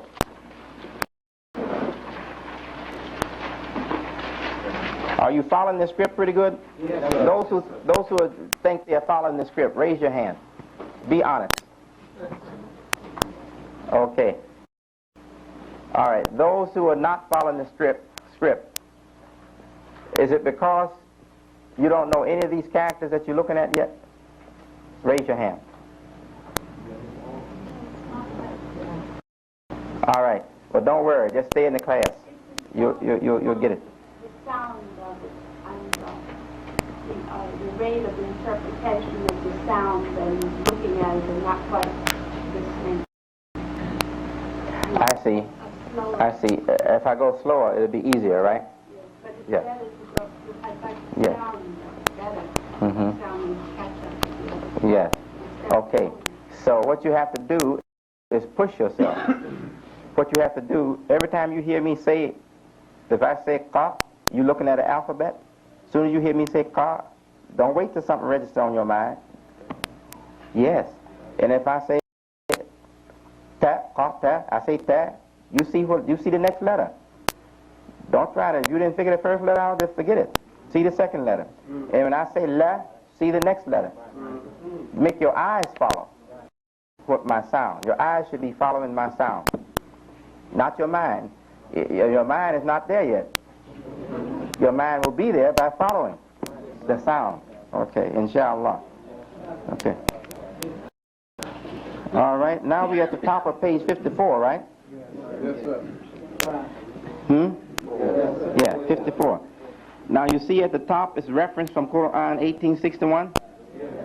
You see the English meaning. Don't worry about that. We want to learn how to listen to Arabic, listen to the language, and try to follow the script as best we can. فَلَمَّا بَلَغَ مَجْمَعَ بَيْنَهُمَا. Now, if you got something different from what I'm saying, it's a mistake. And you're going to see several typographical mistakes. But I'm getting it right, and it's going on the recording. It's right, as I'm saying, it's on the recording. We shall transcribe it, inshallah, and we put the course out, it will be perfect, inshallah. All right, so let's go now to fa'alu. Now, where is the word there that means two? Two did something. Balagha, that long air indicates two did it. See, the first word is falamma, but that's not the one. Falamma means and when, and then when, or when. See, and the next word is balagha. Yeah, and it means reached. Something reached something, you know, reach, without, reached. And when you put a with balagha, then it becomes for two persons. Balagha for one masculine, balagha for two, yeah, for two masculine. Now let's come to the next one, fa'alu. And that's the plural. So we're going to put them on the board now as we have seen them, right? So we had fa'ala. I hope you can see this over there. Fa'ala. Fa'ala. Fa'ala. And fa'a. That board is slick with this crayon. It's no good. Fa'alu.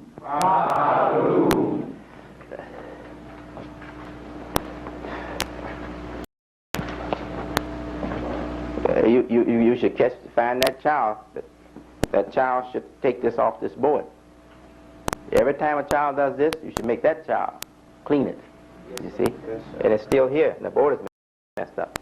How do we know we don't have an enemy in here having children do this? You don't know.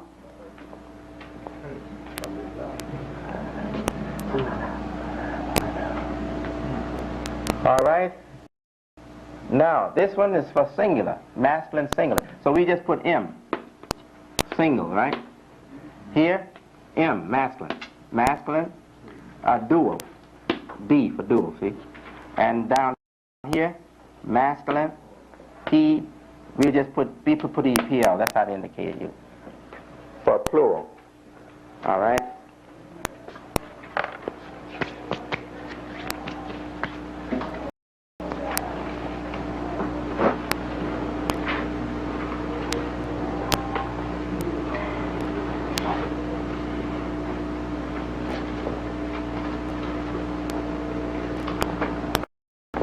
See, a child would not write on this board with crayon.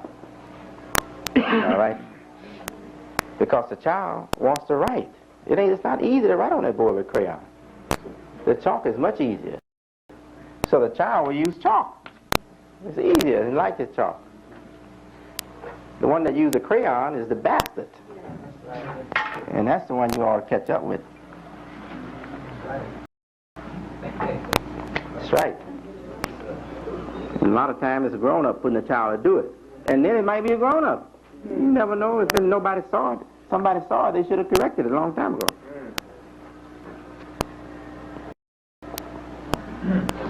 We got to fight all the way. That's right. And you have to wake up to that. As soon as you start fighting the forces that's messing with the community, the better this community is going to be. That's right. You have to, don't let them get past with nothing. Don't let them get by with nothing. You got to stop them at every point. Because if you don't, you just keep on having you with trouble. You're bothered all the time. And they can't stand fight. They're shitheads. That's right. They're nothing but sissy shitheads. They can't stand the fight. You put the heat on them and you see. They'll be out. They go somewhere where they can pick on some weak people. They can't deal with strong people.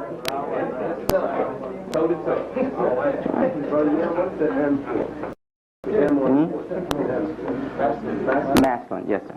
Masculine. All right.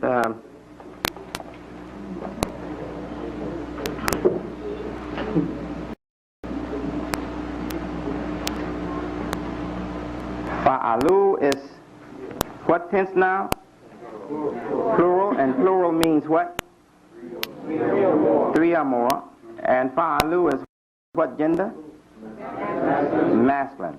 Masculine, okay. Now we want to look at some examples from Quran al-Kareem, from the Holy Quran.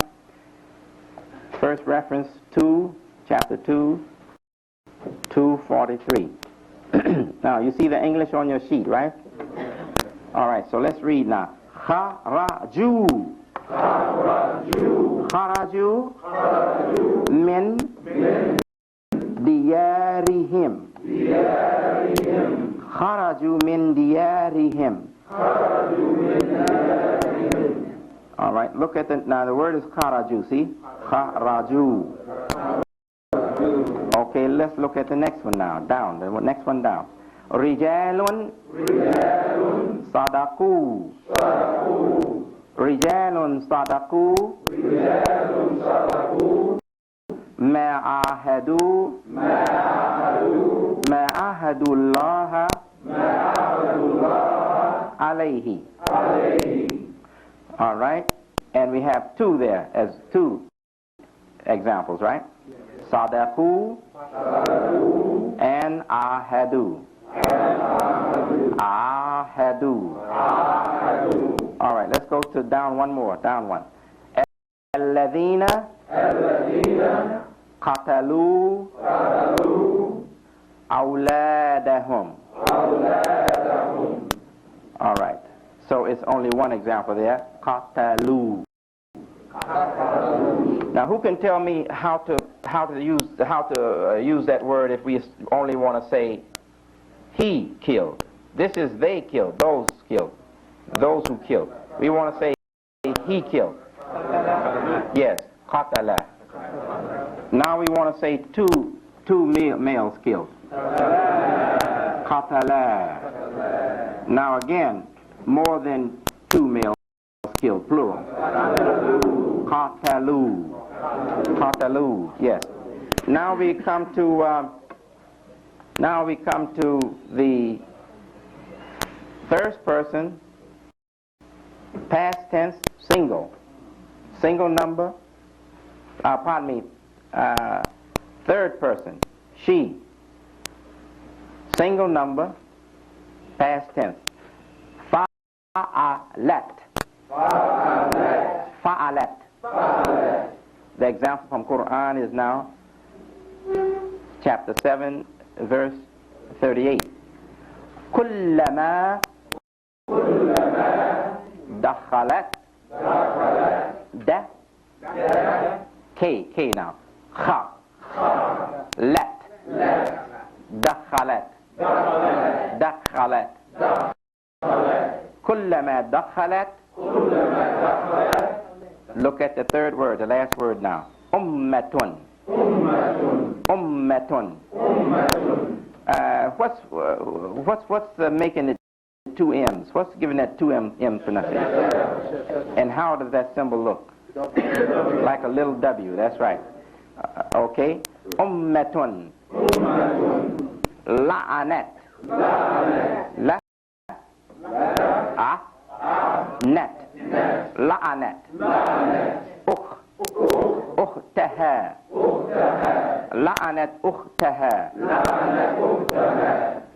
All right. So we have two examples, don't we? Dakhalat. La'anat. Now let's come to the word ummah. Ummah means nation, right? Ummah means nation, but not the common word for nation. Not the common term, nation. It's for Ummah al-Islamiyya, Ummatul Islamiyya, okay, for the Islamic nation. For the ordinary nation, you will not use that term. You can't use that term if you're talking about the American nation, Chinese nation, or the Libyan nation. You can't use that for that. You can only use it for Ummatul Islamiyya. Yes, that's right. The Islamic nation. All right. Now let's. Or for community. You can use for community.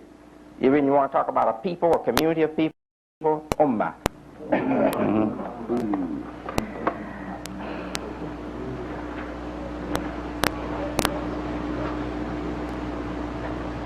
An ethnic group. An ethnic group. Ummah. Does the community have to be Islamic? To use ummah, or you have to be referring to just a social order, not to a political order. It's not for political order. Only when you're talking about a Muslim nation. That's why most of the nations, in fact all of them, I don't know a single exception, none of them call themselves Ummah when they refer to their political order. But when they refer to Muslims belonging to the one world nation, they say Ummah. That's right. That's right. Well, we corrected that long time ago, but you all wouldn't follow me. You doubted me. I said we don't use the Nation of Islam no more. We're a community, belonging to the whole community of Muslims all over the world. Yeah. Allahu Akbar.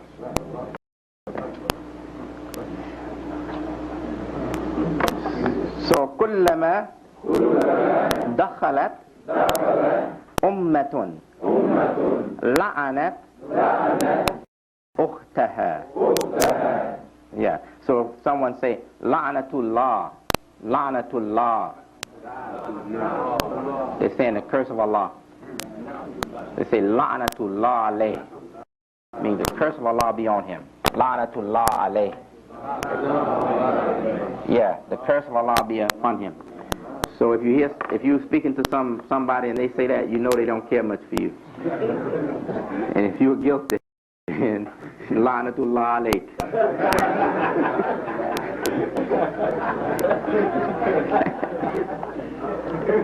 And some people say, oh, the Muslims don't curse.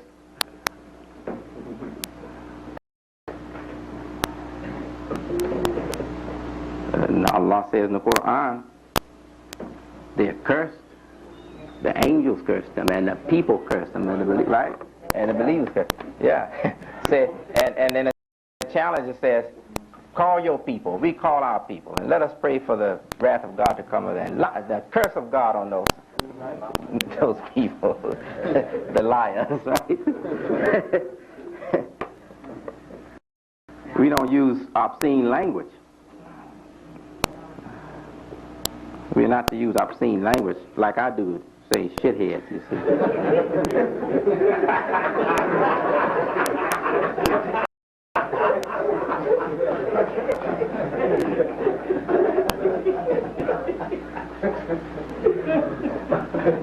All right, let's go to the next one now. See, the sisters, they can excuse me. Because every sister knows their children. Every sister knows men. They know we still got a little child in us, right, sister? See, they know us. Don't worry about that. And they don't mind it. They can still love you and respect you, but it's a little child in you. Right, sister?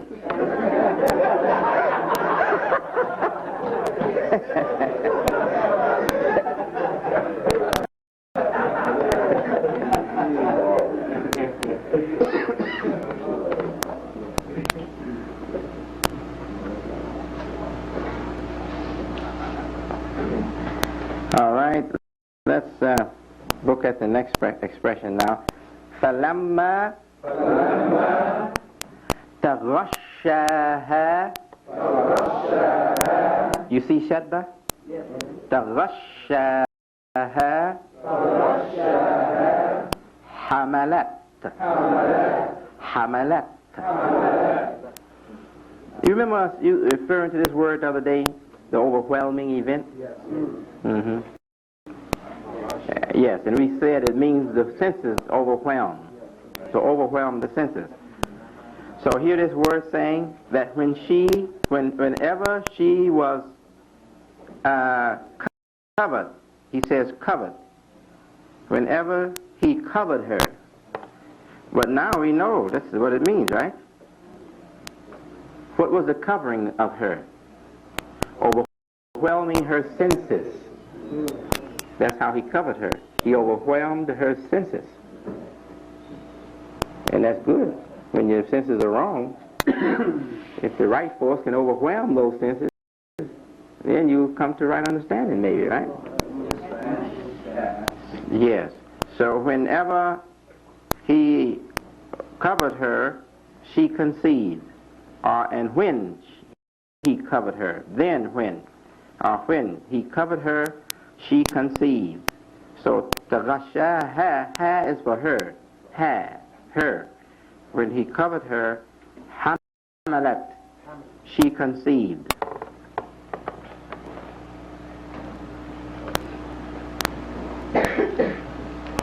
And the word ordinarily means hamalat, means carry. If I say I carried something, book or whatever it is, hameltu, I carried something. Yeah, see, I carry hameltu in like to carry something. But it also means carry a child, because that's what we say a woman, right? Say she's carrying a baby, right? And the same word is used in this language. Hamalat actually means she carried. But when you use it like this in reference to a woman in childbirth, it means she conceived. She conceived. She began to carry. Or she carried. It means she conceived the child. Hamalat. Now the next one, from reference 31, chapter 12, verse 31. فَلَمَّا سَمِعَتْ بِمَكْرِهِنَّ. Okay. And when Sami'at, she heard. Yes. Of Makri, backbiting. Hinna, there. So you see where there is? There is at the end. Hinna, referring to their, plural, feminine gender. Their, plural, feminine gender. Hinna. Yeah. Okay. So you see, you can't translate a language all the time in the order of the arrangement, because the structure of the language is different. They differ. And all languages have their own arrangement, you see, their own unique kind of arrangement. So here, to translate, we have to skip about, right? Falamma, then when, Samiat, she heard, of, be. Now that's okay, but now I have to go to the end. Hinna, there. Makri. But we say Makri Hinna, right? Right, there, backbiting. So let's go now to the next one. In this sense, would it be talking, would the people that they're talking about be also feminine, or just the person that's doing this? Yes, sir. Yes, sir. They are feminine. Yes, sir. They are feminine, because it's the person that did it, feminine. The people that did it, feminine, and the one that heard it, feminine. That's right. You're right. That's right. Okay. Now, but don't think it's always females that backbite. Now, I hope you're going to find it as it'll change. in the Quran, it'll change. Okay. Now, fa'alata. For two female, right? Fa'alata. For two female, past tense, dual form. Now, example from Quran. Kanata ratqan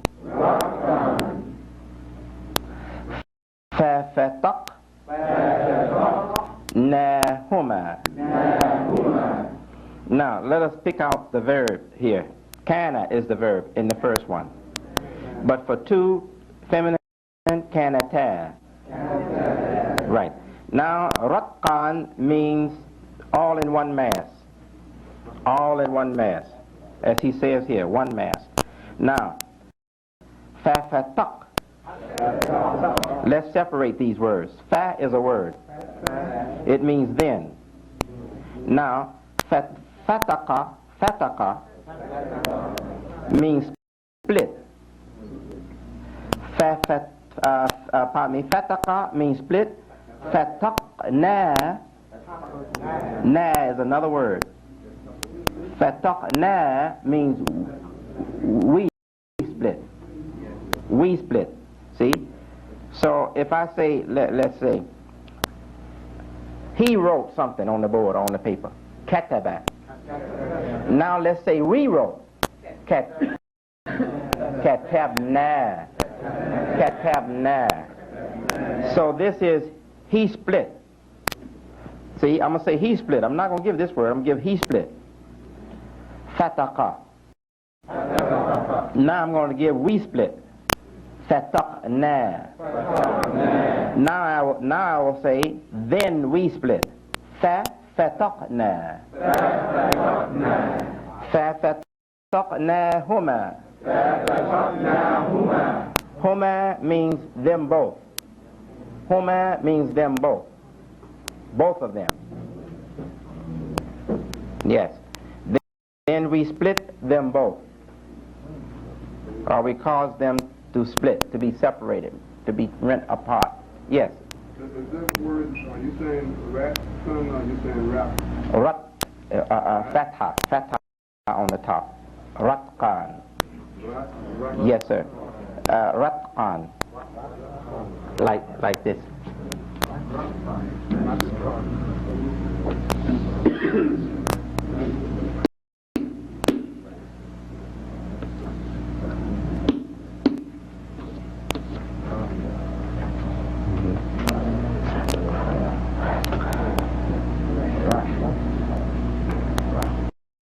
So it's plain in this book. I don't know. The copies didn't come out. No, I was listening to your pronunciation. I thought you were saying rock. What you thought I was saying what? I thought you were saying rock instead of rock. You thought I was saying rock? Oh no. Ratqan.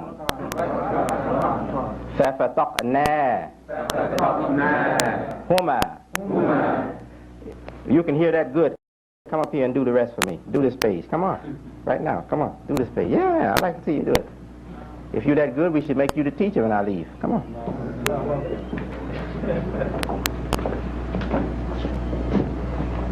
Now, I'll start here, the next one.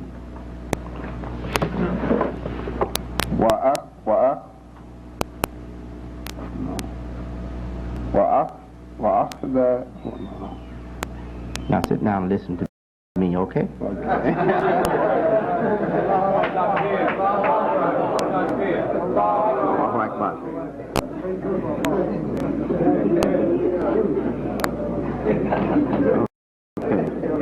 Okay, the next heading.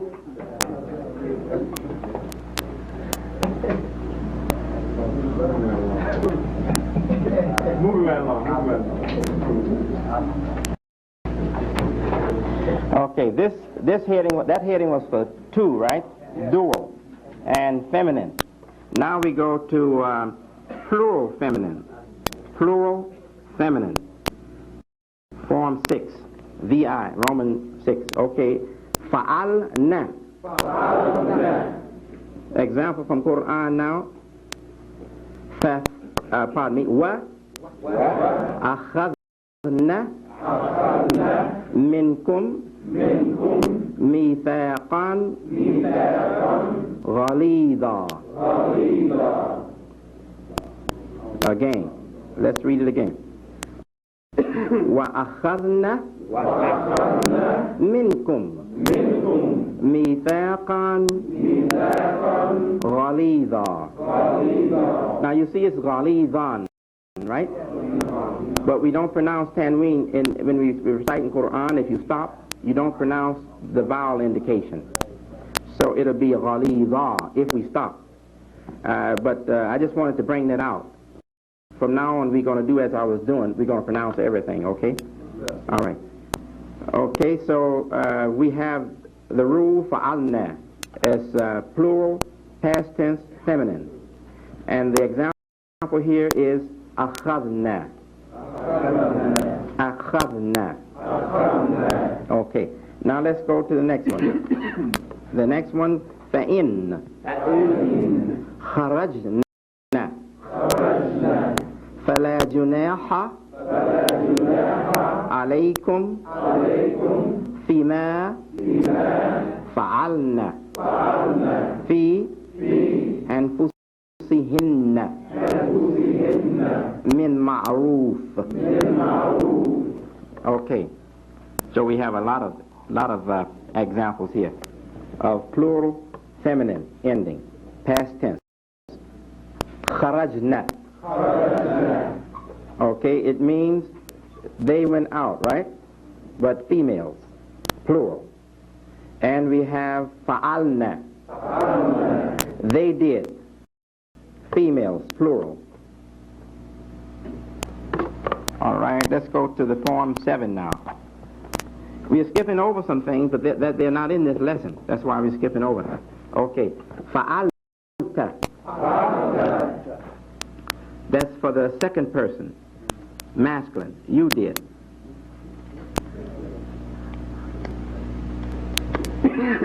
ومن حيث خرجت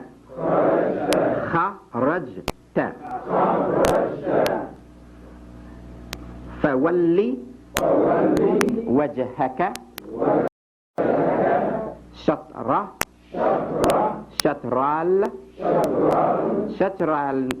المسجد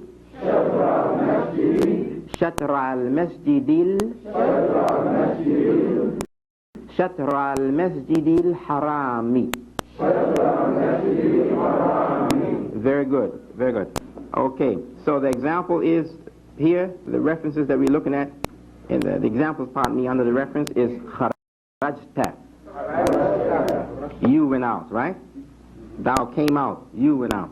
Kharajta. And we are looking at, I thought it was another one, but it's not. That's the only one. That's the only one. Okay. Yes, sir. Wa alaikum assalam.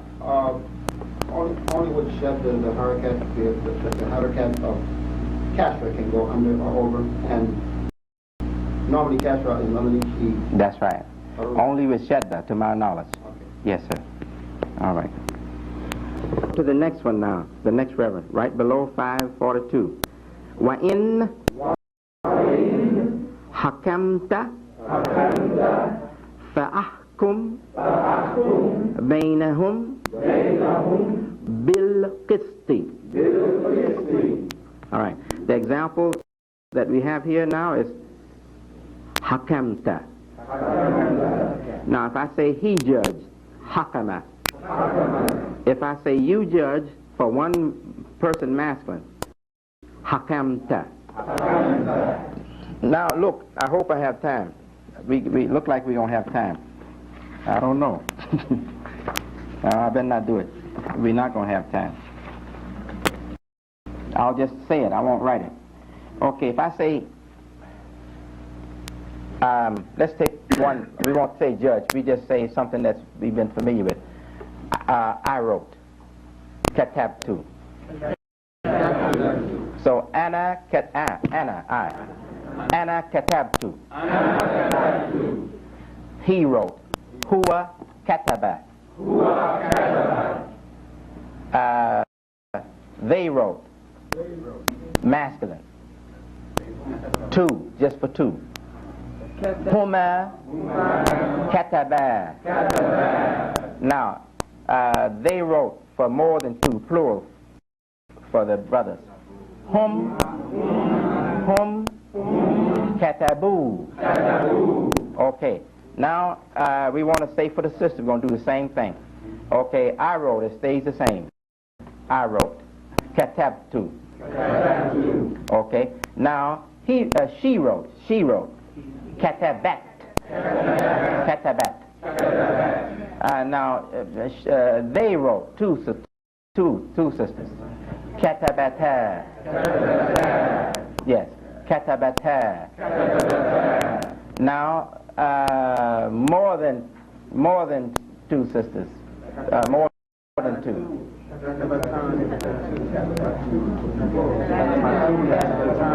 Huh? Huh? Yes. Katabna. Yeah, they wrote. Katabna. Now, let's see. We want to make sure. We go back to our headings, right? No, we wrote is katabna. Yeah, katabna. Long. Katabna. You remember fa'alna? They did, female. See? Like this. See, the rule is from fa'ala. Don't forget that. Fa'alna. Fa'alna. Now, we. Because you have to be sharp. Good, he's mentioned this. You have to hear good and speak with. Like the same way what we did with fa'ala. So we want to say we did it. That's right. I made it real long, so just to make it stick in the mind. Yeah, that's right.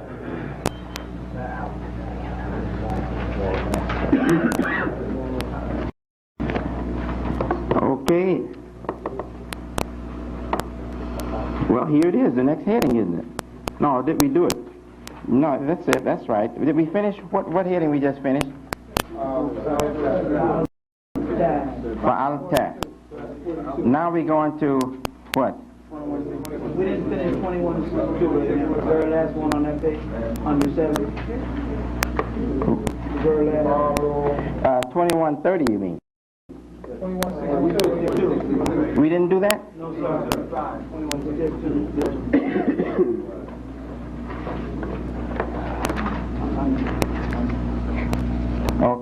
Okay.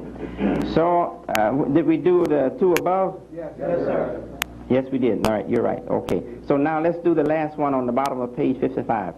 Qalu a'anta a'anta a'anta fa'alta hadha bi alihatina ya Ibrahim. All right. So the example is fa'alta. Yes. You see here it says a'anta. It means did you. Now there's another way to say it, but that's not the way it is here. Hel anta. Yeah. So hel anta and a'anta almost mean the same. Hel anta and a'anta almost mean, in fact they are, they use the same way. But they are not exactly the same, because if they were, we know it wouldn't be a'anta, right? So this is there for a reason. And the Quran is filled with science, and maybe we'll never know it all. When you use hell, I think that you have to answer nam or la. You have to answer.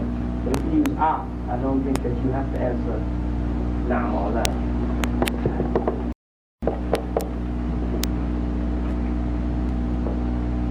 Maybe, yeah, maybe, because really is not commonly used anyway. It's not used like a hell is used, commonly used. But sometimes you say and you say anta, and I'm not sure. It might be that might not be there might be an exception to that rule, you know. So I'm not sure about that.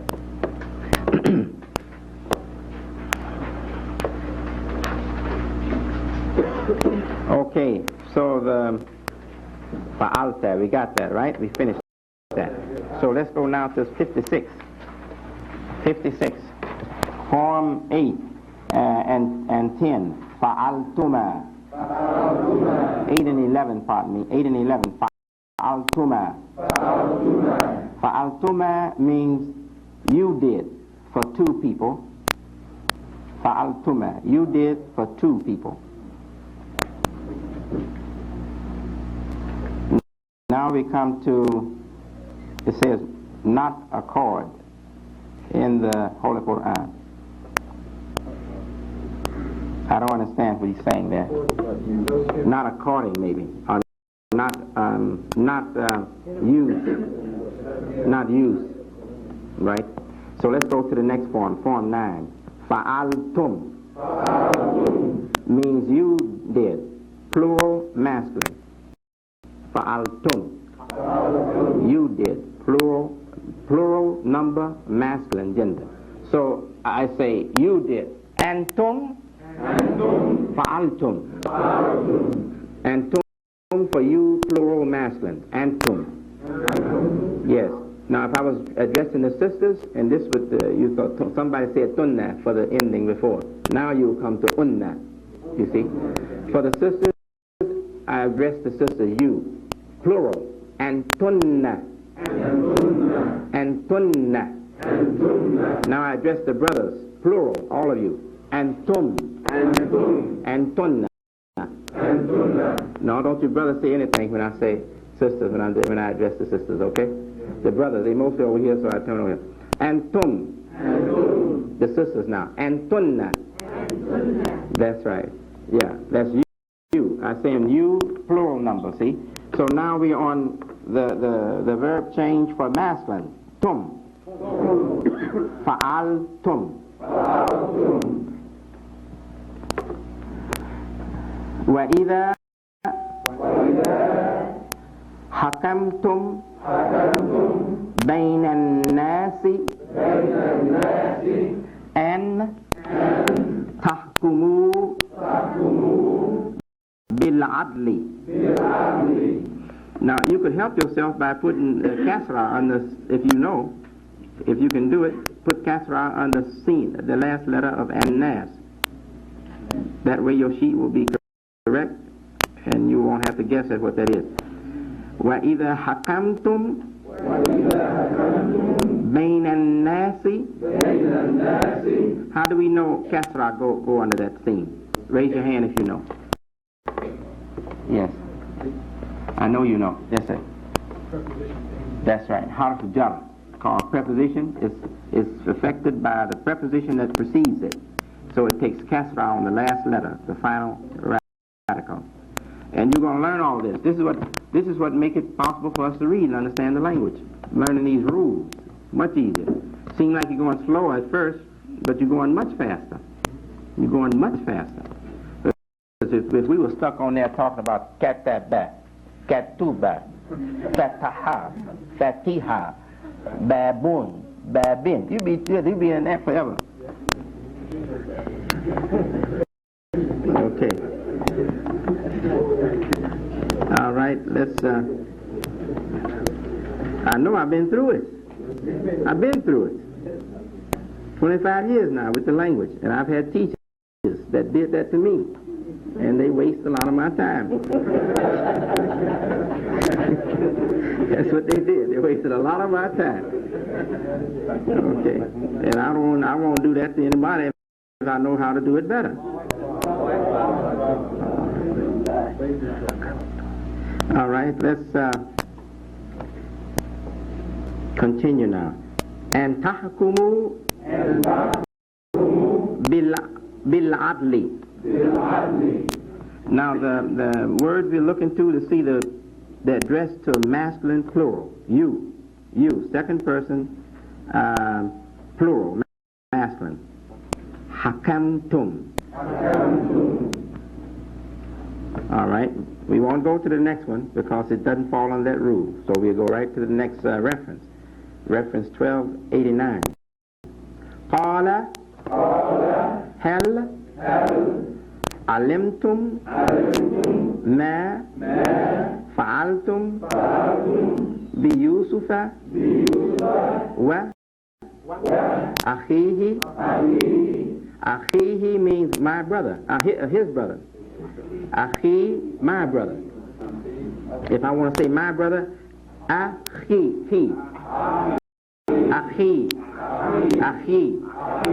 Okay, his brother, akhihi. Right. Okay.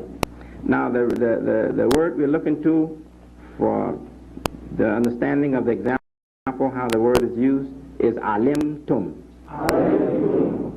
Yes. Alimtum.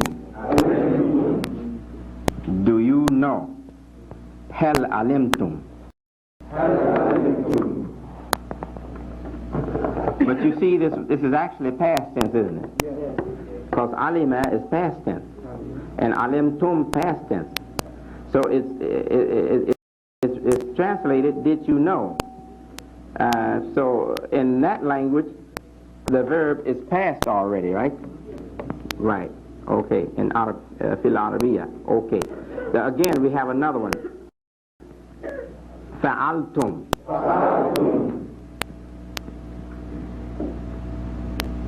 You did. You treated. You did. But here, you did. B, it means you did by. You didn't do right by me. See? How you did by Yusuf, we could translate it like this.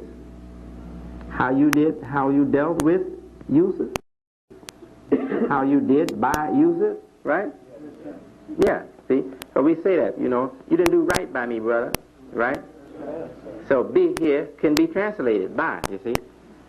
Yes, fa'altum. Yeah. Ma fa'altum. How you did. Be. By. Yusufa. Yusuf. Right. Now we know be is preposition, right?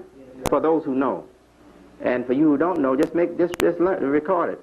Because that's what we're doing. We're studying grammar. So be is preposition, like in, with, preposition. Be. So be is preposition. Now it's not be Yusufi. It's not be Yusufi. Why not? Because it is did. You did. And did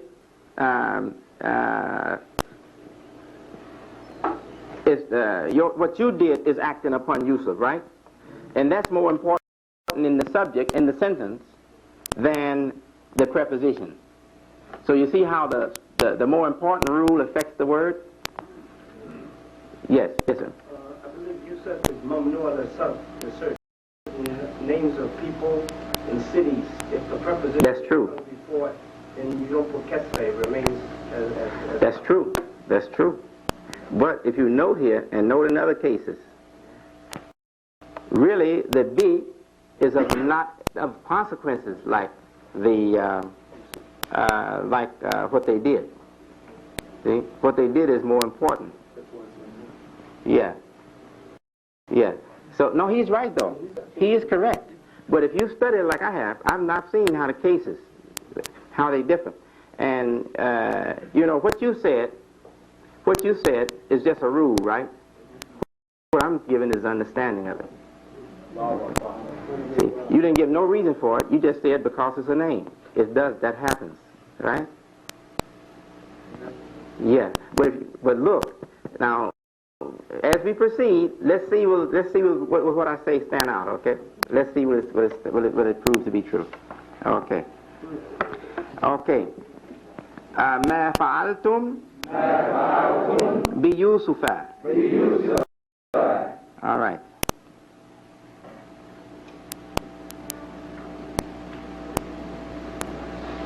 وأخيه. And his brother. وأخيه. And his brother.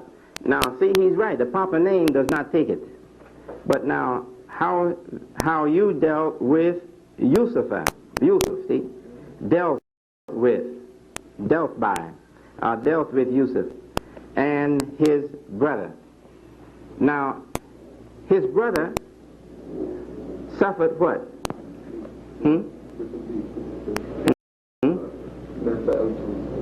No, his brother. What happened to his brother? In the story of Yusuf, peace be on him. No. Yusuf was thrown in the well. What happened to his brother?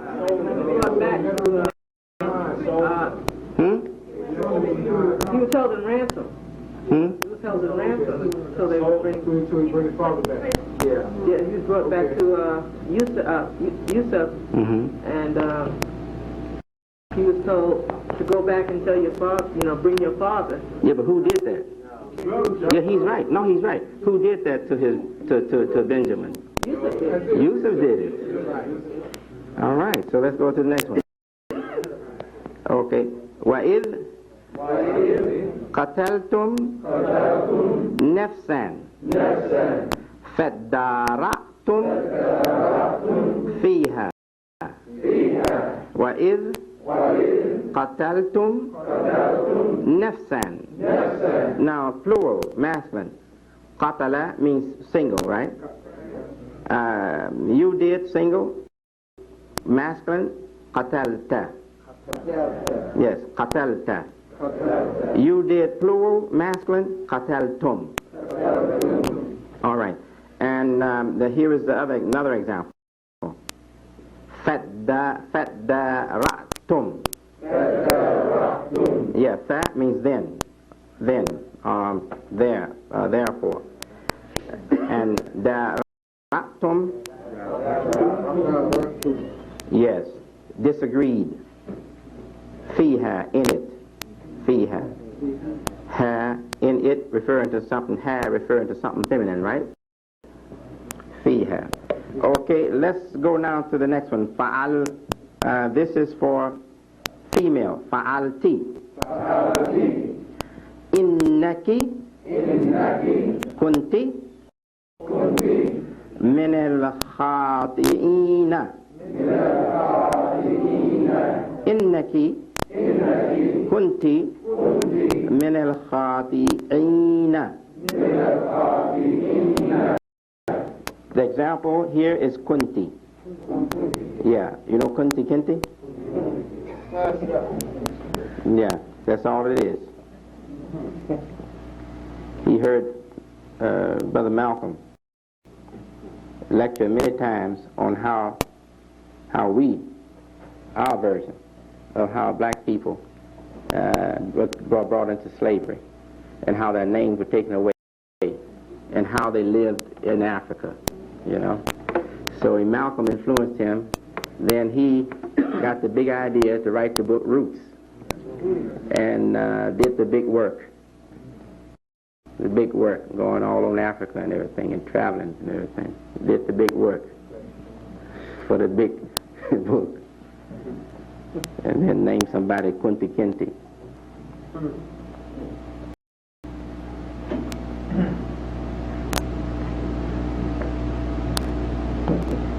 He should have given 50% of it to the community.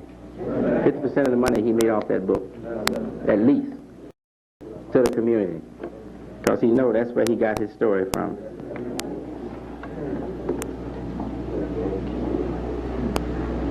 All right, so Kunti, you were, for feminine, single person. All right, let's come down to the next one. Fa'altuma. You dual. You did. Two people, two persons. Fa'altuma. And it's for feminine and masculine, both. Either. Now come to the next form. Form 12. Fa'altunna. You did plural, feminine. Let's go now to example from Quran on page 57. Ya nisa'a. Ya nisa'a. Ya nisa'an nabi.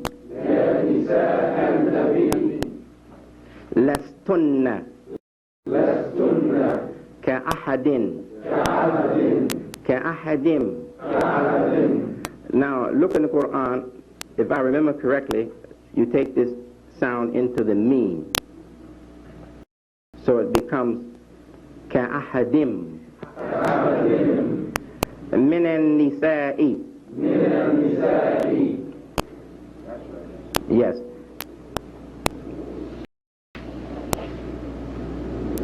In ittaqaytunna. Right. This is taqa, you know, piety, reverence, fear of God. But this is for the plural, you, addressing the women. When, if, he translates it, if, see? In, if, in. If you keep your duty to Allah, see? In. If you keep your duty to Allah, or if you reverence Allah, or if you fear Allah, see? In ittaqaytunna. Okay, so that's the way we, and the first one we had the first example, lestunna. You are not. Lestunna, you are not. Yeah, you are not. Addressing women plural. Lestunna, you are not. Ka. like. Ahadin, any. Ahadim min, any of. Ka'ahadim min an-nisa'i, like any of or like any one of the women. All right, let's go to the next one now. Wa in kuntunna turidna Allah wa rasulahu wa ad-dara al-akhirata fa inna Allah adda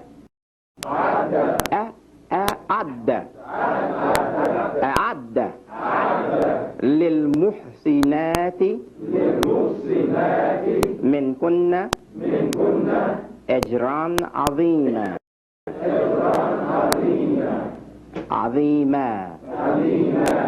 Yeah, in my book there's no, and you should have it from the copies are from this book, there's no tanween on عظيما, right? Ma. But in the Quran you see عظيمان, but you stop. When you stop, you don't pronounce it. That's why you don't see it there this time. Okay, let's go to the next form, Form 13. And we are running behind time. I was hoping to finish this. Still, maybe, inshallah. Okay, qalat. This is, no, she said, yes, that's right. Second person, third person, pardon me. Third person, single, gender, feminine, right? She said, قالت ربي إني ظلمت نفسي. Let's go to the next one. He said, قال بصرت بما لم يبصروا به فقبضت قبضة من أثر الرسول من أثر الرسول من أثر الرسول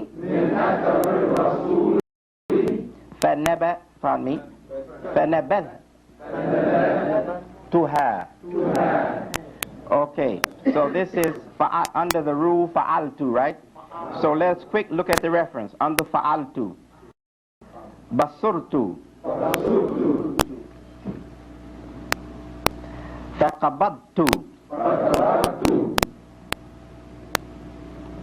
Fanabadtu. Okay, now let's look the next example, 28:33. Qala, he said, Qala Rabbi Inni qataltu minhum nafsan. Now look at Rabbi. It's translated my Lord, right?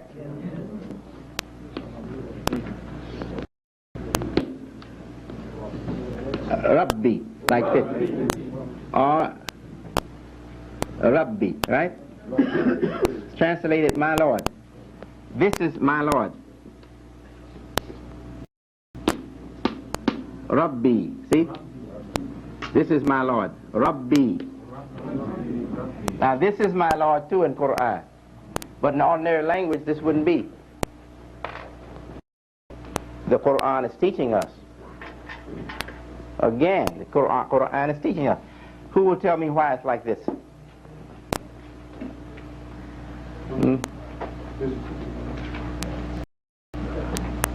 I would like for a brother who's going back to Saudi Arabia, just left. What's his name? Khalid. I'd like for him to tell us. Because he sits quiet like he knows everything. I want him to tell us. A lot of us have good acts, don't we? Okay. Rabbi. My Lord. But this is also my Lord. Rabbi in the Quran. Rabbi. You know what this is to tell us? You're not supposed to take God too seriously as your Lord.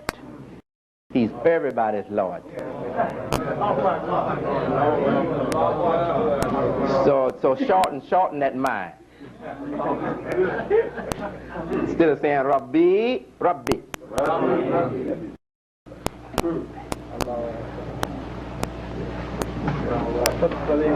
Yes. You do see the yeah written in some du'as. Like Yes, sir. Yes, sir. But it's not to be used in the Quran. Okay. Is that what you're trying to Yeah, it's in the Quran too, in du'as. Yes. Yes, sir. Yes, sir. Oh, yeah. But it's in there like this too for a reason. Nothing without a reason.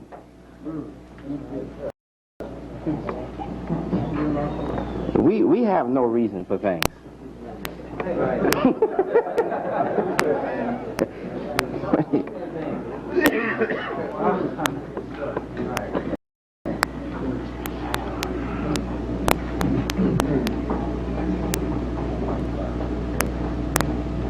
You say, hey, why you do that? I just did it, man.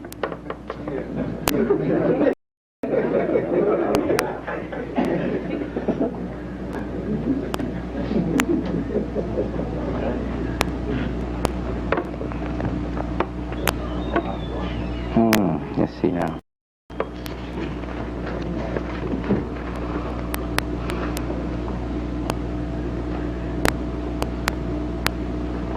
Now we come to the next one. This is form 14. We finished 13, I thought. Form 14. Yes. Fa'alna. Fa'alna. We did. We did. Fa'alna. Qala. And it's translated, they said, right? But who can tell me exactly what that's saying now? Yes. We're in a hurry, so we're not going. Yeah, both of them. Two of them say it, masculine. Rabbana. Zalamna. That's the reference. Zalamna. Zalama. Wrong, or did it wrong, did something. Zalamna, we did wrong. Yes. Zalamna. And what did they wrong? Anfusana. They wronged themselves, right? Anfusana means ourselves. Ourselves.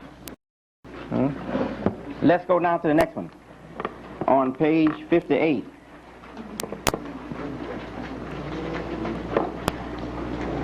ما علمنا عليه من سوء. And it means ما علمنا, we knew not, or we knew of no, right? ما علمنا. If we say alim, remember this, just remember this, just for right now. Anything you say positive, if you want to make it negative, you just put ma before the sentence. So I say I read the lesson. Okay. Qara'tu ad-dars. Qara'tu ad-darsa. I read the lesson. Now I want to make it negative. I just put ma before it. Ma qara'tu ad-darsa. I did not read the lesson. See? Okay, let's go to the next heading now. Example from Holy Quran. قَدْ جَاءَكُمْ بَصَائِرُ مِنْ رَبِّكُمْ. And most likely it's mirror. The min is taken into the array with shadda on it. Mir Rabbikum. Mir Rabbikum. Yes. Okay, so the example we have here is just how qad operates. That's right, the qad. Qad is an emphasizer. It stresses. certainty. It stresses certainty. Okay, so let's look at the next expression now. قد خسر الذين كذبوا بلقاء الله. They are losers indeed. See? قد makes it indeed, stressing the certainty of it. قد.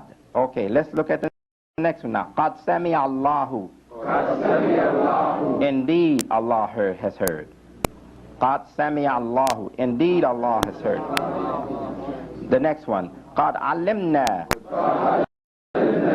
ما تنقص الأرض منهم. Indeed, we. See? قد علمنا. Indeed, we knew. Now let's go to the next heading. Often an additional lam is prefixed to stress additional certainty. لقد. Example from Quran 5:70. لقد أخذنا ميثاق بني إسرائيل. Don't worry if you can't keep up with me reading. It's good these brothers can do that, or the sisters can do it that's doing it. But that's not, I wasn't expecting that. I wasn't expecting that. I just want you to hear what I'm saying and make your best effort to say exactly what you hear me saying, and try to just look at the letters. Eventually, some things are going to come to you. Things will show up. You will catch on. Okay. Now, the expression is لَقَدْ أَخَذْنَا. Certainly we made. But now you know that it's a stronger certainty, right? It's stressed. The certainty is stressed even more. لَقَدْ.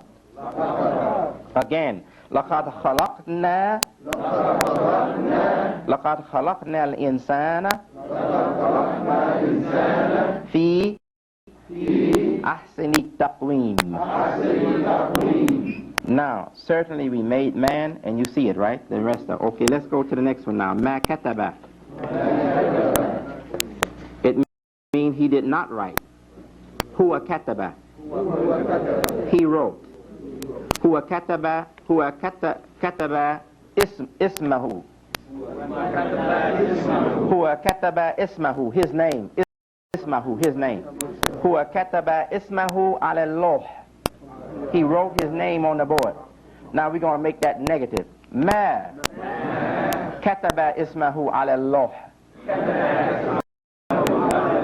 He did not write his name on the board. So you know how to use ma now. So let's go on to the next one. Exercise, right? Conjugate the verbs. قتل, see? قتل, فتح, جمع, ذهب. Now it says, well, we'll do our own exercise, okay? قتل, he wrote. Two of them wrote. قتل. Three wrote. قتلوا. Three or more. قتلوا. Okay, now for feminine. One wrote. She wrote. قتلت. Two wrote. قتلتا. All right. More than many wrote. Sisters wrote. قتلنا. All right. Let's not do any of the rest of them. They all work the same way. Now let's come to. Says, translate into English. We'll try to do this quick, and maybe inshallah we will finish this chapter if you'll give me 5 minutes over the hour time. Okay, we don't want to ever stop until we finish a chapter. At least one chapter every class, okay? All right. Let's follow me in reading the English. Pardon me, first under A. See under A? We already read it. Let's go down to where it says Balagat, see? Single, feminine, form 4. Yes. We're not going to do anything but read what we see, okay? Go to the left, where Nasara. Over to the right, over to your right, Nasara. We begin there. First line. Nasara. Nasarna. Nasarata. Nasarna. دخلوا دخلتم دخلتن دخلت برزت برزت Yes, that's what they want. Okay. Barasti. Maybe barasta. Barasti. All right. Now the next one. Barazata. Jama'a. Jama'a. Tuma. Jama'a Tuma. Okay, now let's come down to translate into English. Over to your right, first line. Qatala. Dawudu. Jaluta. Killed. David. Goliath. David killed Goliath. See, I read it in the literal order, okay? And then we said it right, nice. See? So, killed David Goliath. David killed Goliath. Now let's look at the next one. ذهب موسى إلى الجبل. Went Musa to the mountain. And that's okay. It depends on who's writing, who's talking, right? Went John. Right? Yeah, that's English is okay like that. That's okay. All right. Let's say ذهب راشد إلى الحديقة. Went Rashid to the garden. Rashidun went to the garden. قالتا لا نسقي حتى يصدر